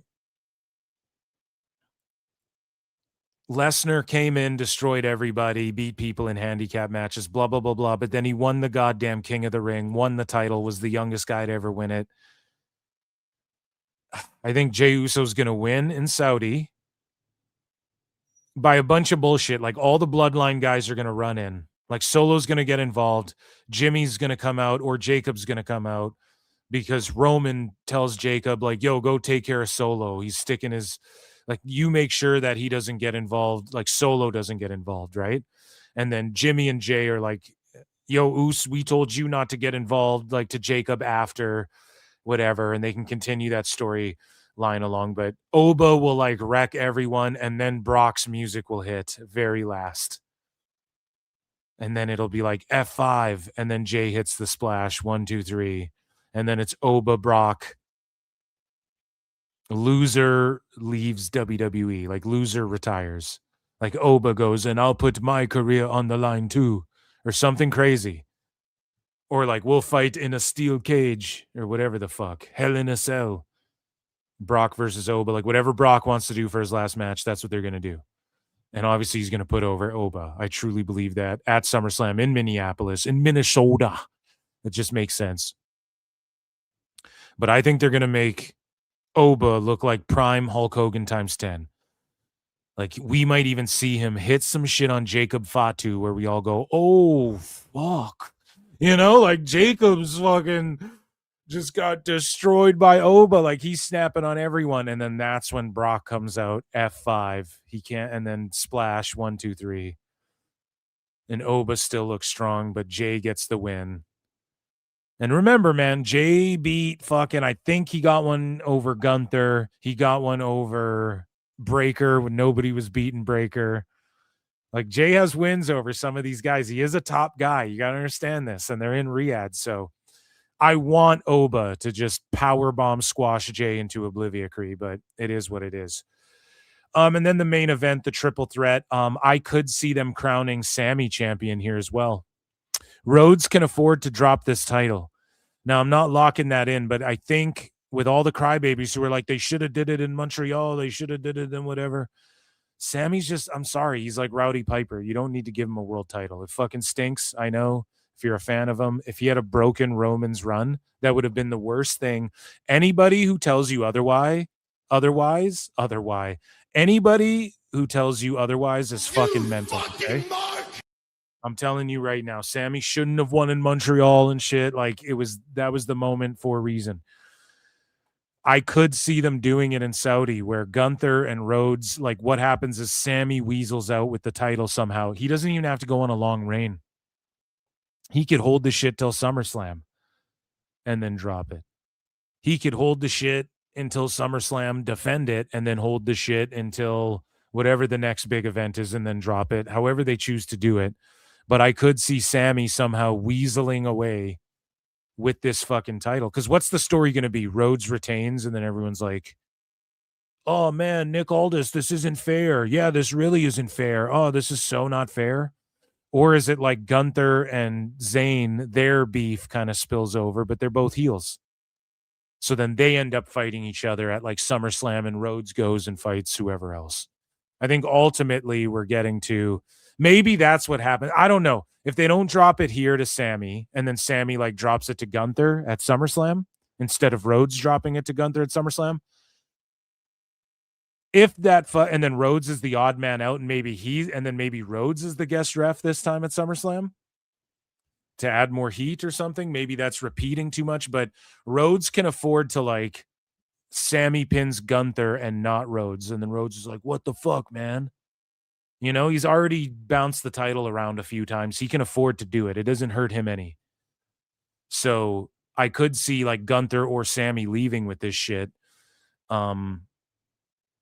Or maybe Rhodes like defends it and then Gunther gets it off him. I see somebody getting it off of Rhodes here or at SummerSlam. He will drop the title for a bit and then come back, win the Rumble again, or fucking, you know, win it back at the Rumble, or he'll fucking win Elimination Chamber, then get his shot again. Like, Rhodes will always be in the picture.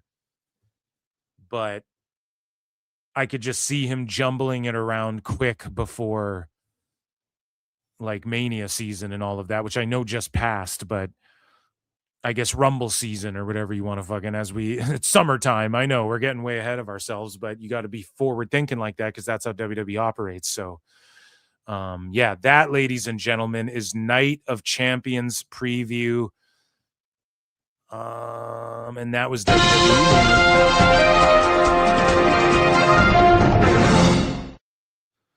okay, guys, I told you we are going long and we are going late. It's already been 4 hours, guys. Get some fucking super chats in, get some likes in, get some retweets, get some hearts, get some fucking patreon.com/ProWrestleTimes. Okay, guys? And show your support for PWT. We're going long. And we're going to have a crazy one this weekend as well. We got 2 days, I guess, of PLEs. Saturday, Sunday. But we got to do AEW news. Okay. There's some pressing issues and we got to preview their show. And guys,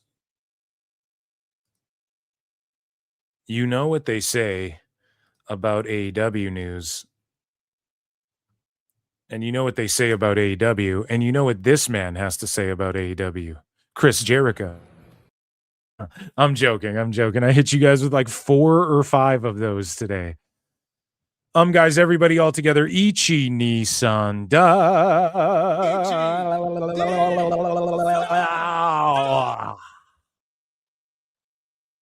for AEW news, and of course that means that the best guy is Tony Khan. The best guy is Tony Khan. So I'm gonna actually chug some water here before we get into it.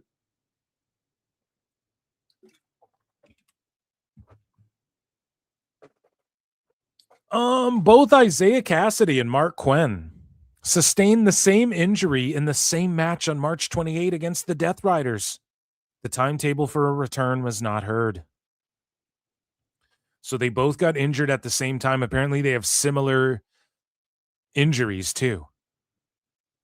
So I don't know what the fuck is going on in AEW, but these guys have been dicked around, and the rumors were NXT wanted them, and they fucked up staying there. They get hurt. They're having sloppy shit matches. They can't stay healthy. And it's unfortunate, man. Speaking of things that are unfortunate, the Hurt Syndicate announced on Collision that they're no longer interested in winning titles.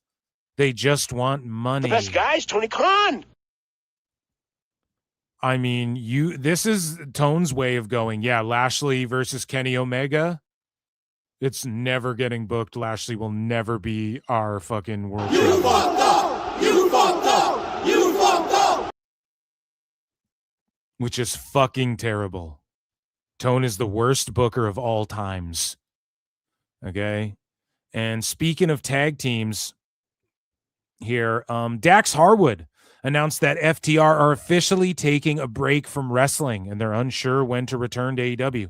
I bet they'll be there at the All In show. There's no way they fucking miss that payday. And Dax Harwood goes, for the first time in 12 years, we've decided to step away and take some time for ourselves and our families. I'm not sure when we'll be back, what we're going to do to feed our families, and how much longer we have, or if we even need to prove anything at all anymore. I already make enough to feed my family. And so, I mean, shout them out. FTR, they're a good goddamn tag team. Dax's behavior online is cringe, whatever. His behavior towards JD is fucking cringe as fuck. Whatever. I would like to see them. There should be FTR versus New Day versus the Bucks versus Edge and Christian in a 4-way ladder match or whatever. They should be a part of that. I want to see the tag division with those 4 tag teams having fucking bangers through 27 and really establishing the tag division and fucking getting over maybe a couple younger teams as well. Throw them in the mix. But FTR, like, they took a break, I think like 2 years ago or something as well. They're like, we're taking time off from feeding our families. And now they're just like, we're taking time off again. And it's just kind of because nobody cares. Like, they drop the titles. Everyone's like, finally. Then nobody gives a shit, but they're going to show up before All In.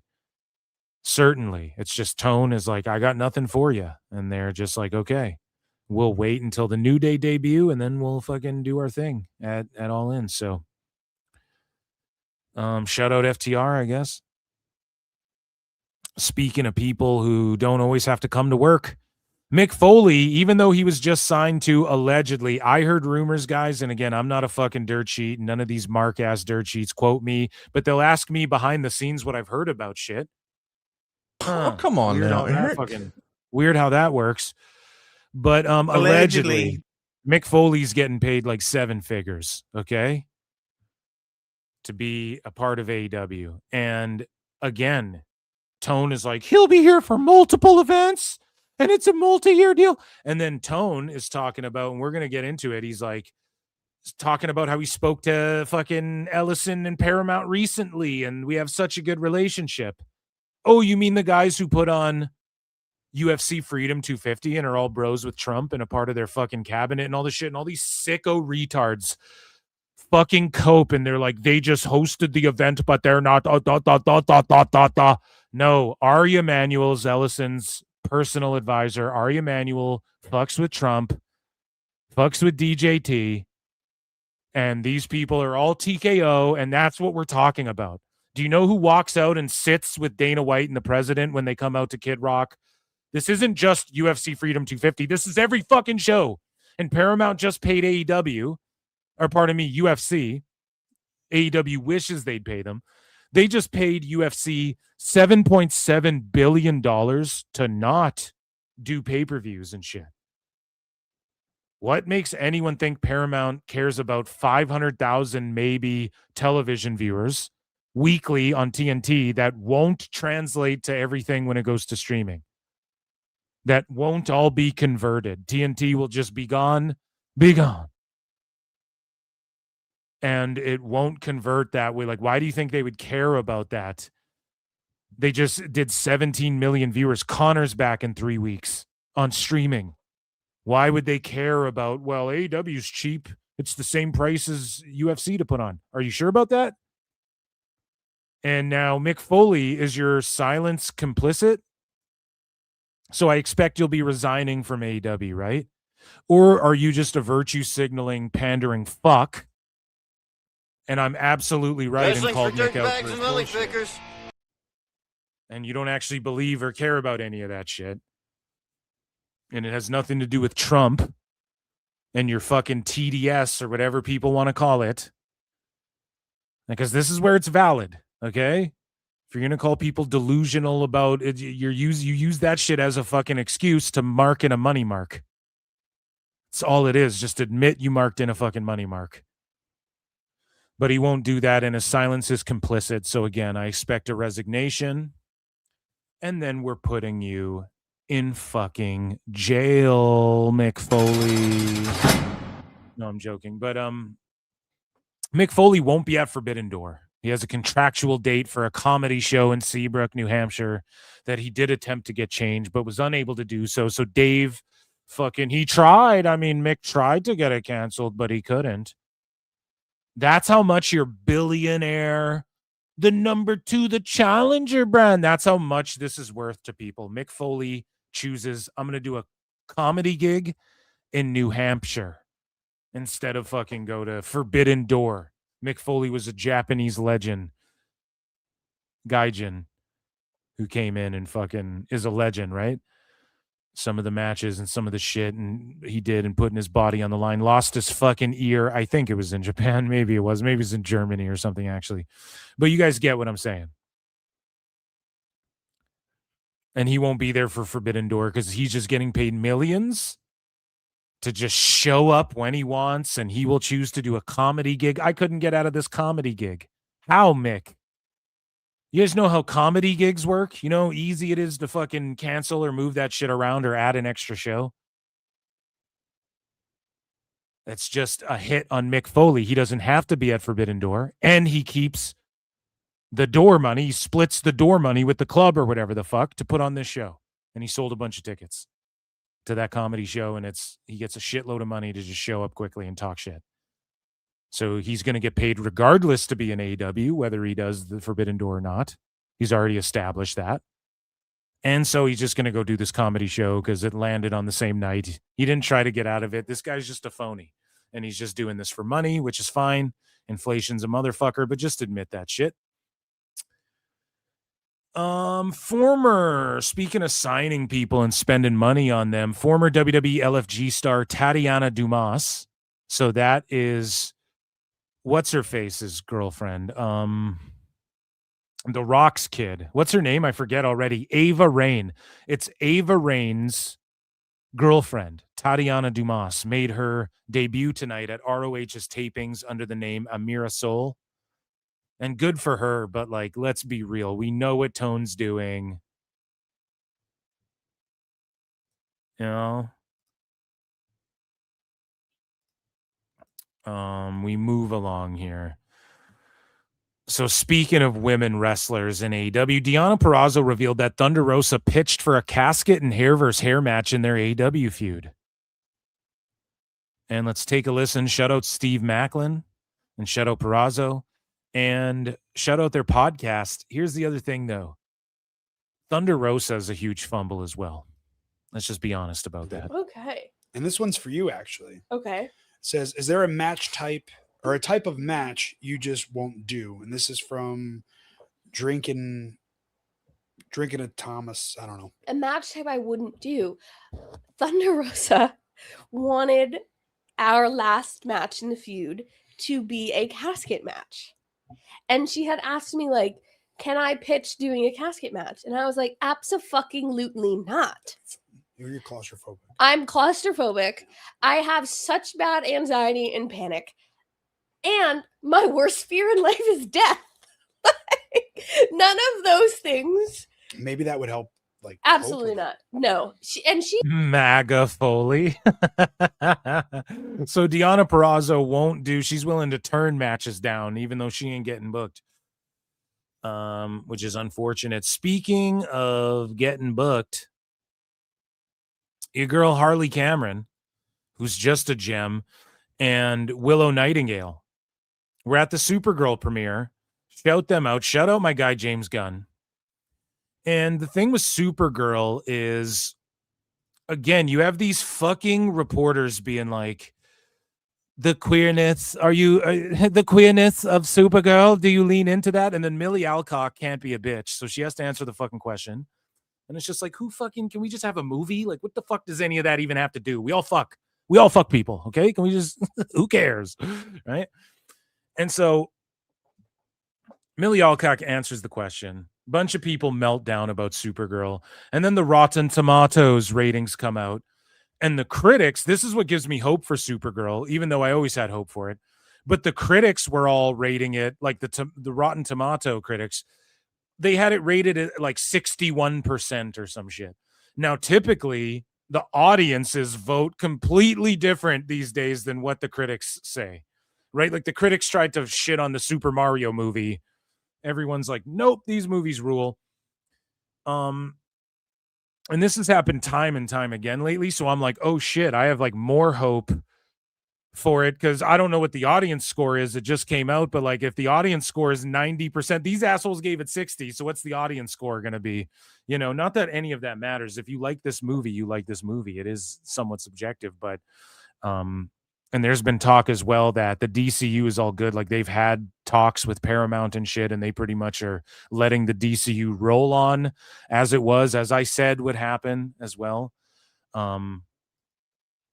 And shout out James Gunn and all the boys over there, but boys and girls over there. But Supergirl, I have high hopes. I want to fucking see it. And again, Harley Cameron doesn't get asked about your queerness on Collision. Do you worry about your queerness, the queerness of the character? It's like, what the fuck are you like? Why? Can we just ask her about Supergirl? How about you do that? But shout out Willow Nightingale and Harley Cameron, both looking like $1 million. And again, they're on the red carpets.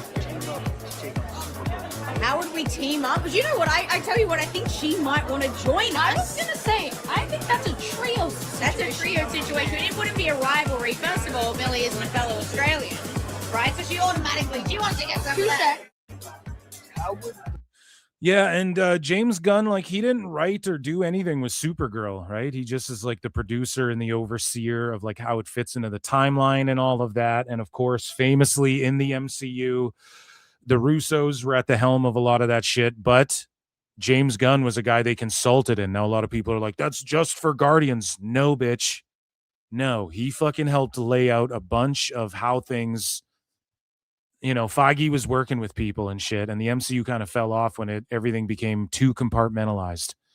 And he's just the guy slapping his name on shit. So, I don't know if people are worried. Like, I don't know if this thing's going to bomb. Masters of the Universe bombed. That movie was pretty good. So hopefully this one doesn't. But again, Superman, people tried to boo-boo on that movie. And then it was like the #1 streamed thing in Paramount history or whatever the fuck. Or not Paramount, pardon me, like Max, HBO, like for Warner Bros. It's like one of their top fucking people streamed it ever movies. So they obviously are looking at that as well on top of like how it does at the box office. But obviously you want to make your money back. But a lot of the sickos in the movie world do this thing where they also become businessmen and they're like, well, you spend $80 million on the movie and then $80 million on marketing. And then that means you need to make $160 million just to cover your nut. And it's not like that isn't true. but it's like, okay, Scarface didn't do that well. Fucking Half-Baked fucking flopped, and now it's a cult classic, and it did good DVD sales and shit. That's how Kevin Smith became Kevin Smith, was DVD sales, boys. So no, I'm joking, but it's a different landscape. So hopefully they're looking at the streaming aspect, but AEW, they have some cross promotion there. Okay. It's not like it's gone anywhere. Everything's still in place. So it's looking good for Tone, which we'll talk about in a bit. Something that isn't looking good for Tone, though, was Yota Tsuji suggesting a boycott of Forbidden Door, which is upcoming. And Shota Umino agreed with the boycott. He understands. Well, maybe not agreed, but he understands where Yota Tsuji's coming from. But he feels there's a responsibility as the IWGP Global Heavyweight Champion. He says, I understand his feelings, so I hope he sticks to his guns. The concept behind the belt is important. And given how the IWGP has been treated in AEW so far, I think it's been looked down upon. I believe it's time to correct that course. So is Will Ospreay, he was putting Umino over. So is Will Ospreay going to have a cry about this, bruv? You know? Is he going to melt down and, bruv, we was killing it in New Japan, bruv. They need to make stars, bruv. Umino agrees because you guys left Nuge to rot. But then Umino does say, however, given there are now other belts bearing the IWGP name, I believe that accepting any challenge overseas is my job as the global champion who transcends borders. Right, but that's Mark shit, Shota Umino. And he might be in kayfabe here for all we know, but this is courtesy of Tokyo Sports. There's a risk with that title could be taken overseas if I lose, but I want New Japan to prove that we're the top shit. So I don't know, man. He's very level-headed, but it seems as though the consensus in fucking New Japan is you're disrespecting anybody that Tone didn't scoop up. It's just pure disrespect. And I told you guys, man, Evil, Tsuji, Takahashi, Tone doesn't like these guys for whatever reason. I don't know if it's because Dave shit on them or whatever. I don't know what politics are going on. Maybe Tanahashi-san didn't like them or didn't like Evil or so. I have no clue, but Tone gutted them, ravaged them, and then doesn't take the time to showcase Tsuji or any of these guys. And it's okay if you're Gabe Kidd because everybody's in on the work. So Gabe Kidd can be like, fuck AEW, bruv. Everyone's in on the work. But when you for real are like pointing out real shit, dude, you guys are slapping us around. I don't want to take that. We're not going to take it anymore. All of a sudden, Will Ospreay is going to have a little 2-day cry, a cry and some crumpets. Right? So speaking of European motherfuckers, Dave Meltzer talked about the reason why there's so many matches on this Go Home Dynamite show that drew 2,000 people, and Tone just loaded it with fucking 10 matches or 12 matches because he's the worst booker of all time. The best guy is Tony Khan.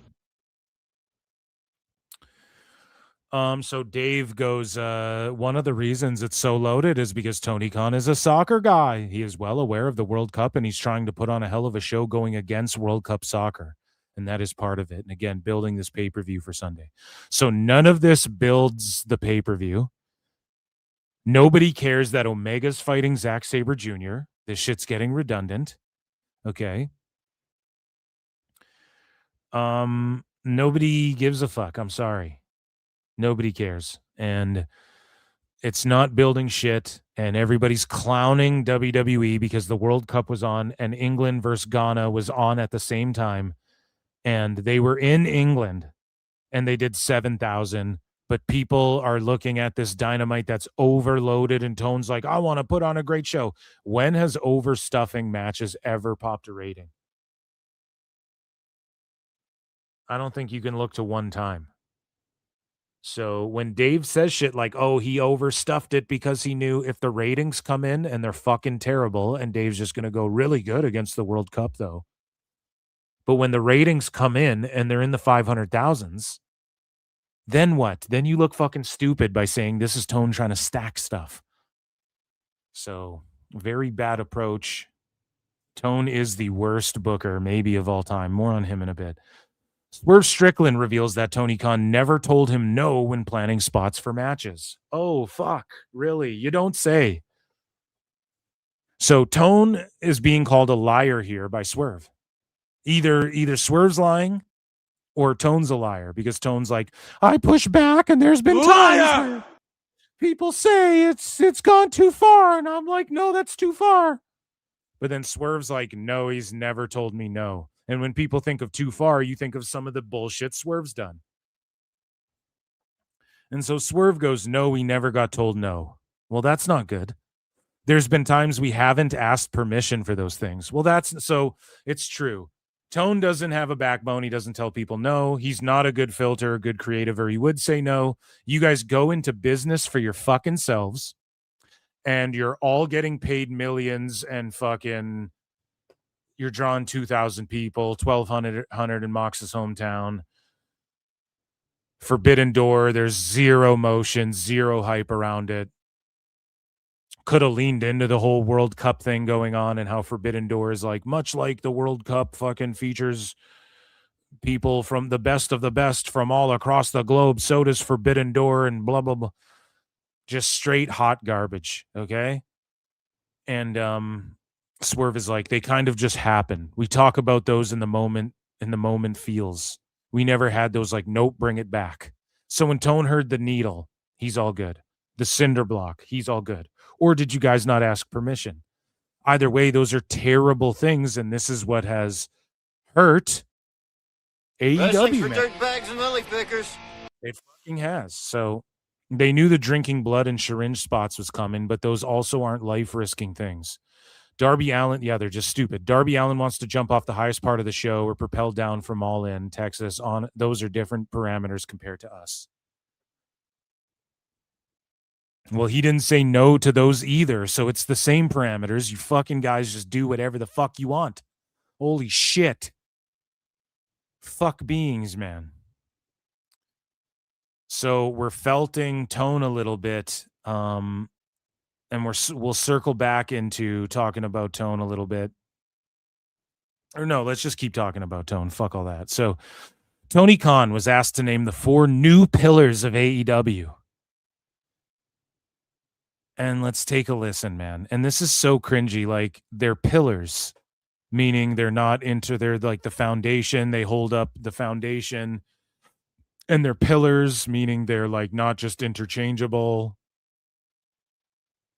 And this is just the dumbest shit of all time. Let's listen to Who do you consider the new pillars of AEW? Well, that's a great question. It's tricky because it's somewhat in the eye of the beholder. You know, you could ask 100 fans to pick 4 pillars, and they might have 99 different answers. In this case, there are so many great young wrestlers. If I was to pick from a young group right now that has come in recent years. That ringing is them, by the way. That is terrible. I would say of the new arrivals, you'd have Tekla, Kevin. Of the new arrivals. How are you a pillar if you're a new arrival? That literally, it doesn't even make sense. Retard alert! Retard alert, class! It's crazy. Night, I think Kyle Fletcher, and looking up and down the roster, I mean, Mercedes Moné. Really, when I look at the AEW stars, we had a great roster at the very beginning, and we brought in great free agents as we've gone on that have come in recent years. So those would be 4 great people that have come into AEW in recent years that are now. That's not the answer to the question, Tone. That's not what pillar means. So again, it's just like saying shit to say shit. We're the challengers. We're the pillars. We're the goats. We're beating WWE. Ha ha ha. You fucking sickos want AEW to conform and become the establishment. But you're all anti-establishment, I thought, though. We're doing our own thing, man. It's the alternative. Then why do you spurg out and melt down when it's not that? And why can't you just make fun of Tone for saying shit like this and go, look, the matches, it's just objectively matches with little story, very little story beats, very little fucking character development, actual development, not simpleton elementary fucking Mox just like cut a good guy promo and he shakes people's hands. Okay, well, what about the drownings and the fucking and the kidnappings and the bags over the heads and shit. Like, you don't understand. There has to be redemption for that, right? Watch any good show you like, and watch fucking Dragon Ball Z. Vegeta redeems himself, and he realizes Kakarot's my greatest rival that doesn't go anywhere, but we can't just fight each other to the death. I have a family now, and I can't just blow up Earth, and we have to fight alongside each other to take out greater threats.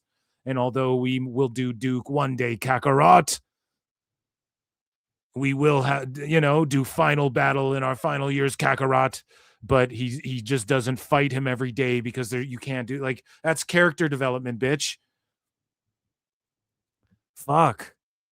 There has to be reasons for things, not just Moxley going, oh, and I won the Continental, and so I'll shake your hand. Shooby-doo-wah, I'm cool. Aren't I cool? But I'm still a heel, right, guys? Because I'm a cool badass. That's not storylines. That's not character development. Okay? So this pillar shit is just goofy and funny. And it's goofy and funny how the sickos want it so badly to be the establishment, to become what WWE is. It's really funny, man. Instead of leaning into the anti-establishment, and they are the underdog, and they are the fucking, like the way ECW did. But Tony Khan talks about the merger between WBD and Paramount affecting the future of AEW, and he goes, I have great relationships with the owner and chairman, Mr. David Ellison. He's a wrestling fan. Tone always says that. They're a wrestling fan, you know. Which, obviously, he's a WWE fan. But Mick Foley, I expect your resignation. Tone has a great relationship with the Ellisons, whose advisors, who not only do the Ellisons have great relationship with Trump and the UFC, which people call a MAGA company, which they put on a fucking MAGA event, pretty much, UFC Freedom 250, and it just objectively ruled, you know, it really did. It was cool as fuck. I'm not MAGA, but I'm Canadian, for fuck's sake, so it was just cool. It was like some Street Fighter shit. They're fighting in front of the White. It was cool. The production was done really well. Honoring the troops and shit is always a good thing. But they hosted this fucking event on the White House lawn, and they put on UFC Freedom 250 that Paul Walter Hauser and everybody had to cry about. And Tone's got a great relationship with the people who were sitting front row. Where the fuck do you think the Ellisons were at that night? Not there, sitting next to Trump and Musk and all these fucking guys. What are you all, dumbasses? So Mick Foley's silence is complicit, and I expect his resignation. To ask you too about Paramount. His Tone has a great relationship with Paramount and can't wait to be on Paramount, and loves David Ellison, who's a wrestling fan, who might even attend the shows. Mick, then what? Warner Brothers Discovery merger, if you had any conversations with either side, kind of about how AEW fits into their future structure as they move forward with that. That is another great question. You're on a roll. That is a huge, exciting development for AEW. We have a great partnership with Warner Brothers, and we've been on TBS for many years. We've been with TBS and TNT going back to 2019 now, and it's going to continue for a long time. There's a great tradition of wrestling on TBS and TNT, as a lot of your listeners know, and I'm really proud that AEW is a big part of that tradition now. So I always appreciate when people watch the shows every Wednesday on TBS, every Saturday on TNT. There's a lot of excitement on all sides about this. Paramount just coming in, but I have a great relationship with the owner and chairman of Paramount, Mr. David Ellison. David Ellison's a wrestling fan. He's the same age as I am. He's a big sports fan. He's built up Skydance sports. That ringing is the worst shit ever. And I know him from working with the NFL and NFL Films. And he's done a fantastic job building up Skydance to be a partner for NFL. They've done tremendous documentaries, and he's a great filmmaker with Skydance. And now Paramount. That ringing's going to fucking drive me insane. And I'm so thrilled that he's going to be taking over Warner Brothers. There's a lot of excitement on all sides. He's so thrilled that he's going to be taking over Warner Brothers. Expect that resignation letter, Mick Foley. That's about it. Absolutely. This is going to work out very, very. Yeah, so again, Mick Foley's just a hypocrite, and more of the same from AEW. What can you say about it? So all tickets are free now for AEW's Ring of Honor tapings. And according to Hannibal, they've resorted in putting pictures of fans in the background. So these fans are like painted on the wall of the studio to make it look like there's fans, but really it's just the people on the floor here. Now, I don't know if Hannibal's lying or not. Let's read some of these comments. That's actually kind of slick. So yes, this is Hannibal. Yes, I've had to argue with about 20 AEW trolls insisting those are real people. It's realistic for sure, but nothing but a picture of fans. Yeah, if that's real, I mean, that's fucking cooked if that's what they're doing. I mean,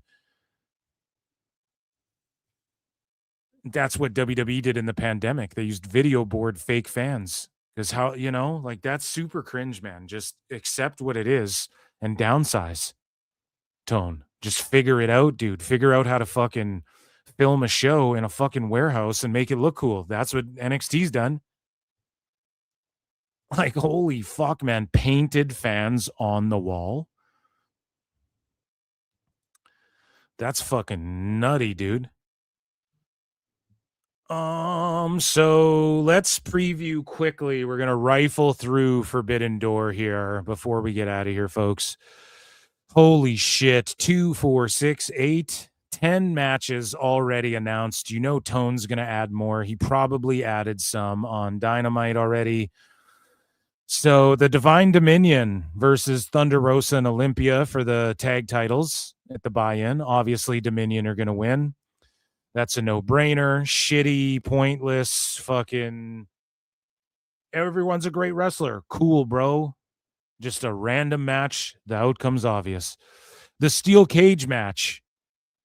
5 versus 5. 6 versus 6, sorry. Team Darby versus Team MJF. Thrown together. Garbage with Orange Cassidy. Like, nobody gives a fuck. Just thrown together teams-wise. MJF had to go get Callis family boys. Why isn't the story just a fucking story about the Callis family then? And MJF can just defend his world title. Like, you don't need, I don't know. I don't fucking know. And it's not Worlds Collide at all, this match. It's just all AEW guys. So then we have the Dogs versus Cage and Cope. I'm cool with that, I guess. Like, Connors and Finley are cool, and Cage and Cope need some legit contenders for their titles, and they'll just get a nice defense. Okay. But again, like, whatever. If they did that on Collision, no one would bat an eyelash. So then you have a 3-way tag, just because. And this is where you get I don't even know what this team is. I'm assuming from Japan. Versus the Bucks versus Sky Team, which is Mystico and I forget, Drillistico or whatever the fuck. Sorry. I don't know everyone's names, but again, Dave's going to give this 7 stars. It's just going to be a bunch of flips. And if Mystico is so fucking over the way El Grande is, why is this the match he's in? If Mystico's so fucking over, Dave, why do the AEW fans not care and the MLW fans care way more about fucking Mystico? So Jon Moxley's defending the Continental Championship against Bandito. Okay, it'll be a match. They'll be like, oh, that was the worst match on the card, and like it was still a banger. All right, I guess, 2 AEW guys throwing down fucking Continental title. It's Forbidden Door. You'd think Mox would be the guy defending his title against people from different continents. A couple European guys, maybe a couple Japanese guys. No, he's going to defend it against a guy from the same continent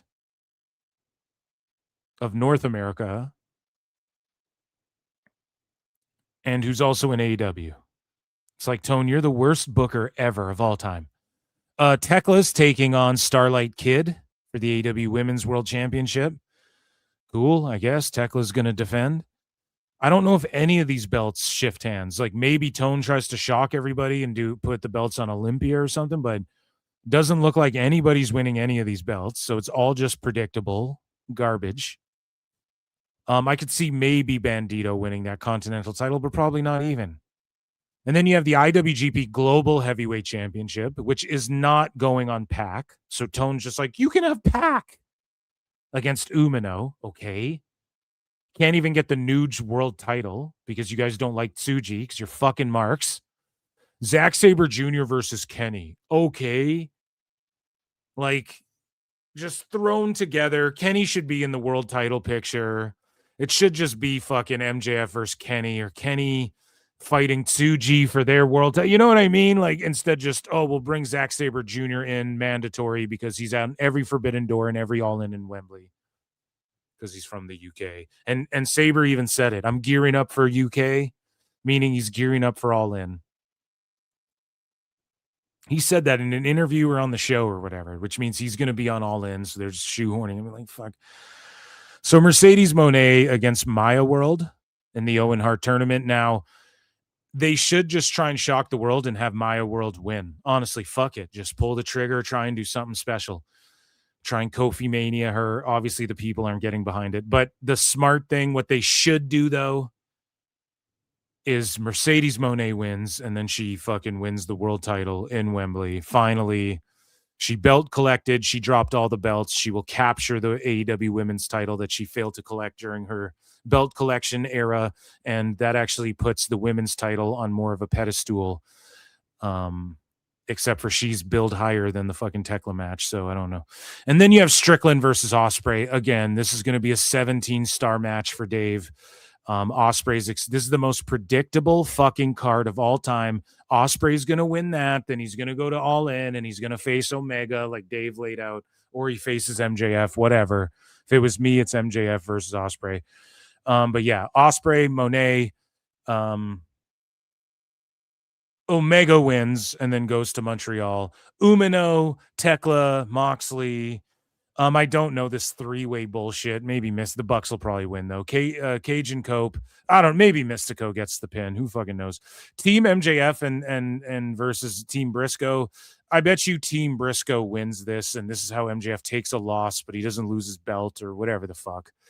And then obviously the Divine Dominion wins. So super predictable card. And if Cage and Cope just right away drop the belts and then dip out again, holy fuck, I'm going to hysterically laugh. And that, ladies and gentlemen, was AEW news. This was a very long over 4.5 goddamn hours.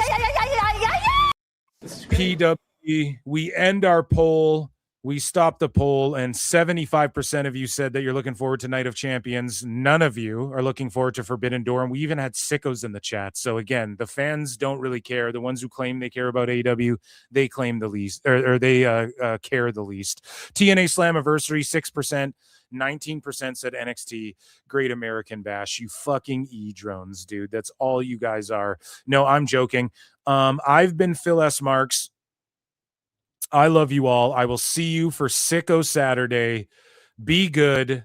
Make sure if you're watching this on replay, you hype the video, and I'll see you guys next time.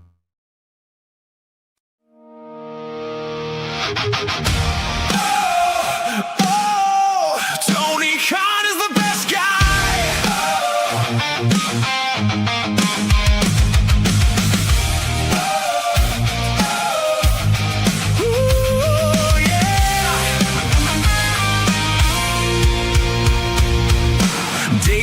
Up on a Wednesday night, got the star ratings ready, feeling just right. Tone booked a ladder match, 12 flips in a row. Dave said 6 stars, brother, let's go. The ratings dipped a little, but that's okay. There's always a reason by the end of the day. When the message boards crumble and wonder why, Dave just smiles and starts to type. Maybe you just don't understand the art. That's the line before he plays his part. Tony Khan is the best guy, never wrong and he'll tell you why. If Tone books it, it's certified. Tony Khan is the best guy. Tony Khan is the best guy. Dave's got another defense to write. Every match is a masterpiece tonight. Tony Khan is the best guy. Tony Khan is the best guy. Tone made another huge announcement again. The biggest announcement since 10 announcements. basements are golden. Dave got excited before it was said. Already handing out flowers in his head. The forums laughed, the podcast cried, the tribal wars burned all night. But Dave was there with a brand new take, explaining every questionable mistake. The critics yell from far and wide, but Dave is always by Tone's side. Tony Khan is the best guy, never wrong, it'll tell you why. If Tone books it certified, Tony Khan is the best guy. Tony Khan is the best guy. Dave's got another defense to write. Every match is a masterpiece tonight. Tony Khan is the best guy.